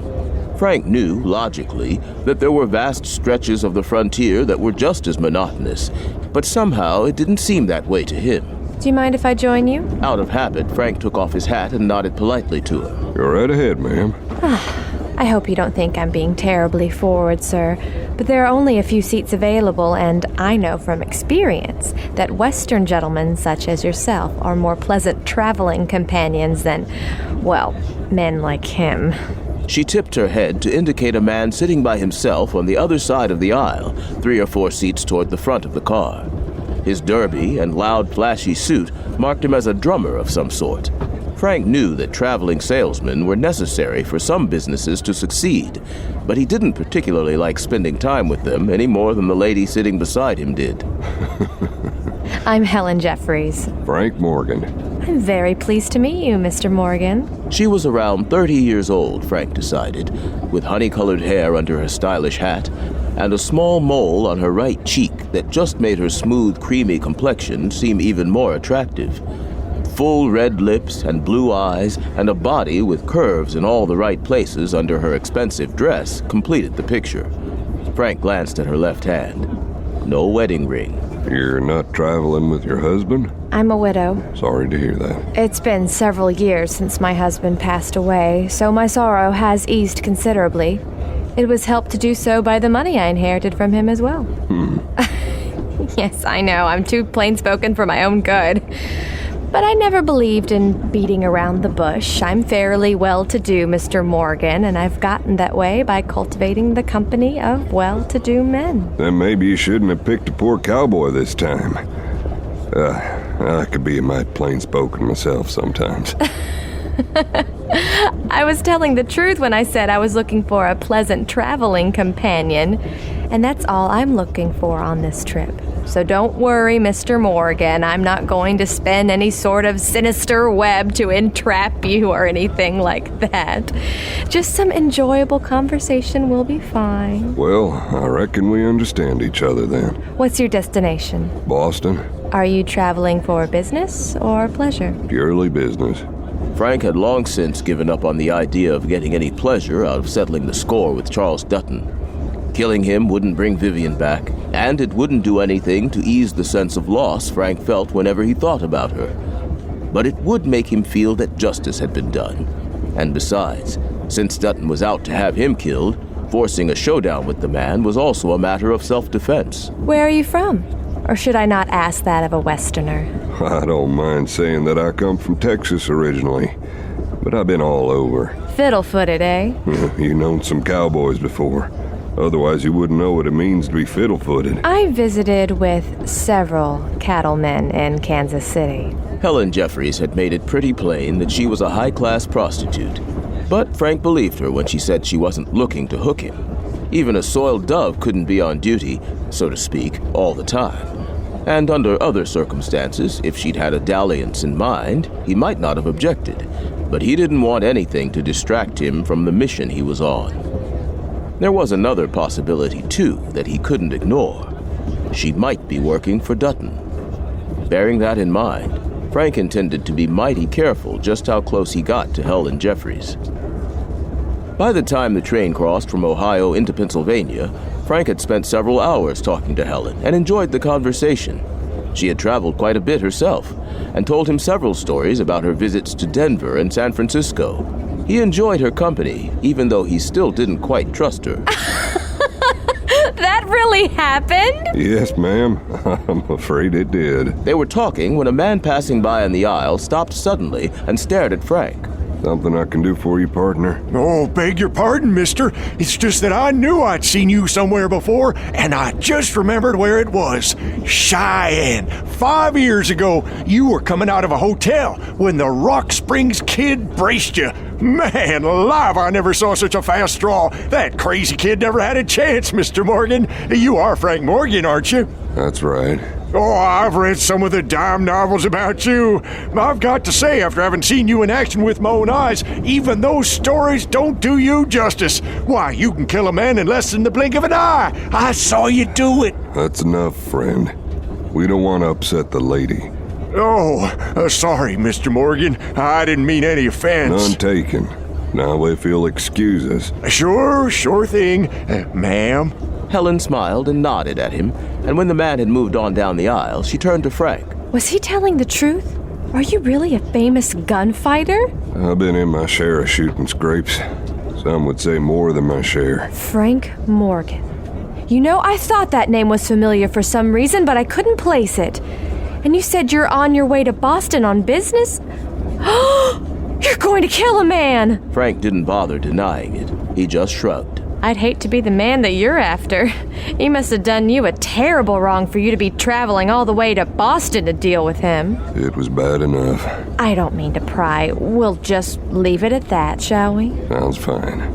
Even though they tried to go back to the conversation they'd been having, there was something between them now.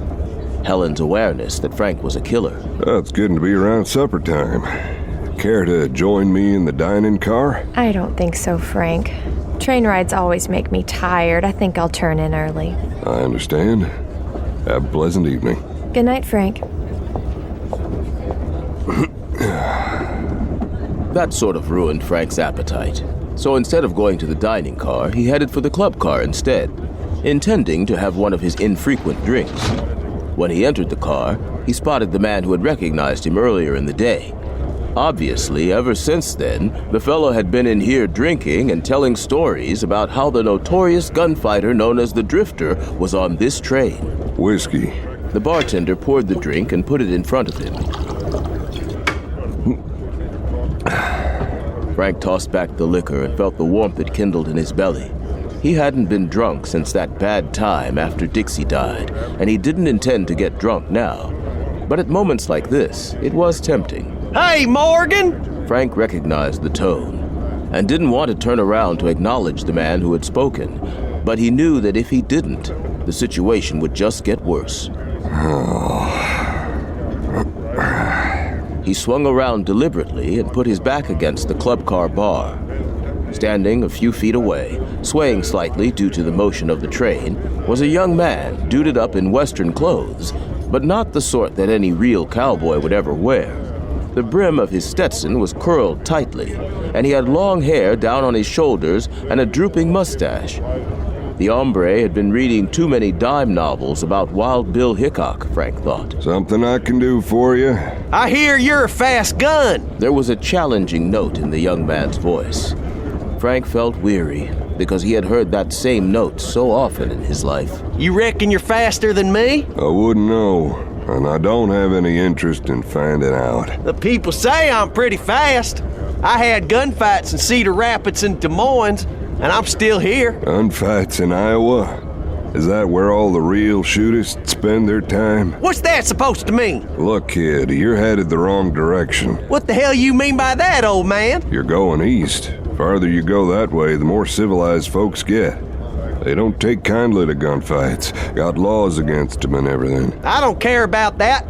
What I want to know is who's faster, you or me? Why don't we just say that you are and let it go at that? You do that? You'd back down rather than draw against me? The other men in the club car started edging to the sides, trying to get out of the way as much as they could. I don't want to kill you, son. And I sure as hell don't want you killing me. If we draw against each other, one of those things is bound to happen. It won't be me, Don. It'll be you washed up old fart. Yeah. Years of experience told Frank that he wouldn't be able to avoid this fight. The youngster had gone into what he thought was a gunfighter's crouch, with his hand hovering over the butt of the revolver on his hip, ready to hook and draw. Come on, old man! You're gonna either draw or dance. You decide. You call the tune, kid. It's up to you to start the ball. As soon as the words were out of Frank's mouth, the youngster's hand flashed toward his gun. The kid was driven backward. He went up in the air and landed on his back on a table inside a booth on the far side of the club car. The youngster's face was twisted in lines of pain and surprise as Frank came over to him, still covering him with the peacemaker. Sorry you made me do that, Iowa. How can you be so fast? You're so old. Before Frank could answer, the youngster's head fell back and his eyes glazed over. He was gone. You haven't slowed down any, Mr. Morgan. That was really something. Yeah, it was something, all right. A damn waste. Frank wondered if word of this killing was going to get back to Helen Jeffries. If it did, he told himself, she sure as hell wouldn't want to have anything else to do with him.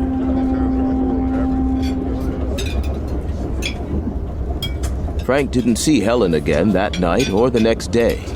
But in the evening, as he ate supper by himself in the dining car, she appeared at his table. Do you mind if I join you, Mr. Morgan? Help yourself. It's good to see you again, Mrs. Jeffries. Helen sat down. Frank settled back down in his chair. A waiter came over, and Helen gave him her order. Then she looked levelly at Frank. I hear there was some trouble yesterday evening. I'm sorry to say that's true. It's not often that there's a gunfight in the middle of a club car. First time I remember being involved in one.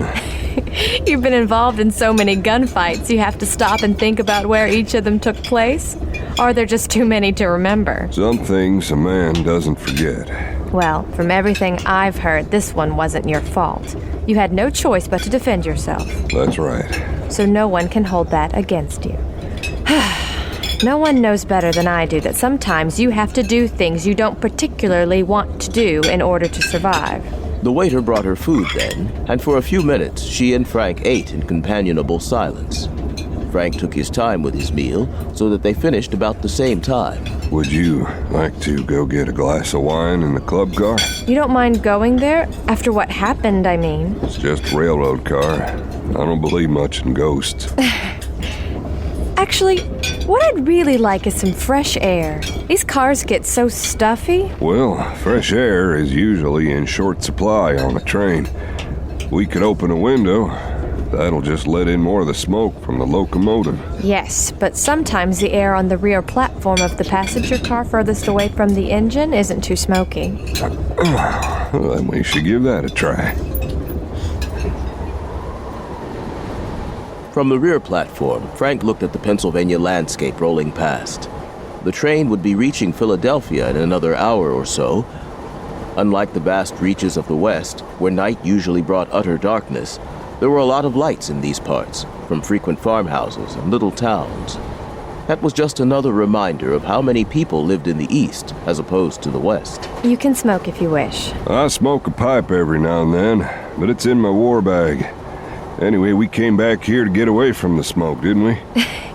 Is that the only reason we came back here, Mr. Morgan? Or should I call you Frank? Frank knew she wanted him to kiss her. He was about to do just that when the door into the car opened and a man stepped out onto the platform with them, followed closely by another man. The second man pulled the door shut behind them.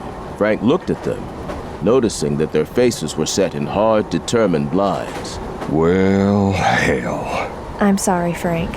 Helen took a gun out of her bag and pressed the barrel against his back. Please don't make this any harder than it has to be. You're no whore. You're an actress. Whore, actress, it's all the same thing. Women use all the tools at their disposal to get what they want, and I'm no different, Frank. What you want is Dutton's money. I'm accustomed to a certain style of living. I'll do whatever it takes to maintain that. Stop yammering! The larger of the two men took a knife from under his coat. Let's kill him and get it over with. He drove the blade at Frank's chest. Frank twisted away. Frank caught hold of the knife wielder's arm and grasped it tightly as he brought his knee up. The injured assassin lost his balance and pushed against Helen before falling to his knees on the platform. You busted my damn arm! Frank snatched up the little pistol Helen had dropped and drew his own gun as he straightened. Easy, bud. Frank put his back against the railing and covered the would-be assassins. Reckon we'll have to do some talking to the law when we get to Philadelphia. Suddenly, the train gave a mighty lurch. Someone inside, maybe a confederate of these killers, must have pulled the emergency cord. The second man was armed with a knife too, and now he lurched forward and slashed across the back of Frank's hand, making him drop the peacemaker. Helen reached up and grabbed hold of the pocket pistol and pulled it down. Frank found himself wrestling with both of them as he tried to keep the man from stabbing him. The pistol abruptly went off again. Frank hadn't pulled the trigger, so he knew that Helen must have as she tried to wrest the weapon from him. She hadn't meant to, though, because she fell back, pressing both hands to her chest. Dark blood welled between her fingers. Frank didn't have time to worry about her. He still had his hands full defending himself against the man with the knife. Not only that, but the one with the broken arm got back into the fight by lunging against Frank's legs and throwing him off balance. Frank suddenly found himself with nothing underneath him but empty air. In a desperate grab, he caught hold of the railing around the platform and swung out away from the car, with only the strong grip of his fingers saving him from a possible deadly fall to the roadbed. You killed her! I'll cut your damn fingers off! Frank had no choice but to let go as the knife flashed toward his hand where it gripped the railing. He hit the ground hard, the rocks of the roadbed digging painfully into his flesh through his clothes. The train wasn't going very fast by now, though, and he was able to break his momentum by rolling over and over. He came to a stop on his belly as the train finally shuddered to a halt a few yards away. Colt flame lit up the night as the man on the platform picked up Frank's peacemaker and fired it at him. The little pistol Frank had taken away from Helen was still in his left fist. Shooting left-handed with an unfamiliar gun, Frank sent 2 shots at the platform, aiming for the muzzle flash. The man slumped back against the door, holding his belly where the small caliber bullets had dug into him. Then he collapsed on the platform. That left only Helen and the man with the broken arm, who lifted his good arm as Frank stood up and trotted toward the platform. Don't shoot, Morgan! I give up, damn it! Frank swung up on the platform, ignoring the pain from the battering his body had taken when he fell from the train. Have you got a partner inside this car? Who pulled that emergency cord? The answer came as the door was jerked open. Frank's bullet made the third hombre spin off his feet. Frank was surprised to see that he was the man who had recognized him a couple of days earlier. He realized now that the man had been working with Helen and her henchmen. It was even possible that the man had goaded that kid from Iowa into picking a gunfight with him. His Colt lay on the platform where it had been dropped. Frank scooped it up now and checked on the 2 men he had gunned down. Frank! Frank knelt in front of her, at the same time keeping an eye on the man with the broken arm. All the fight seemed to have gone out of that gent, but Frank knew better than to risk his life on that assumption. What is it, Helen? Am I going to die? I'd say there's a good chance of it. You lost a lot of blood. I'm sorry, Frank. For what it's worth, most of what I told you was true, and I enjoyed talking to you. But yet you were willing to kill me. She smiled faintly. Her face was unmarked and as beautiful as ever, despite the lines of strain on it. A girl does what she has to get by. Frank didn't think that was a very good explanation, but there was no point in arguing about it now. Not with the rest of Helen's life being numbered in minutes or even seconds. I'm sorry we couldn't have met under different circumstances. So, bye-bye, Frank. Be careful. Dutton will stop at nothing. I know him. How evil he... Frank knew she was gone, even as she was trying to warn him. But she wasn't telling him anything he wasn't already aware of. He knew perfectly well how evil Charles Dutton was. The train's conductor had been unhappy with the first shooting outside of Pittsburgh. Not surprisingly, he was even more upset this time. There were 2 corpses instead of 1, plus a fellow with a broken arm and 2 bullets in his belly. Oh, I'm just damn glad that my part of this run ends in Philadelphia. Somebody else can deal with all the death and gunplay the rest of the way to Boston. I hope there won't be any more trouble. You can hope all you want, Morgan, but from what I know about you, trouble seems to follow you around. Well, I can't argue that point with you. Look, I'm sorry, but I got to get to Boston as fast as I can. If there was another way to get there, I'd take it. You'll have to talk to the law when we pull into Philadelphia, you know. I'll be glad to. Mrs. Jeffries died by accident, and the 2 men I shot in self-defense. That's not the story that gent with the broken arm and bullet holes is telling. What? He's back in the caboose now, getting tended to by a doctor who happened to be on the train. And the story he's telling to anybody who will listen is that he and his friends were on that platform with Mrs. Jeffries when you came barging out of the car, picked a fight with him for no reason, and started shooting. That's a damn lie. I happen to believe you're right. But what the law will believe, I couldn't say. I'm going back there to have a talk with that son Sorry, of a... Morgan, you're not going anywhere. The caboose is off limits to you, and by God, I will enforce that. The engineer, the fireman, the brakeman, and all the porters will back me up, too. So unless you want to try to shoot your way through all of us... I'll wait and let the law handle things. But that bastard is lying. Once we get to Philadelphia, it won't be my problem anymore. Frank had gone back to his compartment and waited. When the train stopped in Philadelphia, he stayed where he was. If the law dogs wanted him, they could come to him. That was exactly what happened. About half an hour after the train stopped, a man in a suit and bowler hat stepped into the compartment. The stranger was short and stocky, and had a face like a bulldog with a mustache. Detective Sergeant Harvey Bastrop. And you'd be Mr. Frank Morgan? That's right. I understand you were involved in a shooting on this train earlier tonight as well as one yesterday. None of those fracases were my idea. You're still alive and 3 other people are dead. You're either a very lucky man or a very dangerous man, Mr. Morgan. I think you know who I am. There's no point in beating around the bush. No, there's not. You're a gunfighter. A hired killer. I don't hire out my gun. If I draw, it's to protect my life or the life of somebody else, or to fight for a cause I believe in. You think that's the way to fight for a cause? With a gun? Too many times that's the only way that does any good. Well, that's not the way we do things here in civilization. This ain't the Wild West, cowboy. No, and in a lot of ways, that's a damn shame. I've heard one side of the story. Tell me yours. First of all, I know a little bit about the law. Those shootings didn't happen in Philadelphia. I'm not sure you have any jurisdiction in this matter, Detective Sergeant. Well, you're in Philadelphia now, mister. So you just let me worry about things like jurisdiction. I can have you locked up until everything gets sorted out if that's what you want. Frank didn't want anything else delaying him on his way to the showdown with Dutton in Boston. I plan to cooperate. The fella I shot yesterday was a blasted young fool who thought he was faster than me and was determined to prove it. He died for his trouble. There are witnesses who say that he drew first. That's right, he did. Well, why didn't you just shoot him in the arm or the leg? Couldn't you have wounded him without killing him? Were you in the war, Sergeant? The Civil War, you mean? The War of Northern Aggression, some call it. I wasn't old enough to fight in the war, but I remember it. Ever had somebody shoot at you since you've been a policeman? Well, what does that have to do with anything? When somebody's drawing a gun with the obvious intention of killing you, you don't have time to think about things like wounding them.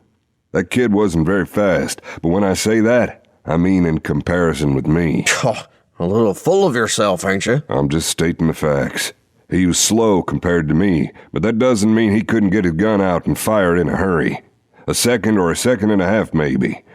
That's not enough time to get fancy. I drew and shot in self-defense. That's all there is to it. What about the gent with the broken arm, Mr. Childress? Says you attacked him and his friends without provocation. No provocation other than the fact they were trying to murder me. Can you prove that?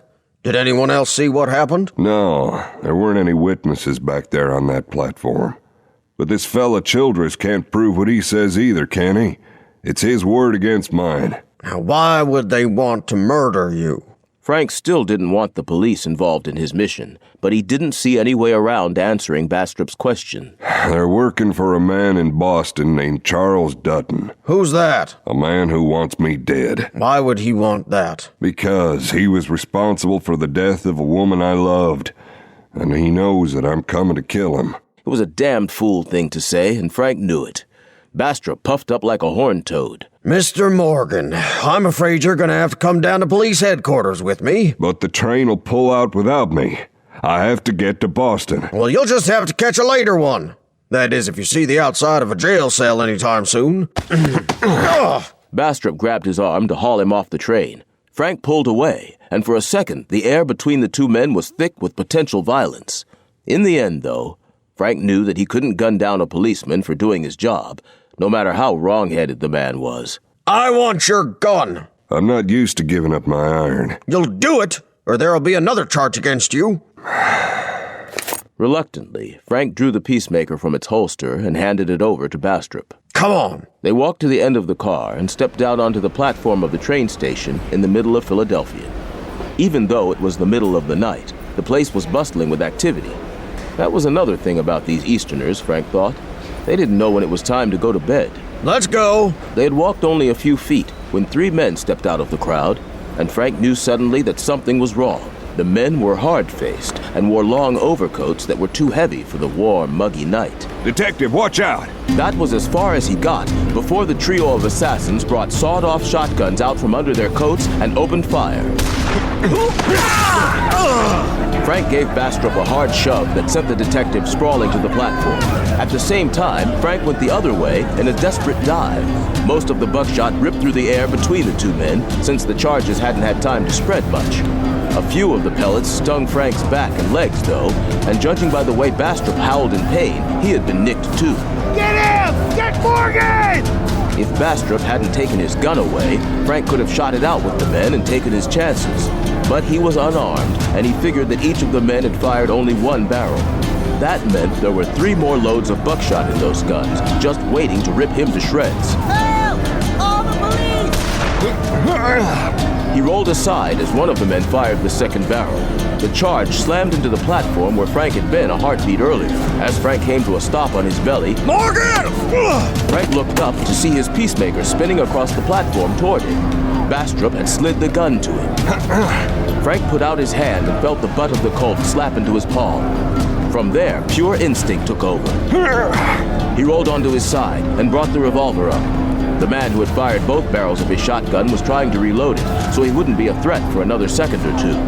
That gave Frank enough time to concentrate on the other 2 men. The twin barrels of their weapons were swinging toward him and were about to come in line. He couldn't risk hitting them in the body. They might still have time to pull the triggers before they died. Headshots was his only chance. The heads of both men jerked back as Frank's bullets slammed into them, boring through their brains and blasting out the backs of their skulls. The men hit the platform like the lifeless sacks of meat they had become in less than the blink of an eye. Frank swung the Colt toward the third man, who had just snapped his shotgun closed after thumbing fresh shells into both barrels. Those barrels were still pointed down, though, and in the man's eyes, Frank could see the horrible realization that if he tried to lift the weapon, he was going to die, suddenly and violently. Don't! Don't shoot! Don't kill me! Please don't shoot me! Frank kept the peacemaker trained on the man as he pushed himself to his feet. He could tell that the buckshot wounds he had suffered were minor, little more than scratches, although they stung, and he could feel the warm trickle of blood from some of them. Somebody give me a hand here. Thanks, young man. Now, go find some cops. Tell them Detective Sergeant Bastrup needs some help. You, want my gun back, Sergeant? No, that's all right. You keep this son of a bitch covered. Oh, damn it, Morgan. I didn't like you one damn bit, and you had to go and save my life. Like I said, sometimes you just don't have a chance to think about what you're doing. Bastrup looked as though he wasn't sure whether he wanted to cuss or laugh. He settled for turning to the prisoner. Why did you and your partners try to kill us? We weren't after you. We just wanted to kill Morgan. That's what you were gonna say, ain't it? You bastards must work for Charles Dutton. The look of recognition and surprise that the shotgunner couldn't conceal told Frank that the charge Bastrop had just made was correct. More importantly, Bastrop saw the man's reaction too, and was smart enough to know what it meant. Well, looks like you were telling me the truth about what happened earlier, Morgan. I still don't like you trigger-happy cowboys. But you have to admit, there are times when we come in handy. Yeah, there are definitely times when it's good to have one of you around. With proof that Frank's story about how Dutton's agents wanted him dead was true, Bastrop was no longer so inclined to cause trouble for him. The fact that Frank had probably saved his life certainly didn't hurt anything either. Frank hadn't seen anything of Philadelphia except the blood-stained platform at the train station. In a way, he regretted that, because he knew from his reading that the city of brotherly love had played an important part in the history of the country. But sightseeing wasn't as important as his mission. Likewise, if things had been different, he would have enjoyed seeing some of New York City when the train made a stop there. It occurred to him that most of the dime novels he had seen that featured him as the hero, or villain, originated in New York, and the thought of walking into the publishers' offices and confronting them with the genuine article brought a chuckle to his lips, but there had been no time for that. On the way into Boston, Frank had gotten a look at the city sprawled on several hills around Boston Harbor and the Charles River. He wondered idly which of those heights was Bunker Hill, famous as the site of an early battle in the Revolutionary War. He figured nobody would ever write poems or sing songs about the battle he intended to fight in Boston. It was the middle of the morning when he disembarked in the busy, crowded station. The crowds meant that he had to keep a close eye on everyone around him. No one bothered him, though, as he went over to a counter with a sign above it that read information. A skinny young man in a suit with slicked-down hair and pince-nez spectacles stood behind the counter. His eyes widened at the sight of Frank's range clothes, Stetson, and Colt Peacemaker. You can't wear that gun in here. We have laws. Well, I'm sure you do, but I feel I might undress without it. I'm gonna call a policeman. Listen, mister, I'm not looking for trouble, just some information, like the sign says. How do I go about finding somebody in this town? Who are you looking for? A lawyer named Dutton. You'll need a lawyer. You go parading around town wearing a gun. Well, the sooner I get out of this train station, the sooner I won't be your problem anymore, right? The clerk scowled, but reached down below the counter to bring up a thick book. He set it in front of Frank. This is a city directory.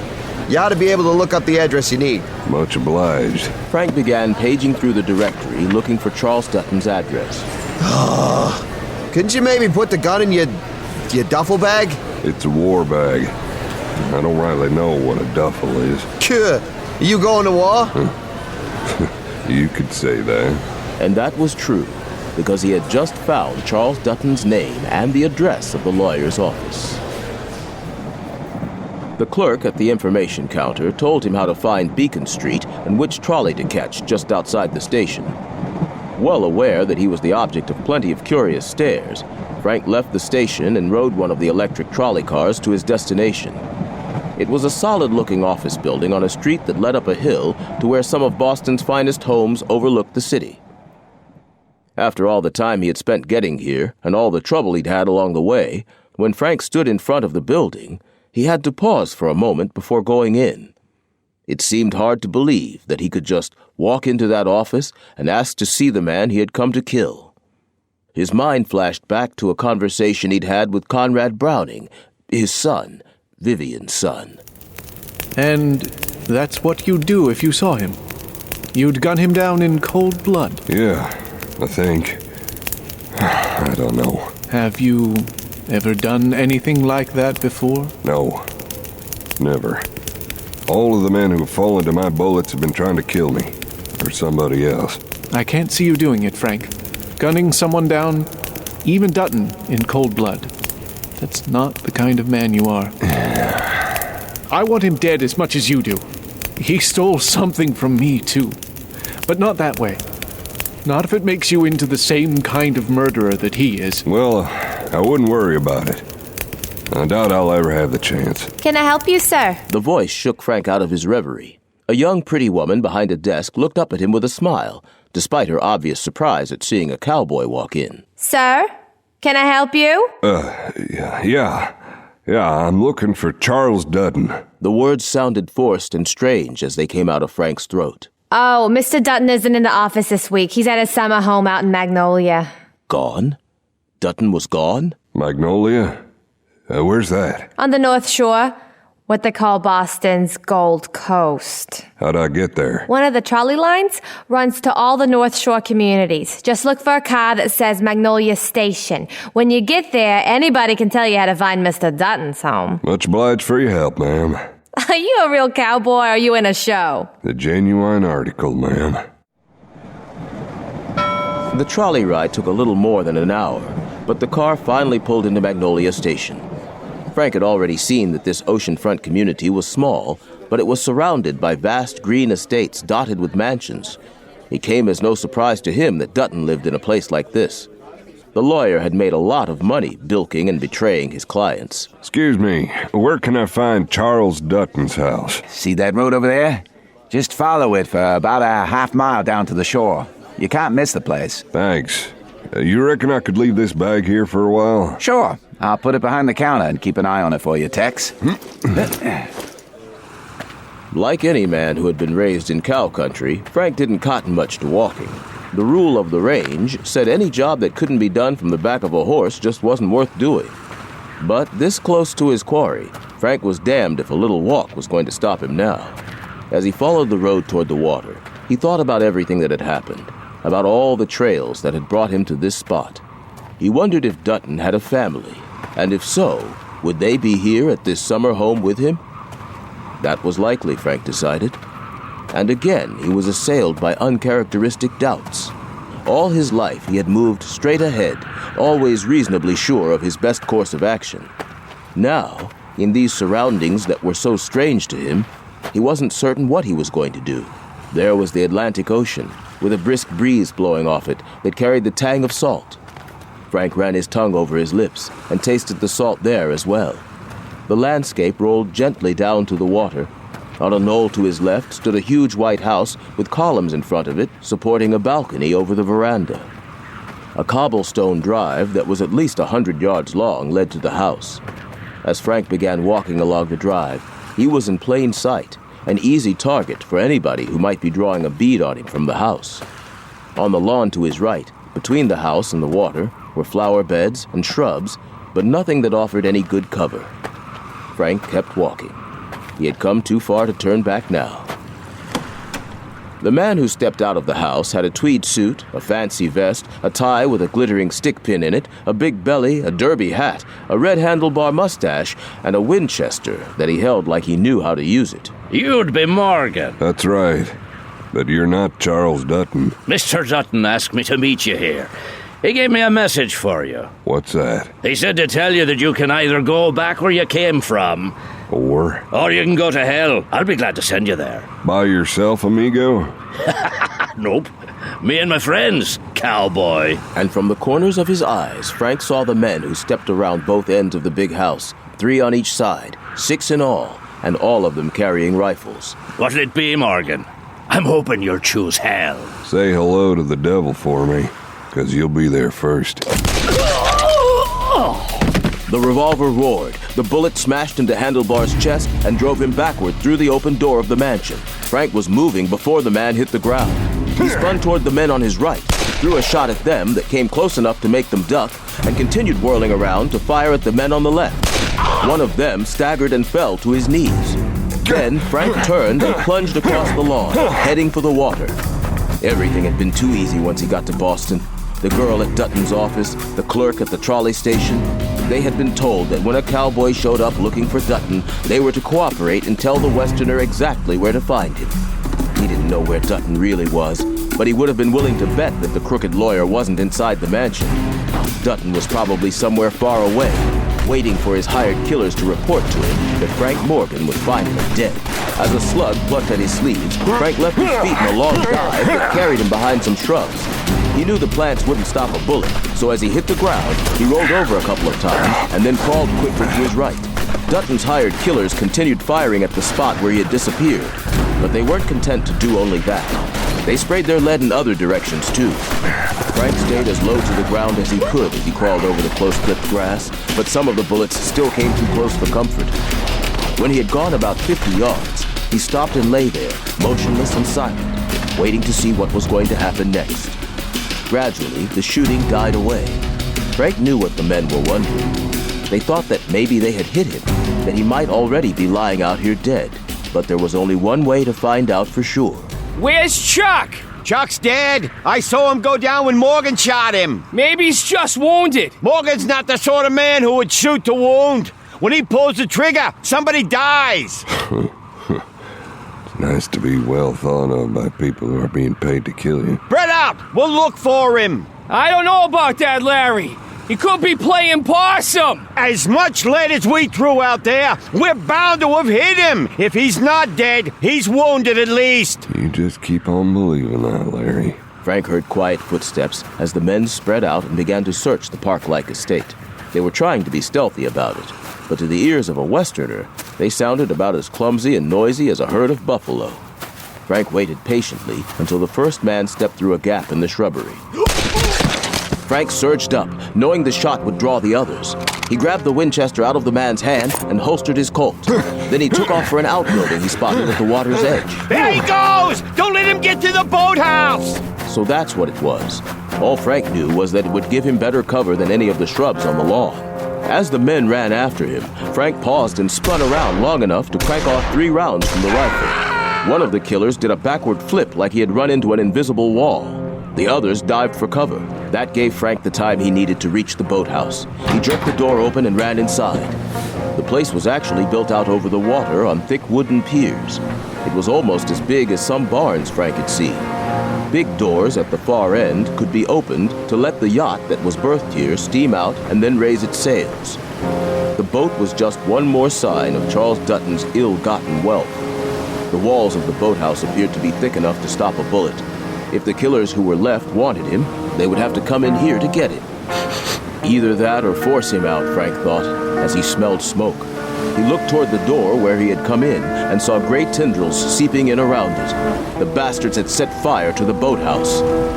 The Winchester fired .45 caliber cartridges, just like the Colt on Frank's hip. He took fresh rounds from the loops on his gun belt and thumbed them into the rifle until it was fully loaded. Then he replaced the spent rounds in the peacemaker. That left him with only a few extra bullets, but if he couldn't end this with the ammunition already in his guns, it probably wasn't going to matter if he could reload or not. The smoke was getting thicker inside the boathouse, and he could hear the crackling of the flames now. The air was hotter too. Morgan! Morgan, can you hear me? Come out of there, and we won't shoot! Wasn't born yesterday, Larry. Frank looked down at the water lapping gently at the hull of the yacht. He wasn't sure how deep it was, or how much space was under the boathouse, but it would have to be enough. He looked around quickly, found a coiled rope in a storage cabinet, and slipped it over his shoulder. Then he sat down on the edge of the plank flooring, held the Winchester in his left hand and the Colt in his right, and slid off into the water. He held the weapons as high as he could, hoping to keep them from being submerged, and sure enough, his boots hit the bottom when he was only neck deep. He looked around underneath the boathouse.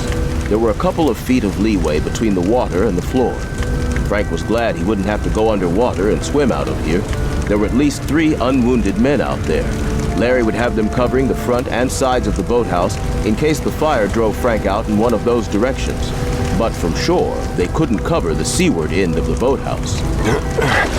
Frank began making his way toward it, still holding the rifle and pistol up out of the water. He had to duck his head a little for the crown of his hat to clear as he reached the end of the boathouse. Salt water sloshed into his mouth and nose. Frank looked up at the building looming over him. He had thought that he remembered seeing a weather vane on top of the boathouse as he was running toward it, and sure enough, there it was, turning a little in the breeze that blew from offshore. The big doors had a little lip along the bottom of them. Carefully, Frank placed the Winchester and the Colt on that lip. Then he took the rope off his shoulder. His fingers were cold from the water, and the rope was the sort used on a boat, not a supple lasso like the ones Frank had used in his cowboying days. But some things, once learned, could never be unlearned, and after a minute or two, he was able to fashion a loop in one end of the rope. The loop rose up and up until it reached the end of its flight, then dropped and landed so that it was around the weather vane. Frank jerked the loop closed and hoped that the weather vane was secured tightly enough to the roof to support his weight. It would have to be, since it represented his best and maybe only chance to come out of this corpse and cartridge session alive. Holding firmly to the rope, Frank hauled himself up out of the water far enough so that he could get a foot on the lip at the bottom of the door. He let go of the rope with one hand and reached down to pick up his Colt and holster it. Then he retrieved the Winchester and passed the rope through the cocking lever. He shifted his grip on the rope to a spot underneath the rifle so that he could work it up with him as he climbed. Then he started walking up the seaward end of the boathouse. Anybody see Morgan? Nothing over here, Larry. Where the hell are you, Morgan? Frank let go of the rope with one hand and lunged upward, reaching for the edge of the roof. He caught it and took enough of his weight off the rope to keep the weather vane from pulling loose entirely. There now, Morgan. That wasn't so hard, was it? Frank knew there was no time to waste because the fire had eaten away at the front of the building. He didn't want the roof to collapse underneath him and dump him into that inferno below. He had to make his move now if he was going to. He freed the Winchester from the rope, clutched it tightly in both hands, bent forward in a crouch, and ran toward the front of the boathouse. He left his feet just before he reached the part of the roof that was on fire, putting all the strength he could into the leap. As he came out of the smoke, he saw the ground rushing up at him. His hat flew off his head. Frank had jumped as far out in front of the boathouse as he could, and the slope of the ground meant that he wouldn't fall the entire height of the building. But he fell hard enough so that the impact when his booted feet hit the ground jolted all the way through him. He rolled forward, letting his momentum break some of the force of the fall. Oh, what the hell? It's Morgan! Get him! Spotting one of the men to his left, Frank came up on one knee and opened up with the Winchester. Frank dived forward onto his belly as a bullet burned across his upper right arm. Another slug kicked dirt into the air beside him. He twisted and fired from his prone position, sending a couple of rounds into the belly of one of the remaining gunmen. The fourth and final man turned to run, but Frank clipped him on the thigh with a slug that knocked him off his feet. Battered and hurting, and not a little surprised that he was still alive while all of his enemies seemed to be down, Frank stood up and slowly walked toward the man he had just wounded. He threw the Winchester to the ground and drew his peacemaker. I can only think of one reason I shouldn't just blow your brains out, you son of a bitch. Where's Dutton? I don't know. Honest, Morgan, I don't have any idea. He made arrangements with Larry and Chuck for them to set up this ambush for you. They hired the rest of us. That's all I know, I swear. Is Dutton in the house? I don't know. I don't think so. I got the feeling from the way Larry and Chuck talked that he left town. Left us here to deal with you. That's pretty much what I figured. Oh, you're gonna kill me, aren't you? You're gonna shoot me again. Don't reckon I have to. From the looks of the way that blood's pumping out of your leg, I must have nicked an artery with that shot. I expect you'll bleed to death in another few minutes. The man looked down at his wounded leg and the pool of dark red blood that was forming underneath it. He reached into his coat and jerked out a pistol. Frank shot him in the head, driving him back down onto the ground. Or not. Frank checked on the other gunmen. They were all dead, just as he expected to find them. He knew that luck had been with him today, but it had been aided greatly by daring, audacity, and a steady hand and eye. Frank then looked toward the mansion, and what he saw surprised him. He saw the front door move. Somebody had just slammed it shut. Chuck's body no longer lay there, blocking the door.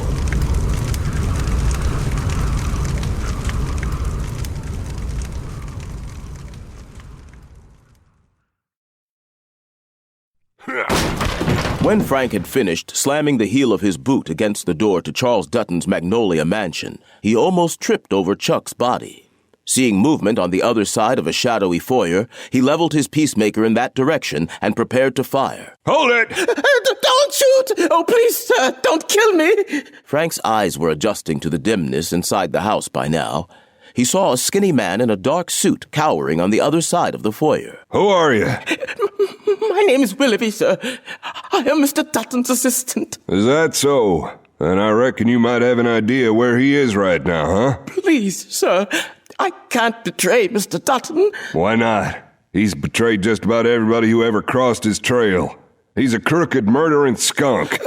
If you know that about him, sir, then you know why I don't dare. If you know who I am, you know I'll kill you if you don't tell me what I want to know. You know who I am, Mr. Willoughby? You're the gunfighter, Frank Morgan, the man who wants to kill Mr. Dutton. Do you know why I want to kill him? Mr. Dutton was partially responsible for the death of your wife. That's right. Now about that question I asked you. Nevada! He's gone to Nevada! What the hell's he doing in Nevada? I don't know for sure.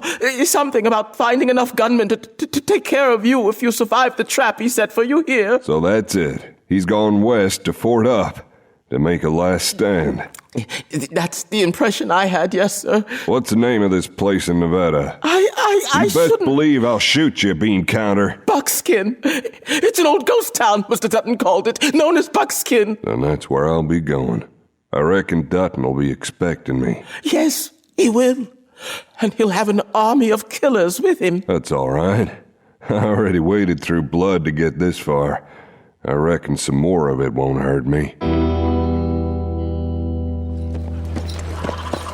Virginia City had been a pretty grandiose name when this settlement was just a rough little mining camp in the foothills of the Sierra Nevadas. Now, 20 years on down the road, it was a real city with brick-paved streets and gas lights and large brick buildings. It had been several days and another long train trip since the battle at Charles Dutton's summer home in Magnolia, Massachusetts. But ever since he had crossed the Mississippi, Frank had felt a sense of contentment returning to him. It didn't mean that his mission was any less urgent, but damn, it felt good to be back in the West, back home. The air was clear and held a hint of refreshing coolness, despite the fact that it was still summer. It also helped that he had stopped in Denver to pick up Wolf and Stormy. He had missed them. After all, they were probably his best friends. Frank had found the assay office and tied Stormy's reins to the hitch rack outside. Leaving Wolf on the sidewalk, he went inside and made his inquiries of the clerk working there. Morning. Morning, sir. How can I help you? I'm looking for a town called Buckskin. Ever heard of it? Buckskin. Never heard of it. But it might be on one of our maps. Let's take a look. Probably have to be an old map. I think the place is a ghost town. Let's see. This is the oldest map book we have. After a few minutes searching with a magnifying glass, the old man found it. I'll be dogged. Right there, you see? It's in the mountains southeast of here. Any roads up there? Trails, I suppose. I've never been there, so I don't know for sure. I can check the records and see how long it's been since the mines were worked. Taking a big book from another cabinet, he flipped through it until he located the entry he wanted. There were 3 mines registered in the vicinity of Buckskin. The Alhambra, the Crown Royal, and the Lucky Lizard. Any of them still producing? Oh, Lord, no. The silver veins around there petered out a long time ago. I'm sure all the diggings are abandoned, as the town itself surely is. Do you have a record of who owned those mines? Of course. Let's see.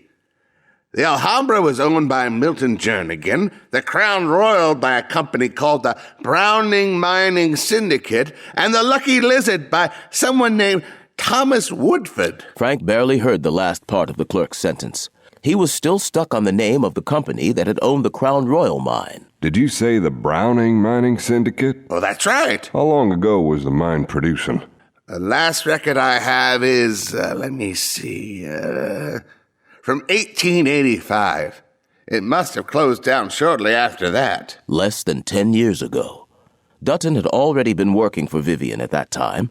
That was how he had known about Buckskin, known that the town would be deserted and a good place to hide out. Are the claims that were registered back then still in effect? Well, yes, but they're not worth anything. Like I told you, the silver's all gone. Frank nodded. He wasn't interested in the mine itself, but the fact that it had been part of Vivian's holdings meant that he now owned part of the claim. If he had known that, he might have been able to look up the information about Buckskin in his lawyer's offices back in Denver. Paperwork relating to the claim was probably buried somewhere in their voluminous files. But it didn't matter.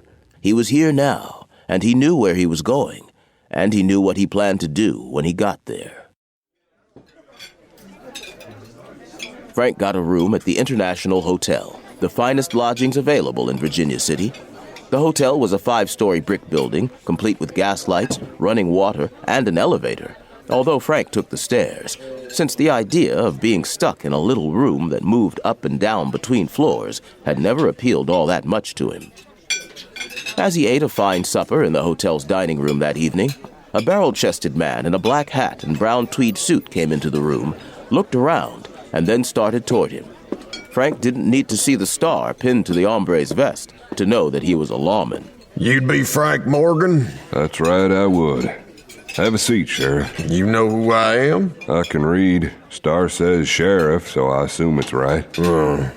I'm Sheriff Abner Lowell.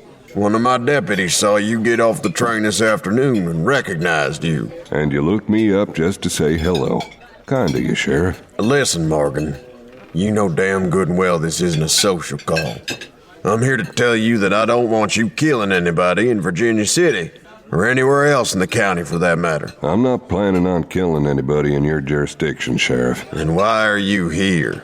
Notorious gunmen like you gotta be looking for trouble. Now there's where you're wrong, Sheriff. I'm not looking for trouble at all. And that was the truth. Frank Morgan was looking for justice. Well, you just remember what I told you, Morgan. Every word of it, Sheriff. The lawman stomped out of the dining room. Some of the hotel's guests at the other tables were staring at Frank now, wondering what the confrontation with the sheriff had been all about. He smiled and nodded to them, and they looked away. Frank wasn't going to let this encounter spoil his dinner. He ordered deep dish apple pie for dessert and thoroughly enjoyed it. He washed down the pie with another cup of coffee and then went upstairs to his room.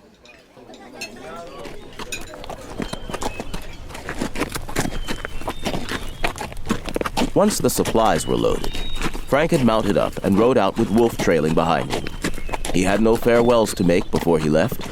The only person he'd really met in Virginia City was Sheriff Abner Lowell, and he knew the lawman wouldn't be sorry to see him go. Lowell probably had at least one deputy keeping an eye on him. The sheriff would be relieved when he got the report that the notorious Frank Morgan had left town. He made camp that night in a rugged Badlands area. By noon the following day, Frank had crossed the Walker River and was climbing into timbered foothills again. His skin tingled, and every nerve in his body was vital and alive. Stormy and Wolf seemed to feel the same way. It felt so good to be out in the open again that Frank almost wished they could just keep drifting for a while. Almost, but not quite. He couldn't forget what had brought them here in the first place. Dutton was still out there somewhere, and as long as he was alive and free to draw breath, Frank couldn't abandon his quest. Frank had memorized the route and all the landmarks on the old topographical map in the assay office, so he had no trouble following the trail. By late afternoon, he knew he was close. Easy, Stormy.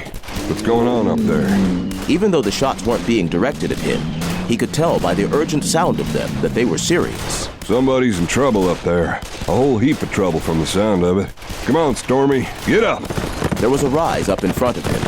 Frank urged Stormy up the slope at a fast pace and didn't rein in until the Appaloosa had reached the top. From there, he could look down into a narrow valley and the ramshackle buildings that lined a main street. That's Buckskin. I guess we were closer than I thought. That can't be more than half a mile. About midway between the abandoned settlement and the ridge where Frank sat his horse, a lone rider plunged and careened along the trail, trying desperately to escape from half a dozen pursuers who were also on horseback. The guns in their hands spouted flame as they fired at the fugitive. I don't know who that guy is, Stormy, but I think the odds are a little unfair, don't you? Not only that, but chances were the 6 gunmen were some of Dutton's hired killers. And there was that old saying about the enemy of an enemy being a friend. Frank was reaching for his Winchester, intending to spray some lead among those hard cases and maybe give the lone rider a chance to escape, when the fugitive's mount suddenly lurched, stumbled, and fell. The horse had probably been hit by one of those bullets that were flying around. The rider was thrown out of the saddle and sailed through the air, only to hit hard on the trail ahead of the fallen horse and roll over a couple of times. Frank left his rifle where it was. He couldn't help that poor hombre now. The gunmen were too close. Oh, Lord. What is this? Frank caught his breath and stiffened in surprise as he saw that the fugitive's hat had come off, releasing waves of long blonde hair that tumbled around the person's head. Some Western men, such as Wild Bill Hickok and Commodore Perry Owens and the ill-fated George Armstrong Custer, sported long hair. But Frank didn't think that was what he was looking at here. That hunch was confirmed when the men who had been giving chase dismounted and yanked the fugitive upright. That's a woman. The woman, who appeared to be shaken up a little by her fall but not badly hurt, was marched to the horses and forced to mount and ride double with one of the gunmen. The whole group headed back into Buckskin. Let's get a closer look here. Frank took a pair of field glasses from his saddlebags and studied the town itself. Most of the buildings seemed to be in a state of disrepair, but only a few had begun to collapse. The rest were still standing and could have been fixed up if anybody wanted to go to the trouble of doing so. A half dozen of the cabins looked lived in. So, Buckskin isn't completely a ghost town. Frank shifted his gaze to the group of riders who had now reached the settlement with their prisoner. They drew rein in front of the largest business building in town. The bat-winged doors hanging in the entrance told Frank it was a saloon, or at least had been one when Buckskin was a thriving community. The bat wings were pushed aside as the men dismounted, and the sight of the man who stepped out onto the boardwalk made Frank's teeth grind together in rage. Charles Dutton hadn't changed a whole lot. Do you think it'd be that easy, young lady? Just jump on a horse and ride out of here? Yeah, I didn't think you and your morons would be smart enough to figure it out. Thought you'd make it out of here and bring the law back with you, huh? You don't belong here. This isn't your land. You came riding in here and took over the place and made us your prisoners. So what? What are you or the old cutter inside gonna do about it? Give me a gun and I'll show you, you bastard. I'm sorry, honey. It's okay. It isn't your fault. I wish I could hear what was going on, Stormy. Dutton spoke rapidly to the older man and gestured toward the woman. The older man shook his head. Dutton made a sharp motion to the men holding the woman. They pushed her toward the older man, who took her in his arms and hugged her, obviously relieved. He turned and led her into the saloon with an arm around her shoulders. Dutton seemed to be satisfied. He nodded to the men who had captured the woman, and they walked off leading their horses. Frank's gaze lingered on each of their faces in turn as he committed them to memory. 2 of those faces he recognized. They belonged to Carl Decker and Roy Hansen. They were hired guns and occasional outlaws who would do just about anything as long as they were being well paid. They were scum, but dangerous scum. Frank had no doubt that the other men were the same sort of no-account hombres. He finally lowered the field glasses and tucked them away in the saddlebags, confident that he hadn't been spotted. Frank had to find out as much as he could about the situation in Buckskin before he took action. He needed to know how many men Dutton had and where they were located. Likewise, he needed to know how many innocent people were left in the ghost town and where they were. It would be dark soon, and Frank decided that that would be the right time to slip into Buckskin and see what he could find out. When he thought it was dark enough, Frank headed out on foot toward Buckskin, leaving Stormy to graze in a safe place and taking Wolf with him. Frank had taken off his boots and pulled on a pair of soft, high-topped moccasins that would let him get around without making as much noise. He carried his Winchester in his hand and took a sheathed bowie knife from his saddlebags and attached it to his belt on the left side. Once along the way, a low growl from Wolf alerted him, and they both froze where they were while a man on horseback rode past some 50 yards away from them. The moon wasn't up yet, but enough stars had appeared in the sable sky above for Frank to be able to make out the rifle the man carried. One of the guards Dutton had posted, sure as shooting. The windows of the saloon were brightly lit, as if every lamp in the place were burning.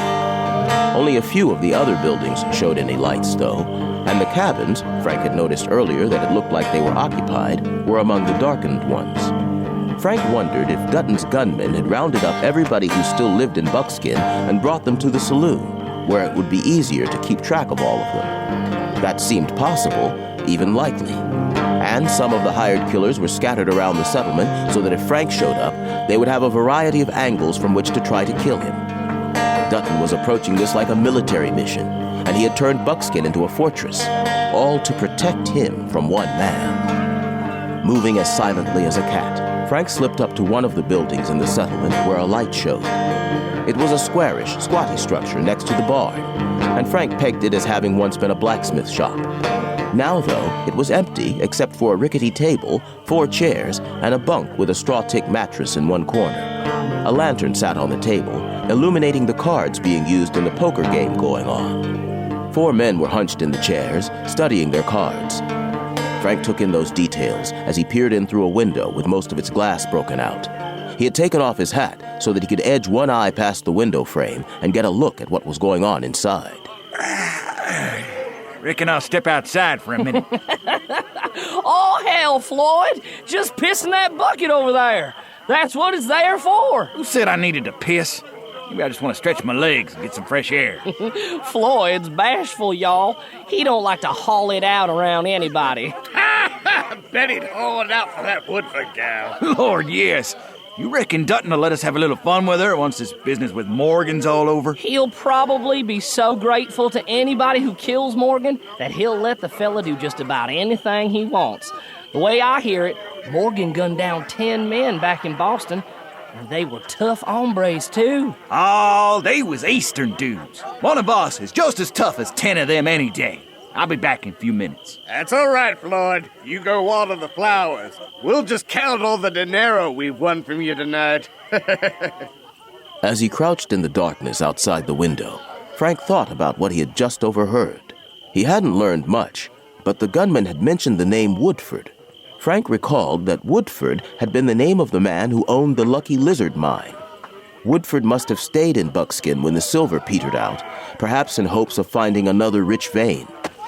Floyd circled the shack and headed for some trees. Frank left the window and moved along soundlessly behind the gunman, drawing his bowie from its sheath as he did so. When Floyd reached the edge of the trees, Frank stepped closer, looped his left arm around the man's neck, and pressed the tip of the blade against his back, pushing hard enough so that it went through Floyd's shirt and poked painfully into his flesh. Don't fight and don't yell, 'cause if you do, I'll slice that black heart of yours clean in two, you son of a bitch. Inside the Silver Baron saloon, Charles Dutton sat at a table in a rear corner and mopped sweat from his forehead with a handkerchief he pulled from the breast pocket of his coat.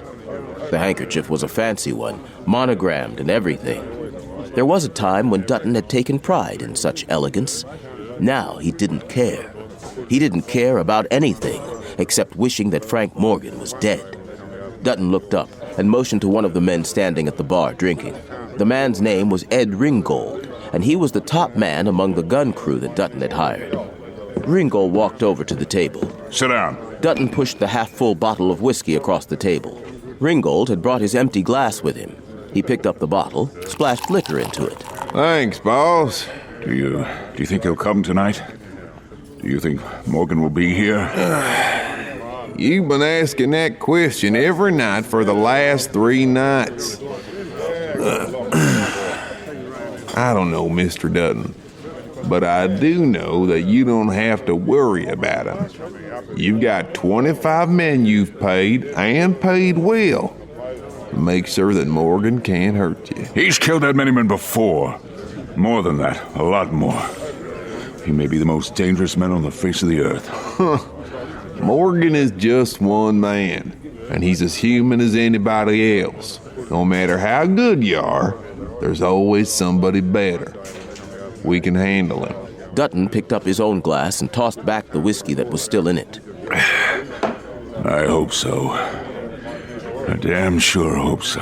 Mr. Dutton, you've got me. 6 other guys in here and more upstairs guarding the prisoners and keeping watch from the windows.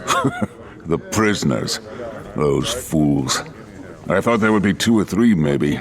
But 15 people still living in this hole? I just can't believe it. It's that silver fever, Mr. Dutton. They were gonna stay here until they found the next big load of silver. Silver. That old fool Woodford still believes there's silver here. Still, it was a good idea to bring them all here to the saloon to keep an eye on them. I wish his daughter hadn't been here, though. Huh. Diana. Now that's a fine-looking woman. They're always nice to have around, Mr. Dutton. She's a distraction. What does it matter? After we kill Morgan, they're all gonna die anyway. Then we're gonna burn the town down around the bodies. No one will ever know they were even here. Yes, that's a fact. In addition to Woodford and his daughter, the other inhabitants of Buckskin included the handful of stubborn prospectors Dutton had expected, plus several people who had had businesses here when the town was a thriving community, a lunger who had come west for the dry, clean air of the high country, and some sort of college professor. There were 3 women besides Diana Woodford, the madam who had run one of the settlement's whorehouses, plus 2 of the girls who had worked for her. Of course, they weren't really girls anymore. All 3 females were approaching middle age, but they were still attractive enough to be unwanted distractions, too. You have to make sure your men don't touch any of the women. I don't want them distracted. They're being good boys. What about after Morgan is dead? What they do with the time between when Morgan dies and when we burn the town is their business. Well, that'll give them something to look forward to. In addition to the men inside the saloon, a dozen more were scattered around the town, and several outriders were patrolling the slopes of the valley. Dutton knew that Morgan might manage to slip into the settlement despite those precautions, but if he did, he would find quite a warm reception waiting for him. A hot lead reception, in fact. Ringgold was right, Dutton told himself. Not even Frank Morgan could stand up to the odds that were arrayed against him now. I hope Morgan does show up tonight. He's plagued me for long enough. Damn him to hell. I'm ready for him to die. What do you do once he's dead? Why, I'll go back to Boston and resume my life, of course. I'm an important man. I have many responsibilities. Got more folks to fleece out of their money, huh? You're being well paid. Just concentrate on your job. Killing Frank Morgan.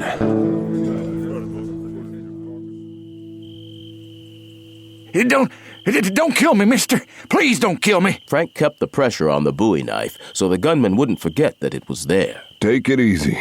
Cooperate with me and you don't have to die. I'll do anything you want, mister. You're him, ain't you?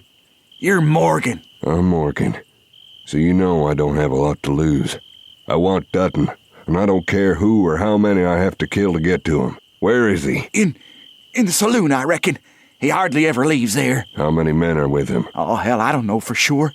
8 or 10, maybe more. The people who live here, are they in there too? Yeah. Button's got 'em locked in the rooms upstairs that the horse used to use. How many of them are there? 14, 15, something like that. Frank was surprised to hear that Buckskin had so many citizens these days. He could find out the reason for that later, though, if he lived through this night. What about the rest of you? How many gunmen are there, and where are all of them? There's a couple dozen, I guess. About that, anyway. I never counted everybody to make sure. I know Decker and Hanson. Who else is here? And Ringgold is the ramrod. You know him? Heard of him. Go on. Let's see. There's Morg Holmes, and Richter, and Foxbrick, Shoemaker, Spurlock, the Tacoma Kid, Walls and Barrett. Floyd kept naming names, some of which Frank recognized, and some he didn't. But the ones he knew were all bad men. Just the sort he would have expected a snake like Dutton to hire. That may not be all of them, but it's all I can remember. They're scattered around the town. 2 here, 3 or 4 there. I don't know where everybody is. You're doing fine. You swear you ain't gonna kill me? Not unless I have to.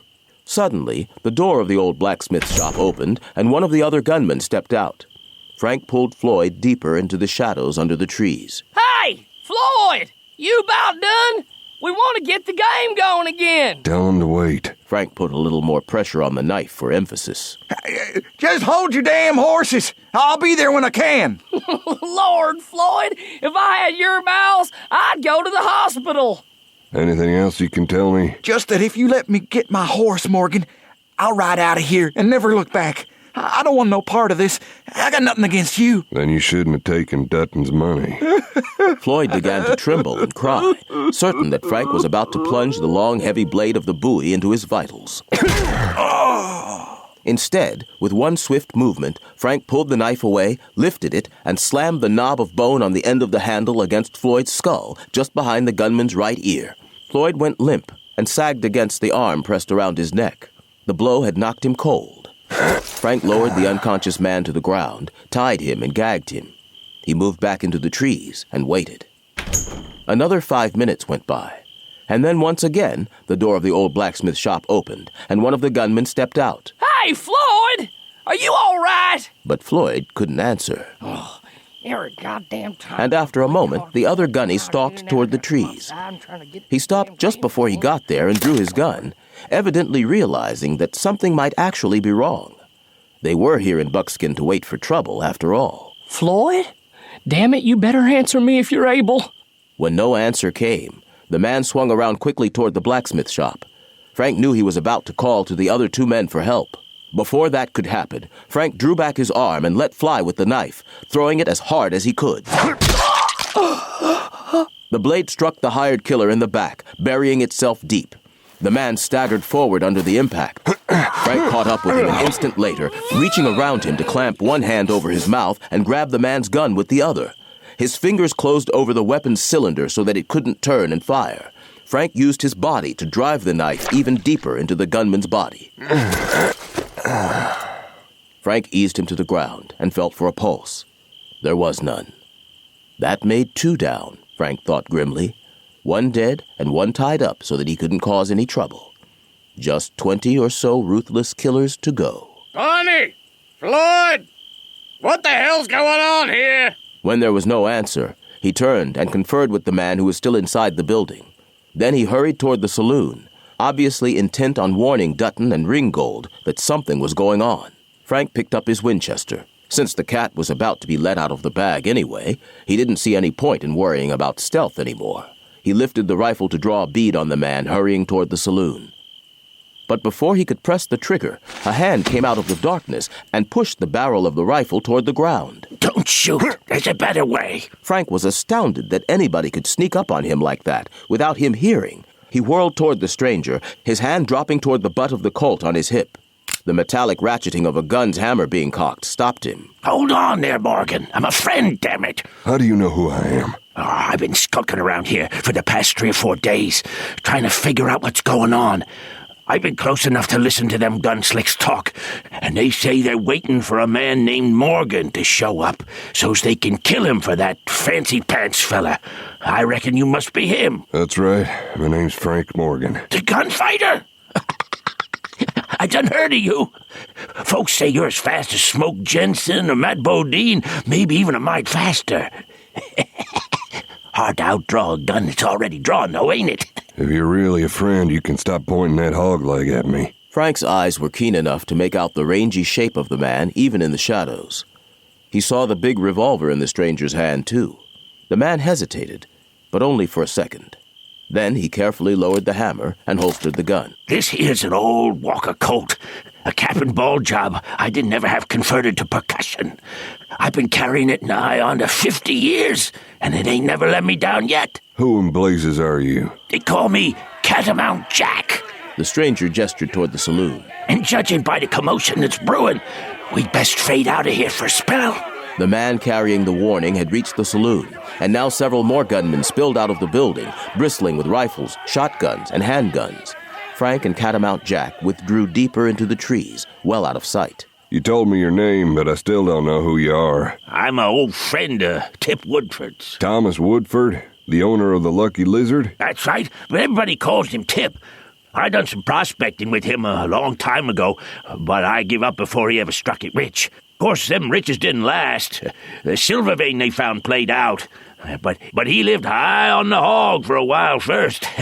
Me, I do a little trapping and hunting and fishing. Being rich never appealed to me all that much. What are you doing here? Well, come to visit Tip and his gal. I try to stop by once or twice a year and say howdy.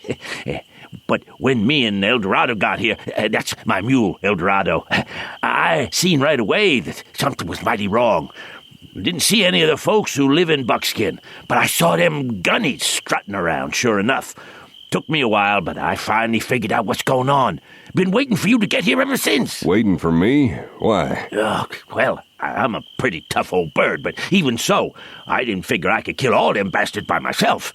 Thought I'd wait until you got here so as to even up the odds a mite, you know. Now that I know you're Frank Morgan, I reckon they're even, all right. Yeah, there are at least 20 of those hired killers, you know. 10 for you, 10 for me. Don't seem like no big deal. Most of the time, Frank felt like he was an old-timer, but this man really fit that description. And as somebody who had spent more than half a century on the frontier, Catamount Jack was obviously as tough as wang leather. Frank had been thinking earlier about how he didn't have any allies in this fight. Now it appeared that fate had brought him a good one. We still have to worry about the prisoners inside the saloon. That's where all the people who live here have gone. Dutton and his men rounded them up when they first got here. Yeah, I reckon that was what happened. I got me an idea about that, though. What we got to do is draw them gunnies out of there. Then we'll take over the saloon and fort up in it. Sounds like a good idea, but how do we get in there? You don't know Buckskin like I do, son. There's an old tunnel, an offshoot of the Lucky Lizard, that goes right under the place. Got a trap door that leads up to the back room. We'll go in that way. Sounds like you got it all figured out. I've had plenty of time to think these past few days. Just needed a hand to carry out the plan, like I told you. Frank heard shouts from the hired killers who were searching for him as they stumbled over Floyd and Barney, the man Frank had killed. Now they knew something was wrong, and as soon as Floyd was untied and spit that gag out of his mouth, he would tell them that he had been jumped by Frank Morgan. All right, we'd better get busy. Come on, I left Eldorado back yonder, and we'll need something I've got in my packs. Jack led the way through the night with practiced ease. As they came up to a mule that had been tethered to a tree, the animal shied away nervously and was about to bray when Jack clamped a knobby hand over his muzzle. The old-timer looked around for the cause of the mule's nervousness. What the hell's that, a wolf? No, that's a friend of mine. Oh, mighty spooky-looking friend, but I'll take your word for it. Jack dug in one of the packs strapped to the mule. Ah, here we go. Is that dynamite? Damn sure is. I got 6 sticks of it. I reckon we can put them to good use. I reckon we can. If we set off a few blasts around town, Dutton will panic and send most of his men out to see what's going on. Then we can get into the saloon through that tunnel. That's the way I figured it, too.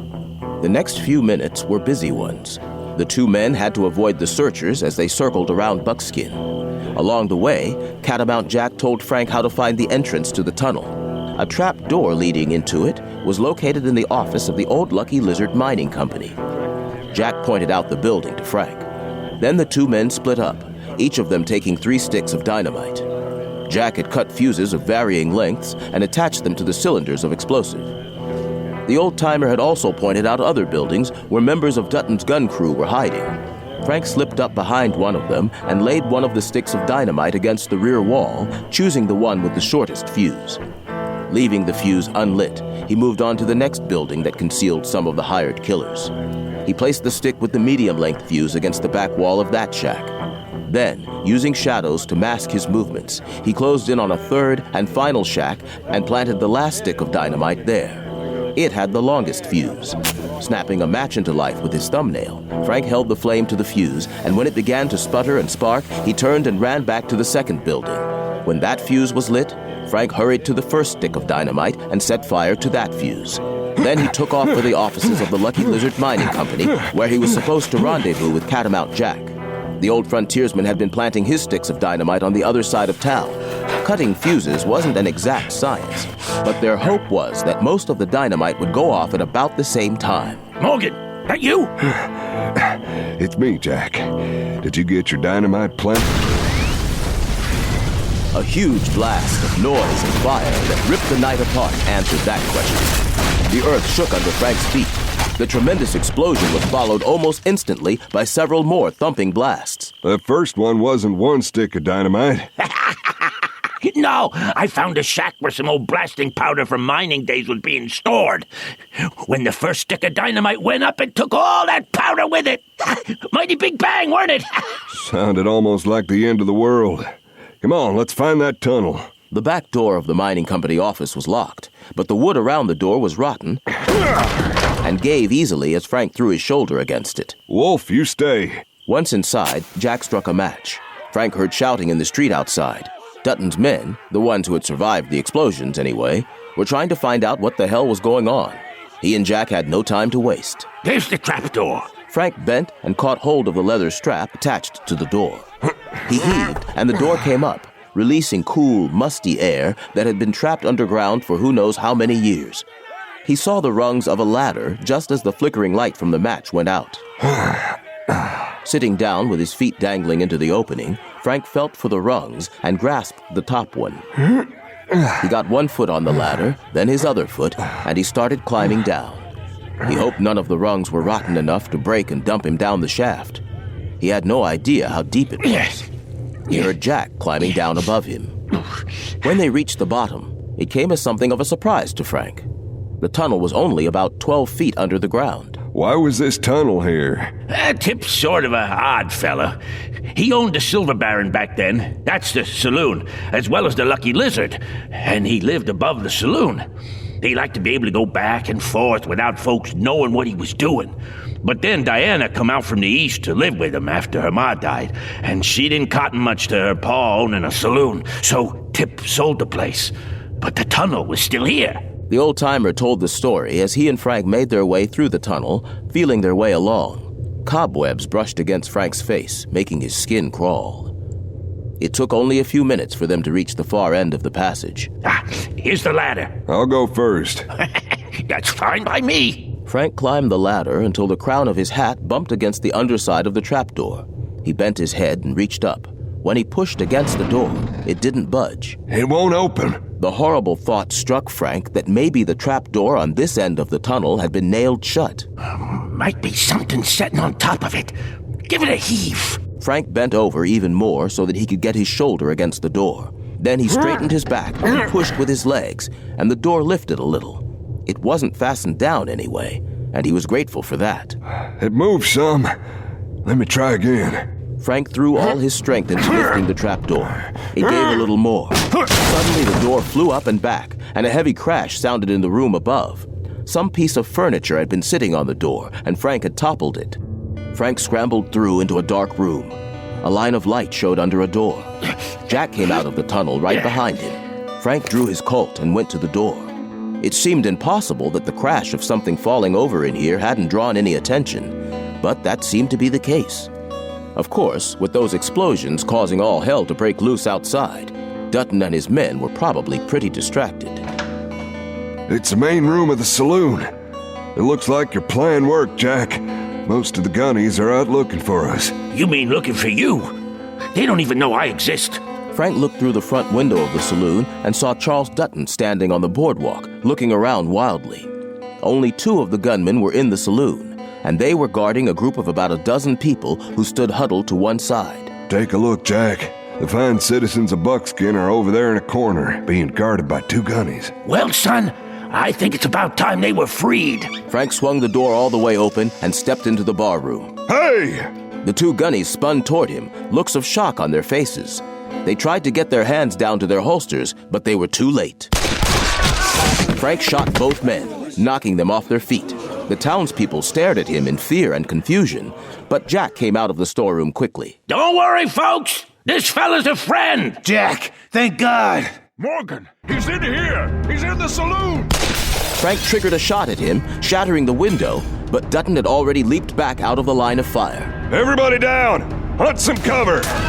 Frank took one side of the window, and Catamount Jack took the other. They opened fire on the hired killers who were charging the saloon. Frank with the Peacemaker, and Jack with the old cap-and-ball Walker Colt. A couple of the gunnies were knocked off their feet by the barrage. The others scattered, but kept shooting. Tip Woodford and his daughter Diana snatched up the guns dropped by the men Frank had shot and joined in the fight. They crawled up to the window on hands and knees and fired over the sill. Are there any more of those gunnies upstairs? No. They all went running out when those blasts went off. I reckon those explosions were the work of you and this old pelican, Mr. Morgan. Who you calling an old pelican? The only old pelican I see here is you. Woodford squeezed off another shot. Beside him, Diana fired, as one of the hired gunmen tried to run from one bit of cover to another, and the man flipped off his feet. Good shooting, gal. I had a good teacher. I guess we got rid of a heap of Dutton's men with those blasts, Frank. We're still outnumbered, though, Jack. Yes, they were still outnumbered, and Dutton's men were experienced, ruthless killers. If they charged the saloon, they would take some losses, but they could probably fight their way in and slaughter everybody in here. Outnumbered? We can fix that. Lord, you're right. Hey, everyone. The weapons they took from us are behind the bar. Get them. We need everybody shooting right now. With an eager rush, the citizens of Buckskin armed themselves. The odds had just gotten a lot more even. Let those gun wolves come a-calling. They'll get a hotter welcome than they expect. Frank couldn't see Dutton, but he heard the man screaming orders. Get in there! Get in there and kill them all! The gunman hung back, not wanting to risk the deadly accuracy of the saloon's defenders. $20,000 to the man who kills Morgan! That temptation was more than the remaining gunnies could resist. They knew that some of them would die, but maybe one would be lucky enough to survive and collect that $20,000 voucher. Each thought that he would be that one lucky man. With guns geysering flame, they charged the Silver Baron saloon. Frank, Catamount Jack, and the citizens of Buckskin returned the savage fire. Lead flew through the air like a swarm of deadly bees. Frank felt bullets tug at his shirt, and his Stetson flew off his head, a fresh hole in its crown. But even in the face of such a fierce assault, Frank remained cool-nerved and steady, taking his time as he picked his targets and fired. And each time the peacemaker bucked in his hand, another hired killer went down. The charge reached all the way to the boardwalk before its back was finally broken by the fierce resistance. The handful of remaining gunmen, all of them wounded, threw down their guns and shoved their hands in the air. Don't shoot! For God's sake, don't shoot anymore! Keep an eye on them. I'm gonna go take a look around. Jack and Woodford covered the gunmen who had surrendered, while Frank inspected the damage. The defense of the saloon had been successful, but it had not come without a price. 2 men who had been among the defenders were down, lying motionless on the floor with bloodstains spreading on their shirts. Several more men and one of the women were wounded, but the injuries didn't look too bad.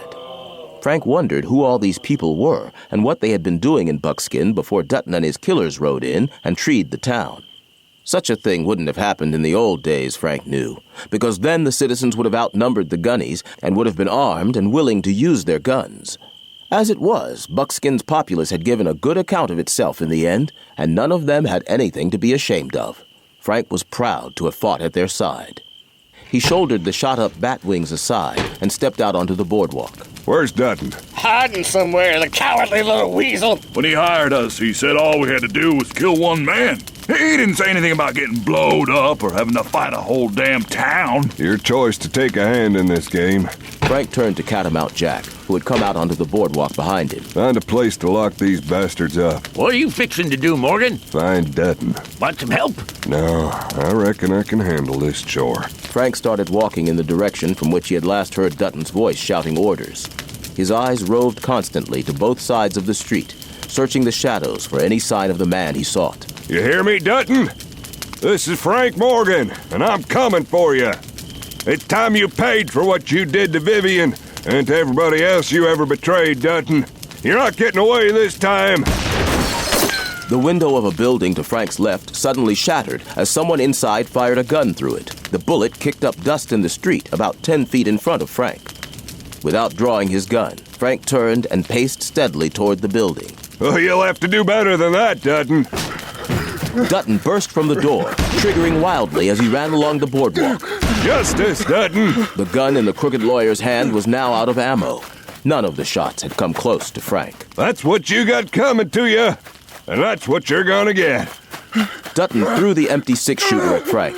It sailed harmlessly over his head. Dutton stumbled on down the boardwalk. Dutton ran into the front door of a building and fell through it when it sprang open. Scrambling up, he ran into the darkened interior. Just as Frank reached the doorway, he heard Dutton scream again. Frank paused and looked at the fading lettering on the building's window. Lucky Lizard Mining Company. The finality with which Dutton's scream had ended gave Frank a pretty good idea of what had happened. He stepped inside and struck a match. A square hole yawned in the floor where the trap door had been flung back when Frank and Catamount Jack went through there earlier. Frank stepped over to the opening and held the match up so that the light from it fell down into the hole. Charles Dutton lay unmoving at the bottom of the shaft that provided an entrance to the tunnel. The fall wasn't a long one, but it had been long enough. Dutton's head was twisted at an odd angle on his neck, and his eyes were already glassed over in death. The room got brighter, and Frank glanced over his shoulder to see Catamount Jack coming in with a lantern in his hand. Behind the old-timer came Tip Woodford, his daughter Diana, and several other citizens of Buckskin. Huh, that's him all right. Dutton. Wound up with a broke neck, just like he dropped through the trap door of a gallows with a hang rope around his neck. Sort of fitting, if you ask me. Yeah, like I told him, justice was done. Yeah, but it don't change one damn thing that happened in the past, does it? No, it doesn't. Frank dropped the burned-out match into the hole. Then he turned away from the trapdoor and didn't look back. By the time a week had passed, Buckskin was back to normal. The debris of the burned buildings had been cleared away. The dead had been buried in a small cemetery up on the hillside, left over from the settlement's boomtown days. The wounded had been patched up, and several of the townspeople had volunteered to take the prisoners into Virginia City so they could be turned over to the law. Frank stayed there in Buckskin, enjoying the chance to rest for a few days, to sit in the shade and sip coffee and talk with Catamount Jack and Tip Woodford, both of whom he liked a great deal. You feeling more relaxed now, Morgan?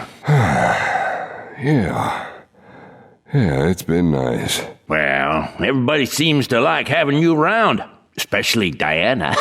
Yeah, I like her too. And that's a problem.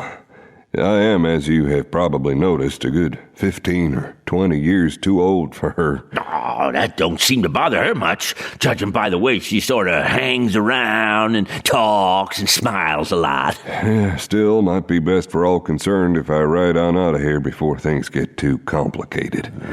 Sounds a bit like running to me, son. I don't know, Jack. I never stay in one place for long. I am the drifter, after all, right? So I hear tell. Jack was eyeing Frank with a critical look, so it was a relief to see Tip Woodford come in and walk across the room to his table. Mind if I join you? Sure, have a seat. Frank really liked the burly old prospector. All the fellas are back from Virginia City. They didn't have no trouble getting those prisoners there. Don't know if they'll hang or not, but if they don't, they'll be behind bars for a long time, where they belong. I'm glad to hear it. I've been talking to some folks. Professor Burton and old Jack here and Leo Benjamin and some others. What about? Well, we've been thinking that Buckskin might turn into a real town again someday soon. And if it does, the place will need a mayor. The others sort of insisted that I take that job. Sounds like a good idea. You kept the place going all these years since the silver played out. Yeah. You know how come I happened to name my mine the Lucky Lizard, Frank? I can't say as I do. I don't think I ever heard the story. Well, I hadn't had any luck prospecting around here. And one day, when I was about to give up and go back east, I sat down on a rock and happened to see a lizard scurrying along. Now, it ain't like I'm over fond of lizards or anything like that, but this little fella caught my interest somehow, and I watched him run around till he went up the side of the hill and disappeared in a crack. When I was looking at the place where he ran into the hill, something about it sort of made me look again. I took my pick, started chipping away at the rock. And that was where you found your vein of silver. Yep. That lizard brought me luck. So I figured the least I could do was name the mine after him. Paid off pretty handsome for a while, too. But then I lost the vein and could never find it again. Silver is like luck, I guess. It runs out sometime. Yeah, and sometimes it comes back, like a lizard poking his head out of a hole in the rock. Tip reached into the pockets of his overalls and brought out something from each one, keeping his hands closed so that Frank couldn't see what he had. Got 2 things here I want to show you, Frank. He opened his left hand and set a lump of dark gray rock on the table. You know what that is? Well, it looks like silver ore. That's what it is. I found the vein again, Frank, and it's bigger and better than the one before. Buckskin's gonna be more than just a real town again. It's gonna be a boom town. Oh, congratulations, Mayor. I'm happy for you and all the rest of the good people here. You ain't seen this other thing yet. If Buckskin starts booming again, it'll need more than the mayor. Tip opened his right hand to reveal a tin star lying on his palm. It'll need a marshal, too. Interested in the job, Frank? All Frank could do for a moment was stare at the badge in Tip's hand. The offer had taken him completely by surprise. He had had plenty of run-ins with the law over the years, but nobody had ever asked him to pin on a badge until he'd gotten mixed up in that range war down in Arizona a few months earlier. Now it had happened again. Maybe somebody was trying to tell him something. What do you say, Frank? I know you've always been a mite fiddle-footed, but I've talked Jack into being your deputy, and if this old pelican can settle down, I reckon anybody can. Pelican? Frank looked past Tip out of the window of the cafe, along the main street of Buckskin. If Tip had really found a silver bonanza, this sleepy little ghost town would be transformed nearly overnight into a hell-roaring boomtown. And that transformation would likely bring with it all sorts of problems, trouble that the good citizens of Buckskin couldn't handle on their own. He thought about Elysium, too, and the way those folks had stood together for what they believed in. About Buffalo Bill, and the bittersweet way the old showman's Wild West extravaganza represented the end of an era, the passing of a time that would never come again. And about the weariness that came to a man when he had drifted for too damned long, always leaving behind friends and family and striking out for someplace new, even though Frank had never found true contentment in places, but only in the people who lived there. Frank Morgan reached across the table to take the badge out of Tip's hand. You got yourself a marshal.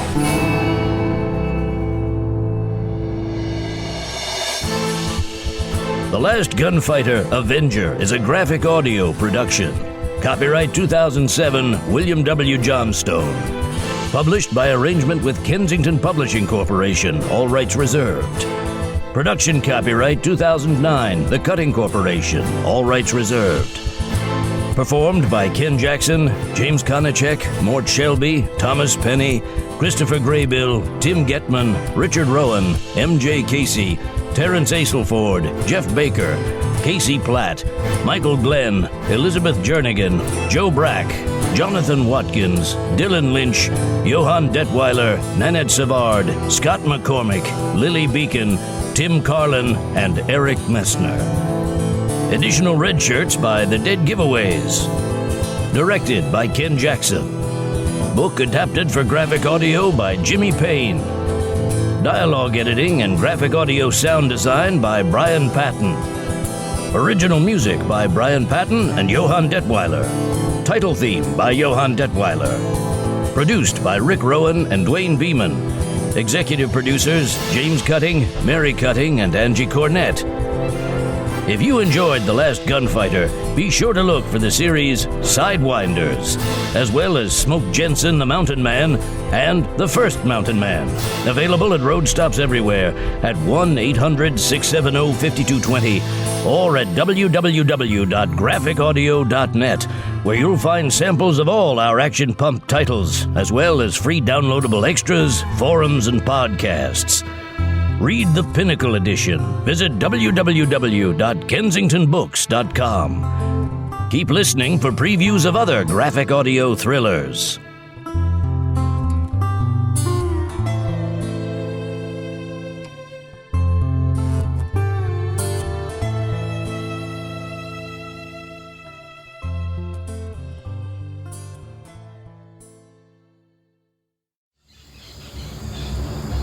What is your name? Anya Creed. I see. Who are you? My name is Agamemnon. We have your passport here. They took it from me when I was kidnapped. We will videotape your beheading and then broadcast it all over the world. Beheading? Are you afraid to die? I faced death before. I will kill you! Don't move. Who are you? My name is Anya Creed. The Abu Sayyaf kidnapped me several days ago. I have no idea where I am. You live here, or are you just passing through? Gunnery Sergeant Vic Gutierrez, United States Marine Corps. Something bothering you, Vic? I got this feeling like someone's keeping an eye on us. Excuse me!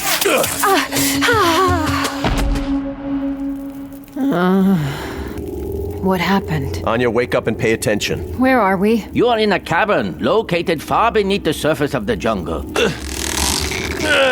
You're wasting your time. You would need to be a lot stronger than you are in order to break free. Besides, you are to be sacrificed to our god. I don't believe you. Very well. You believe now, don't you? Oh, great. Oh, crap. Rogue Angel 18. Sacrifice. In graphic audio.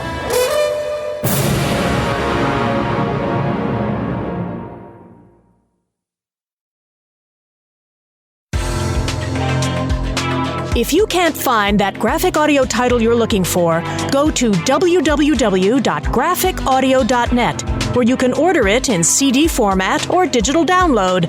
If you're on the road, call 1-800-670-5220. That's 1-800-670-5220 or www.graphicaudio.net.